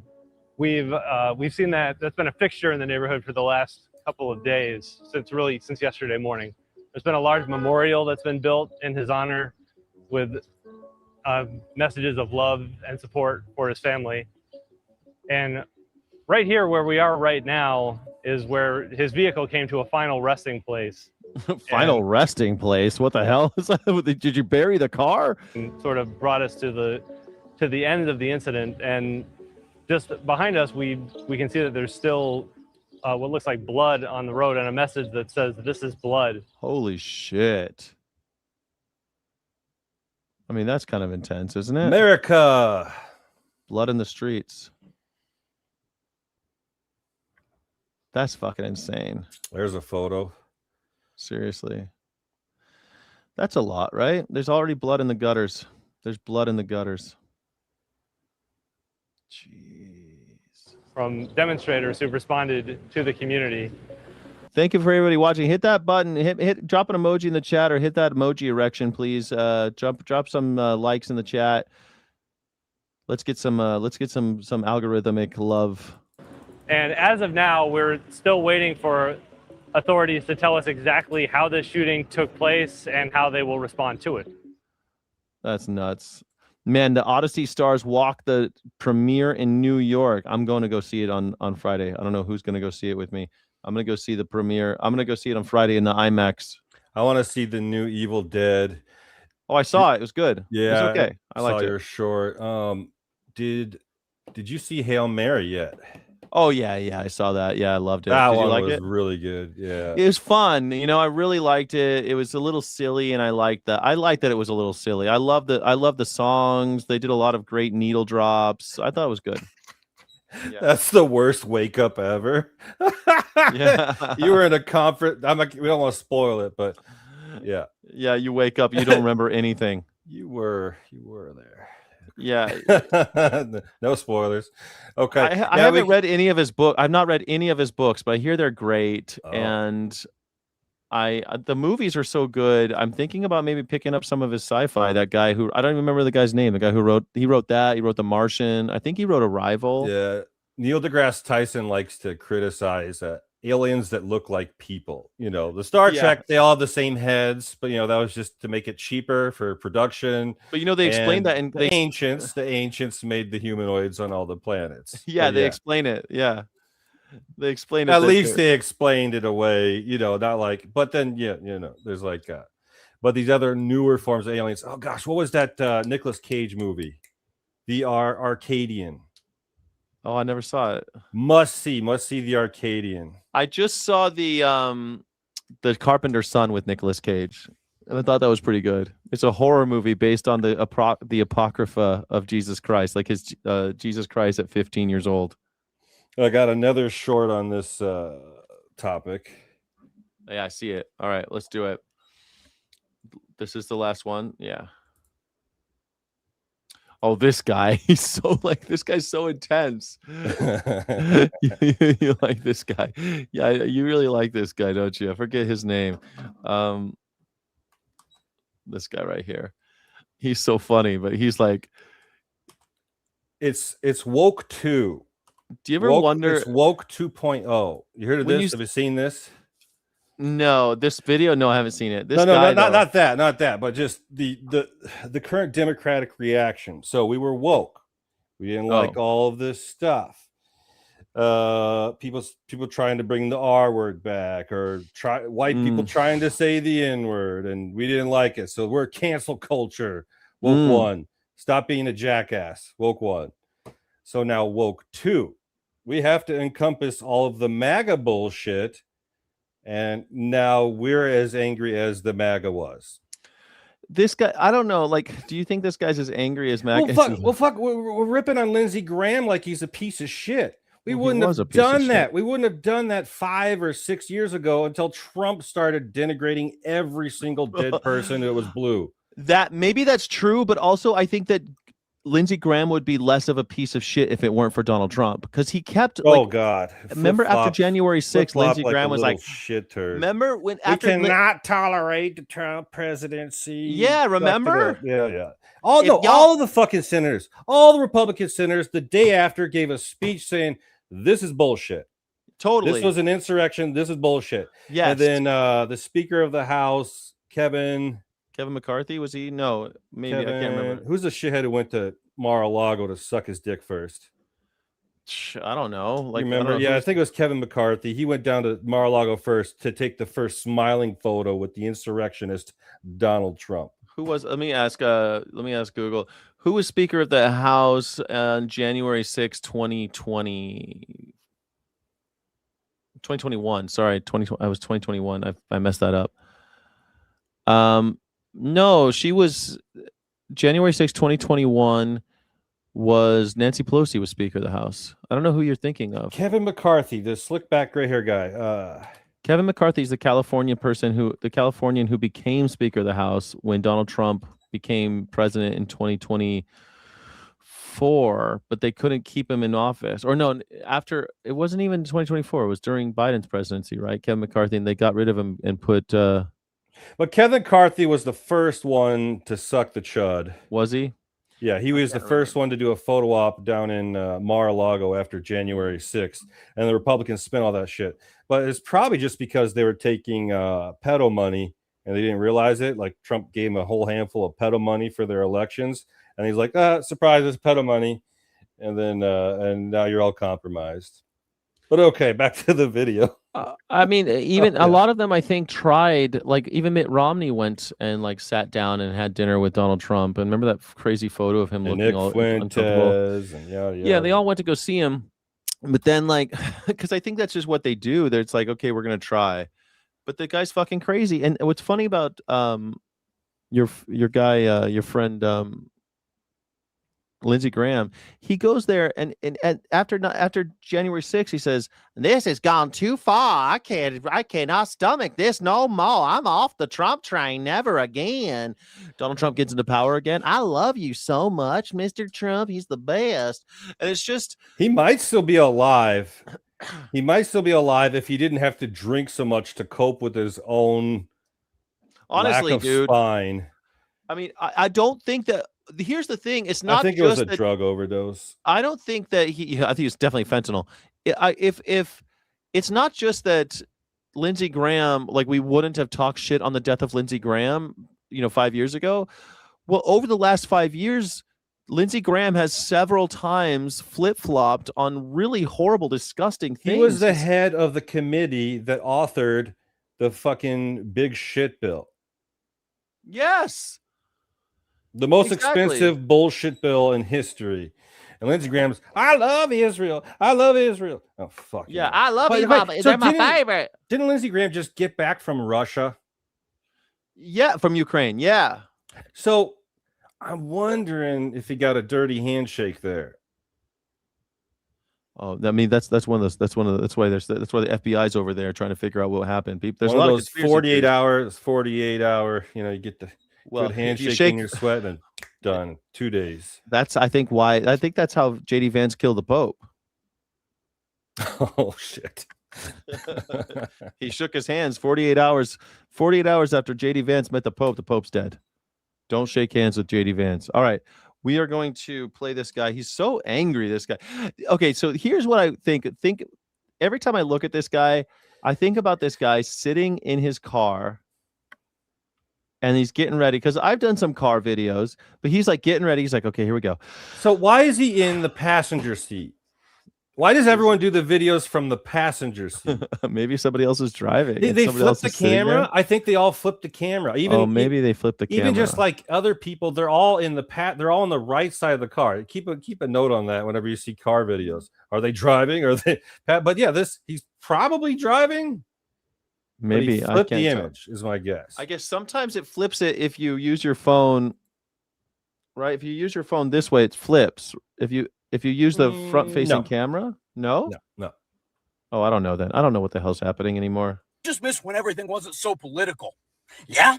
Well, I miss when I didn't have to listen to the pro-life party scramble for an excuse as to why a 3-year-old girl in bluey pajamas deserved to watch her dad be executed and watch his lifeless body be dragged out of a vehicle by the same state-sanctioned murderers that mag-dumped him for the crime of driving while Colombian so they could handcuff his fucking corpse. How's that?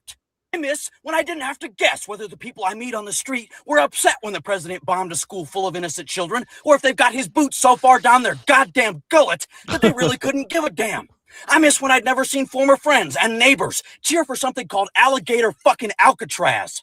Miss when rape and bigotry and genocide threats and a goddamn insurrection attempt were disqualifying factors for public office. Because that's the thing about you fence-sitting motherfuckers. You think that it's about politics. You think it's about party. You think it's Democrat versus Republican and Donald Trump. And it's not. It's about right and wrong. About a 3-year-old girl in bluey pajamas watching her dad's lifeless body hit the ground like a sack of fucking potatoes because some masked fucking murderer killed him, because some asshole in the Oval Office said that everybody like her dad was a monster, even though he came here the right way. He was working the right way, and they killed him anyway. Every time one of you worthless motherfuckers says that shit about, I miss when things weren't so political, what you really mean is you miss when the bad shit going on wasn't quite so right in front of your fucking face, because then you didn't have to make hard choices about who and what to support. Get fucked! So every time I watch, he's so upset, and I just think, like, dude, you're in your car. They're murdering people in the streets. We just saw a pool of blood. His kid was in the back seat. Who's not pissed? I'm just talking about like the performance. That's the correct level of pissed off. Yeah, that's the correct level of pissed off since 10 years ago, since the insurrection. That's the correct fucking level of pissed off. Fucking other politicians, you know, they had a mistress back in 2014. Gone. Yeah. Done. Trump has had a mistress every fucking wife. Every wife time. he cheated on. That's true. He cheated on each of his wives. Now his current mistress is Israel, though. Because he can't get it up anymore. I thought it was it's Israel. I thought it was Vladimir Putin. Okay, so what's this? What are we watching here? He's a comedian. He's a comedian? Yeah. There's 2 clips on him. Here we go.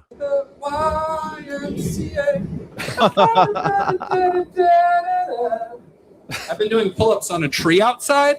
I've got my upper body strength up.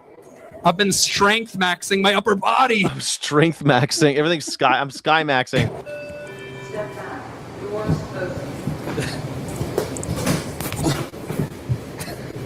Can't do that dance. My knees are back. You guys like break dancing? It's called break dancing because when I try it, things break. It's fun to stay at the Y. Okay, so that's it. That's just the next one will give you more his flavor. That was just goofing around. That's okay. That's let's see the next one. No, I opened the wrong one. Hold on a second. The next one is this guy. Okay. We got it. He's people are like, have you gone insane? What's it gonna say? Gone to the African American History Museum. I already hate myself enough. I don't need to go over there to see that. By the way, if you've ever looked at the African American History Museum, it literally looks like a slave ship. I don't know who built it, but oh shit. Or prison. Oh no. Looks like I thought a prison too. It's definitely brutalist. I've been there. I mean, it looks like a fucking ark. If you go see the African, like it literally looks like Negro's Ark instead of Noah's Ark. Okay, see, that's one I can't say outside. And the cameraman is laughing and giving me a thumbs up. No, he's not. People are like, African American History Museum. What's he got on his mask, on his balaclava? Check out a couple of his shorts. You can see his face. I already hate Blondie Supreme, and he's got like, I don't know, girly myself enough. I don't need to go over there to see that. By the way, if you've ever looked at the African American History Museum, it literally looks like a slave ship. Does he always wear the mask? Well, yeah. Hit it. If you check out his shorts, you'll get people are like, "Have you gone to the African American History Museum?" You can see his face in some of them. Is this him? No. Well, he's next to that guy, but he could be having the mask. I don't matter. It doesn't there matter. There he is. Down 2. There he was. Down. On the right there. I think that's him. Yeah. Make America Japan. I'm not sure. Make America Japan. Not to brag or anything, but I'm actually making 5,000 yen tonight. So, yeah, I don't know much about what that means, but if yen is anything like US dollars, I'm going to be very rich. So, also, do office buildings exist? That means he's making like $50, right? I think 5,000 yen. You get $50, I think. This in Tokyo, or is every building just a 12-story shopping mall? I swear to God, I tried to go to a hospital the other day. The first 3 floors were casinos and capybara cafes. I'm like, can I see a doctor? They're like, yeah, but do you want to kiss a skunk first? I'm like, I do. I would like that very much. I like how sometimes you ride a train, and then the train will change from like the green line to the pink line while you're still on it. Yeah, this city is so progressive. Even the trains are trans. Not to brag or anything. Who did? You came from Singapore to see me? There's no way they would let you out of the country. What are you talking about? I don't think your social score is high enough to leave. How old are you guys? Did you say 12 and 11? Holy shit, no way. What's cool for 12 and 11-year-olds these days? Halo? I don't know. Meth? Meth. It's meth. At the correspondence dinner tonight, we have a...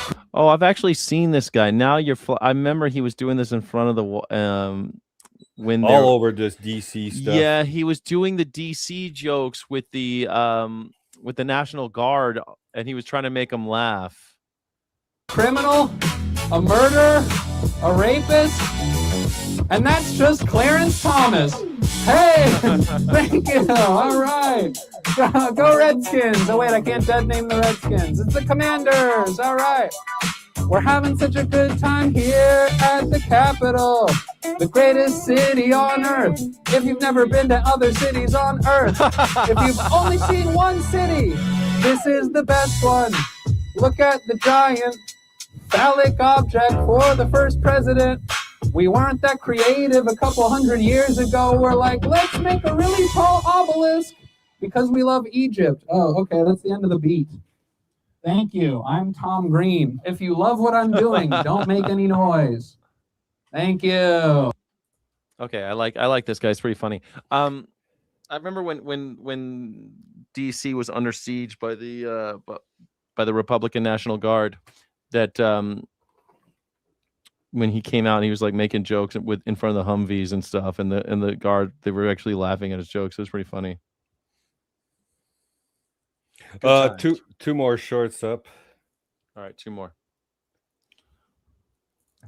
Here we go. Her claim to fame was impersonating Caroline Leavitt. She does in her shorts. She wears she makes homemade ridiculous crosses, and then she pretends to be Caroline Leavitt, but they fired her. Really? Caroline Leavitt's gone, right? No, she was on maternity leave. Oh well, okay, that's what you want to call it. She had a baby. No, she's back. That's She's not doing a baby. stuff again. It's a demon. It's got tentacles. Her baby's got tentacles and horns. Check in for my surgery with Dr. Graham. Oh, yes. Hi. We meant to call you earlier. Oh my God, is everything okay? Yes and no. Dr. Graham is no longer with us. He quit? Oh no, he died. What? Yeah, it's super sad. He was all by himself. Oh my God. Anyway. He was all by himself. I was super lonely. So sad. Oh, poor Lindsey Graham. Oh, ding dang do. Well, then why am I here then? We've already found a replacement for him. You have? Yeah. His sister. I didn't know he had a sister surgeon in the same specialty. Well, not exactly, but she is a certified optician, and she's watched every episode of Grey's Anatomy, so you'll be more than fine. Oh, I'm not fine. I don't want this. I don't want this. Let me stop you right there, man. Because nobody knows Dr. Graham's hurt better than his sister. I do not want this. She does not know what she's doing. No one, and I mean no one, on this planet is more qualified to take over and see his agenda through than his own blood. Lock the doors. Now sit down or your insurance will drop you for fraud. I'll make sure of it. Lady Graham number 2, your patient's here. I am here to... Lady Graham number 2. Oh, shit. I like this. Check in for my surgery. Yeah, Dr. Graham. His Yeah. sister knows his agenda. No one knows it better than his sister. So when Lindsey Graham died, the governor of South Carolina chose the replacement, which happened to be his sister, as I said earlier, Puppet. Yes, but what was Lindsey Graham's sister's name who just became the senator? What's her name? Darlene. Oh, God. Poor Darlene. I think Darlene and Darlene is at least... I can't tell which one's the sister. Is it Darlene or Lindsay? Because Lindsay's a girl name. Yeah. I should talk because my name is Skylar. So I know there's lots of girls named Skylar. But Lindsay is even more feminine than Skylar. That's a girl's name for sure. I've never met a boy named Lindsay. Have you? No. No, I've never met one, but they exist. You seen Gary the Guantanamo Gator before? Yeah, he's so funny. Robbie Roadster. Well, you haven't subscribed to him yet, so what are you doing? I haven't. Oh yeah, here we go. I'm gonna subscribe to him. Robbie Road Steamer, and or the last lady. But is Road Steamer? Is he free? Didn't he go to jail? Well, he's been arrested like 3 times because he goes to all the ICE places. Yeah, they always arrest him for singing and stuff. They always just arrest. It's really sad because all he's really doing is singing and talking, and he's always gonna make a lot of money. I hope he sues him because he's been arrested multiple times for just straight up freedom of speech shit. Like he clearly has not done anything violent. Twerking in the street. Twerking in front of the ICE agents. Exactly. Yeah, Navia says you could just choose anyone you could choose who replaces you with no election in the Senate. The governor has to. It's acting. There will still have to be an election, but for a while they still need a senator, and the governor gets to choose. The governor chose Lindsey Graham's sister, Darlene. Is that technically nepotism? 100% is nepotism. Okay, I just wasn't sure if it could go sideways like that. Why not? It's like nepotism is doing stuff with your family. I guess it's weird because it's not him doing it for his own family, right? It's the governor doing it for Lindsey's family. Israel's doing it. Is Darlene Graham qualified at all to be a senator? Fuck no. What are her qualifications? She's an obstetrician, which means she looks at eyeballs. She's not a doctor, I don't think. She's an obstetrician does baby stuff. What did they? The last video said I might be using the wrong word. Obstetrician is a baby delivery person. Okay. Darlene Graham no-don't meets the legal qualifications. Her professional qualifications. Optometrist assistant, I think. Okay. Is that what she's an optometrist? I think the last video said she was an optometrist assistant. Campaign exposure though never a candidate herself, she has been deeply involved in politics as a fiction. Her brother's campaign advertisements. South Carolina Governor Henry McMaster, supported by Donald Trump and Senator Tim Scott, explicitly selected her act as a placeholder to finish out the remaining months of her brother's term. Read the Grim Gnome's comment. The Grim Gnome again. Recent studies show you're more likely to be mentally unstable the further of the left. Yeah, sure. The further the left you're mentally unstable. Why that is incorrect is because studies have actually shown with brain imaging that Republicans and the MAGA people have damage to their amygdala. They get angry when they think about politics. If you say Biden, they get this little flip switch and they get angry and they're like, liberals, and then they freak out. It's actual brain damage. It's almost like a slave switch. They've been beaten down so many times, they've been programmed. It's just the psyop's gone to the legitimate extent of what it was gold for. So her leadership roles are, since 2019, Darlene has served as the commissioner of the South Carolina Commission for the Blind. And I didn't see that coming. She sits on the South Carolina. Go Google it, Gnome. You're an idiot. She sits on the South Carolina State Workforce Development Board and serves as the president-elect of the National Council of State Agencies for the Blind. Okay, so she works with blind people. She previously held her roles with Clemson University as the state's Department of Employment and Workforce and the Department of Vocational Rehabilitation. So it's not like she's horrible, but she's not. A couple jobs in the community, which are probably a nepo seat. It's a very strange thing because she's only going to be in office for 4 months, but before the election's in 4 months. She's 62 years old and a resident of South Carolina. She legally qualifies to be a senator. Anybody can be senator after all. I mean, it's just weird because she's never held public office. She's not the jobs that she did have probably came because her brother was a senator. Oh, maybe you're right, but man. She's only been in there for like 30 years. I mean, hey, you want this 30 other years. job that pays more? You could do less work. Okay. Yeah, how long has she been cashing in on that shit, right? It's so gross. All right, next up. Closer?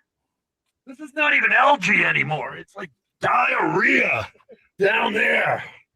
We're draining the swamp. We can't even drain the rejection pool here. The rejection pool. Hell yeah. I'm Gary the Guantanamo Gator from Boston, Massachusetts. Hell yeah. Down by the water, down where the pedos hang. Oh no. Can we get closer? Okay, so they're Randy Roadster. He's out there. Oh, that wasn't as good as the other one. He's got better ones by the reflecting Robbie Road pool. Steamer. It's not even algae anymore. His voice is so iconic at this point. It's like 80s or 90s WWE. Yeah, he sounds mixed with the karaoke master or something yes, like that. he sounds like Macho Man Randy Savage doing karaoke. You're so right.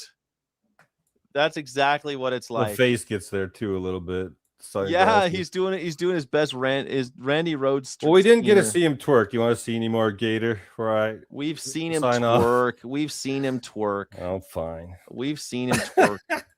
We've all seen Randy Rhodes Steamer twerk at this point. He's a national icon. Yeah, but thank you for coming on, Guy Fawkes. I appreciate you. I hope you come on again soon. Yeah, dumping shorts.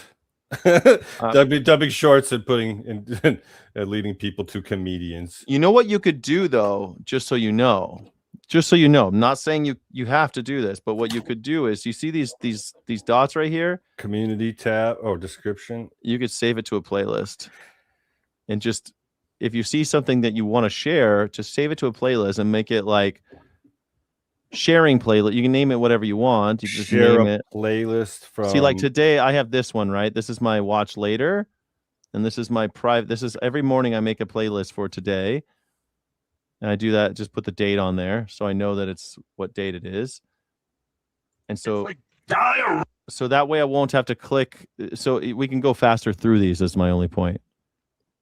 You know what I'm saying? Thank you for being here. You're amazing. I appreciate you. You're beautiful. You're a wonderful human being. Thank you, Guy Fawkes, 1984. Everybody, please, a round of applause. Some W's in the chat for all right. Pieces, Guy Fawkes. Everyone. Pizzas for Fuck everybody. Trump. and peace. Down with the regime. Yes, down with the regime. All right, and peace. Peace for everybody. Peace for all. Please like and subscribe. Don't take any wooden nickels. It's been 4 hours. That's the stream.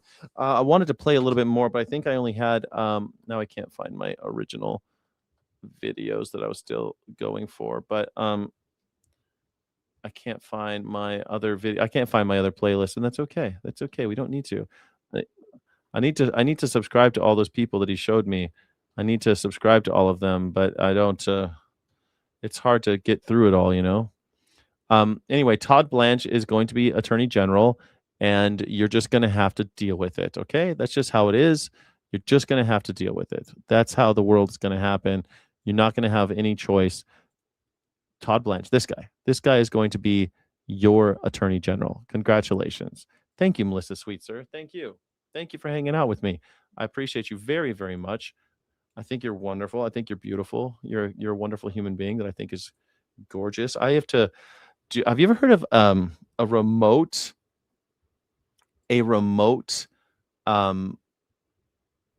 notary?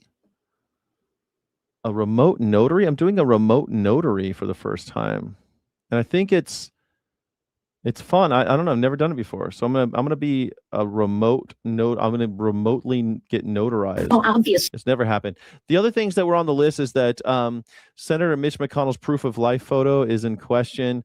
E. Jean Carroll finally got her $5.6 million from Donald Trump because he raped her, and yeah, I think that's pretty.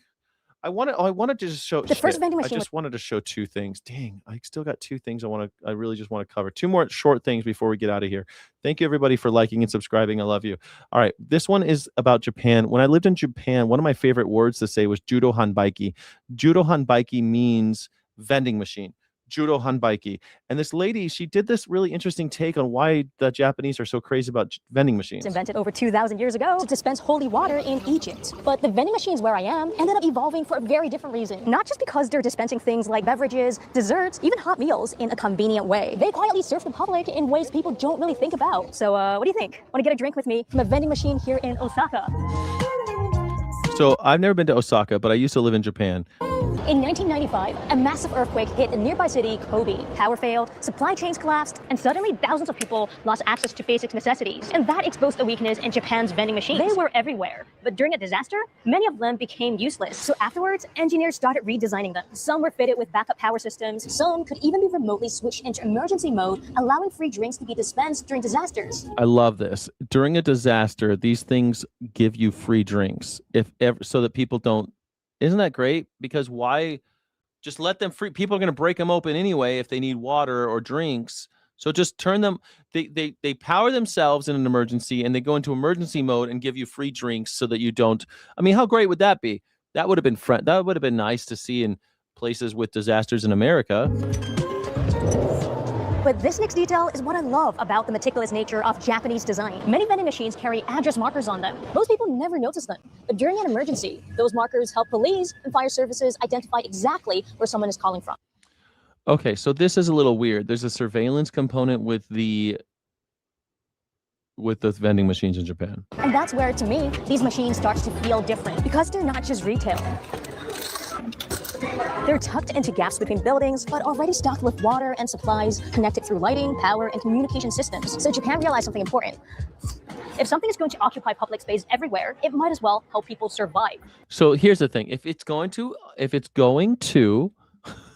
occupy public space, then it should serve the public. Also, if you're going to spy on the public, you should imagine if the flock cameras gave out free candy. And no one would be complaining about flock cameras. They're doing it all wrong. Flock cameras. Imagine if flock cameras gave you a $1 every time you walked by. People would love them. I'll just walk up, show my face, get $1. Okay, cool. Thank you. If they served the people, then people wouldn't be cutting them down. And honestly, when they light up a quiet corner or a dark alley at night, there is something strangely reassuring about them. There is. It's weird. That's so true. Late at night, when you're wandering the streets of Japan drunk off your ass, it is kind of nice to have these little night lights in the street. Oh, obvious. Okay, so this is the last thing. This lady, she really got me going. I think I wonder about the maggers out there. This is the last one. Oh, obvious. How obviously racist do we have to be? Or somebody says, wait, now, that's not right. I think it's not right. But is there any line in the sand? Just tell me this. It's a what? Any line in the sand when Trump asks you and your cohorts to do something, and it's one step too far. Is there one for you? I think a violation of the Constitution. Oh, that's been done. Oh, so funny. Violation of the Constitution? You want to get in a time machine, asshole? The truth is, the people who support Donald Trump are fascists. They're Nazis. What do you do to Nazis? People who support Donald Trump are Nazis. There is no road too far. There's no Rubicon that he can cross. They don't care. There's no number of people that the ICE agents will shoot in the street that they'll start waking up and go, this is actually getting a little out of control. Those people who thought it's gone too far, they left Donald Trump during January 6th. January 6th, people left Donald Trump. You understand? I know lots of people who were really into MAGA until January 6th. And a lot of them left. Some of them came back. People like Lindsey Graham said, this is too far. It's too far. And then they still came back and they loved Donald Trump. All of the sane ones, all of your friends, your conservative uncles, your dad, all these people, if they're still with him after January 6th, then they're going to be with him till the end. They'll give up Jesus Christ before they give up Donald Trump, because Jesus Christ is Donald Trump in their eyes. Their eyes, Donald Trump is their savior. He makes them feel German again. Makes them feel American again. America über alles. That's how their whole identity is wrapped up with him. To attack Donald Trump is to attack them. If you attack Donald Trump, they feel like you're attacking them.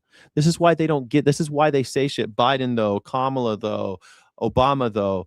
That's why they say that, because they think that you're like them. They think if they attack Obama that you're going to get your feelings hurt, but you won't, because even the hardest core Democrats never thought that Obama represented them in a way that was so profound that their identity was just inextricably linked to this politician. You're not supposed to have favorite politicians, you fucking Swifties. All you Trumpsters, you know what? You wonder why they call you guys Trumpsters and Trump supporters after the election? Nobody called anybody Obamers or Obama supporters. Nobody ever did that. No one called anyone Obama supporters. Like during an election, like a campaign year, sure. But then after the campaign year, he's supposed to serve you, not the other way around. You're not supposed to serve Donald Trump. He's not you. You realize if someone attacks Donald Trump, that's not an attack on you. But MAGers don't get that. And there is no road too far. They will gladly put all of you in ovens. Gladly. If Donald Trump said tomorrow that we're going to start putting Democrats or socialists or communists or whomever, trans people, if he said that he's going to start putting them in ovens, the MAGers would say, yes, let's go. And you could tell because 3 people have been killed by ICE this week in the streets of America, around the country, and they think it's great. They think it's great. It's not that they don't mind, it's that they think it's good to kill innocent people. Thank you so much for joining. If you support Trump, you don't accept the Constitution. It didn't belong here to start with. Yeah. There you go. See, Grim Gnome. That's exactly right. There you go. See? Nazi. Straight up Nazi. Straight up. Yeah. You are going to part of the history behind the Second Civil War with the language you're using. Great. Okay. I don't mind. Second Civil War. If we got to kill Nazis, we got to kill Nazis. Sorry. That's fine. That's fine. You guys were the ones that built the Nazis. The Nazis are here. They've been a long time coming. Now they're here. And you're going to blame me? Am I Donald Trump? Am I the one getting on TV and telling people it's okay to kill unarmed civilians? Am I the one who says yay, who applauds masked federal agents murdering people's dogs and children? Is that me? It's shocking that you guys are okay with it, but it's not that shocking. We've always had a good, healthy number of Nazis in this country. Speaking of Bastille Day, it's Bastille Day. Was it Bastille Day yesterday or today? I can't remember. It's Bastille Day's been recently. I want to read a poem. It's the poem of the day. It's called Bastille. It is from the Poetry Foundation right here. Pierre Martori. Translated by John Ashbery. I don't know who Pierre Martori is, to be honest with you, but John Ashbery is a really famous poet, and he translated this from the French. Bastille.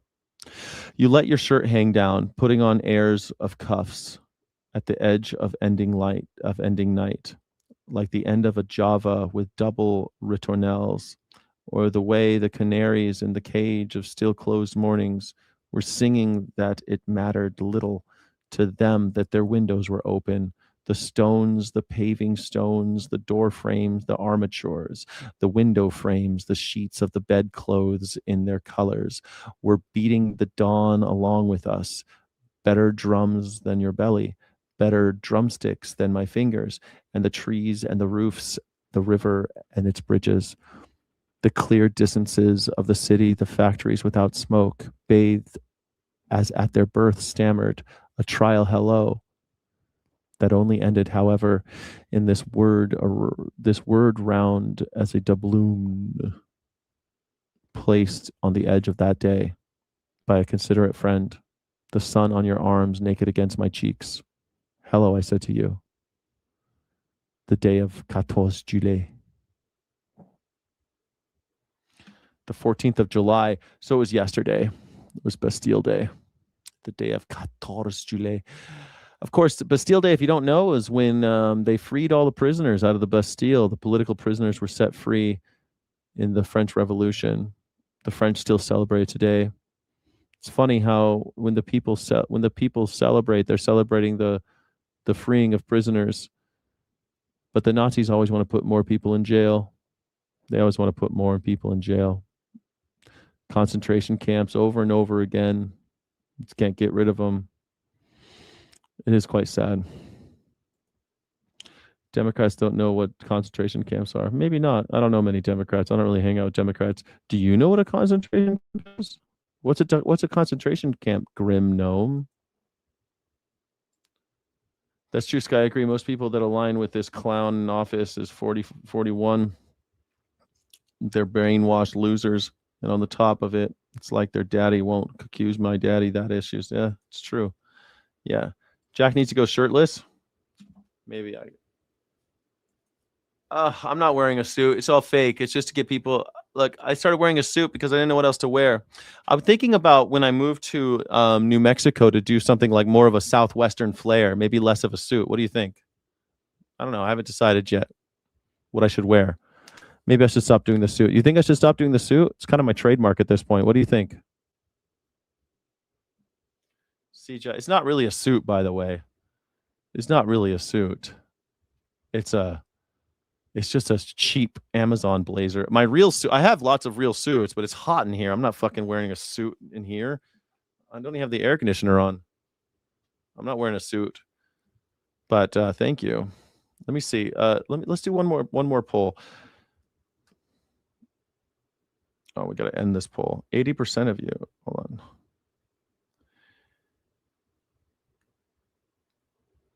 Okay. 80% of you said ICE doesn't have the right to ram your car. Nice. All right, we're going to start one last poll. Should I stop wearing the suit when I move to New Mexico?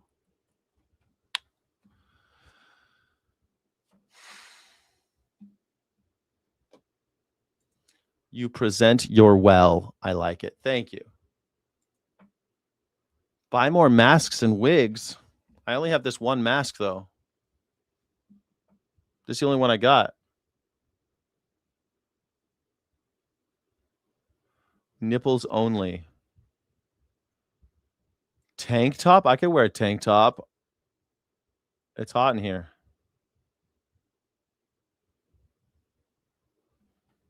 This is the best mask. I agree. This is the best mask for sure. Wow, 75% of you say no? Holy shit. Oh, 67% say no. All right. I thought that not wearing the suit, I thought you guys would be into not wearing a suit. All right, this is the end of the show. I don't know what I'm still doing. I got to go. I got to do a remote thing. Hopefully I'll be able to do it's 12 o'clock.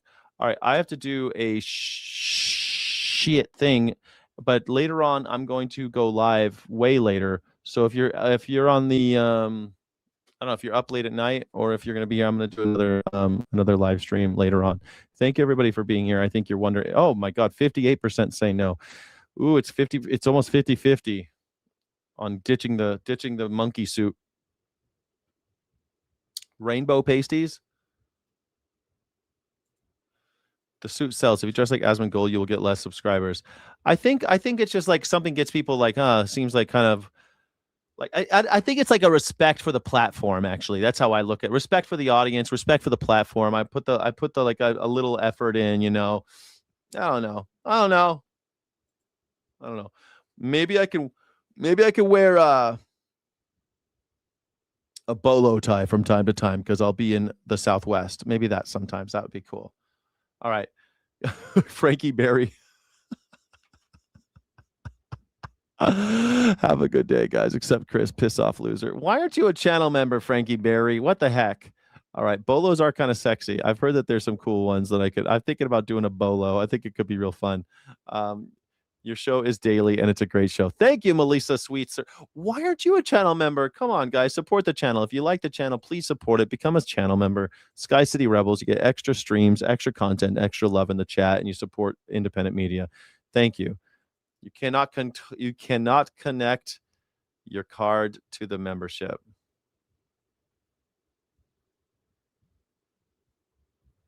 Okay. That's okay. It's a free platform. I'm not forcing you. At least a shirt that looks like a suit. A shirt that looks like a suit. I like it. All right. Yeah, hit that like button. Make sure you hit the share button then and the hype button. Thank you so much, guys. Turquoise and silver. That's what I'm looking at. Today they accepted my house offer in New Mexico, and I think that I'd like to show you the video of my walkthrough. I have not actually seen the house in person. So Melissa Sweetster, thank you, Melissa Sweetster.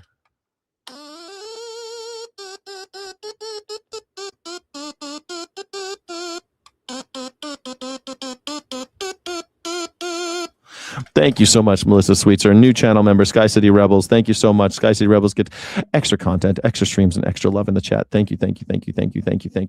And I promise you, I'll make it worth your while. We're going to do more live streams that are for members only and all that cool stuff. And we'll do more as we go. Thank you. W's in the chat for welcome. W stands for win and welcome. Thank you. I think you're amazing. You're amazing. Thank you. At least we got one.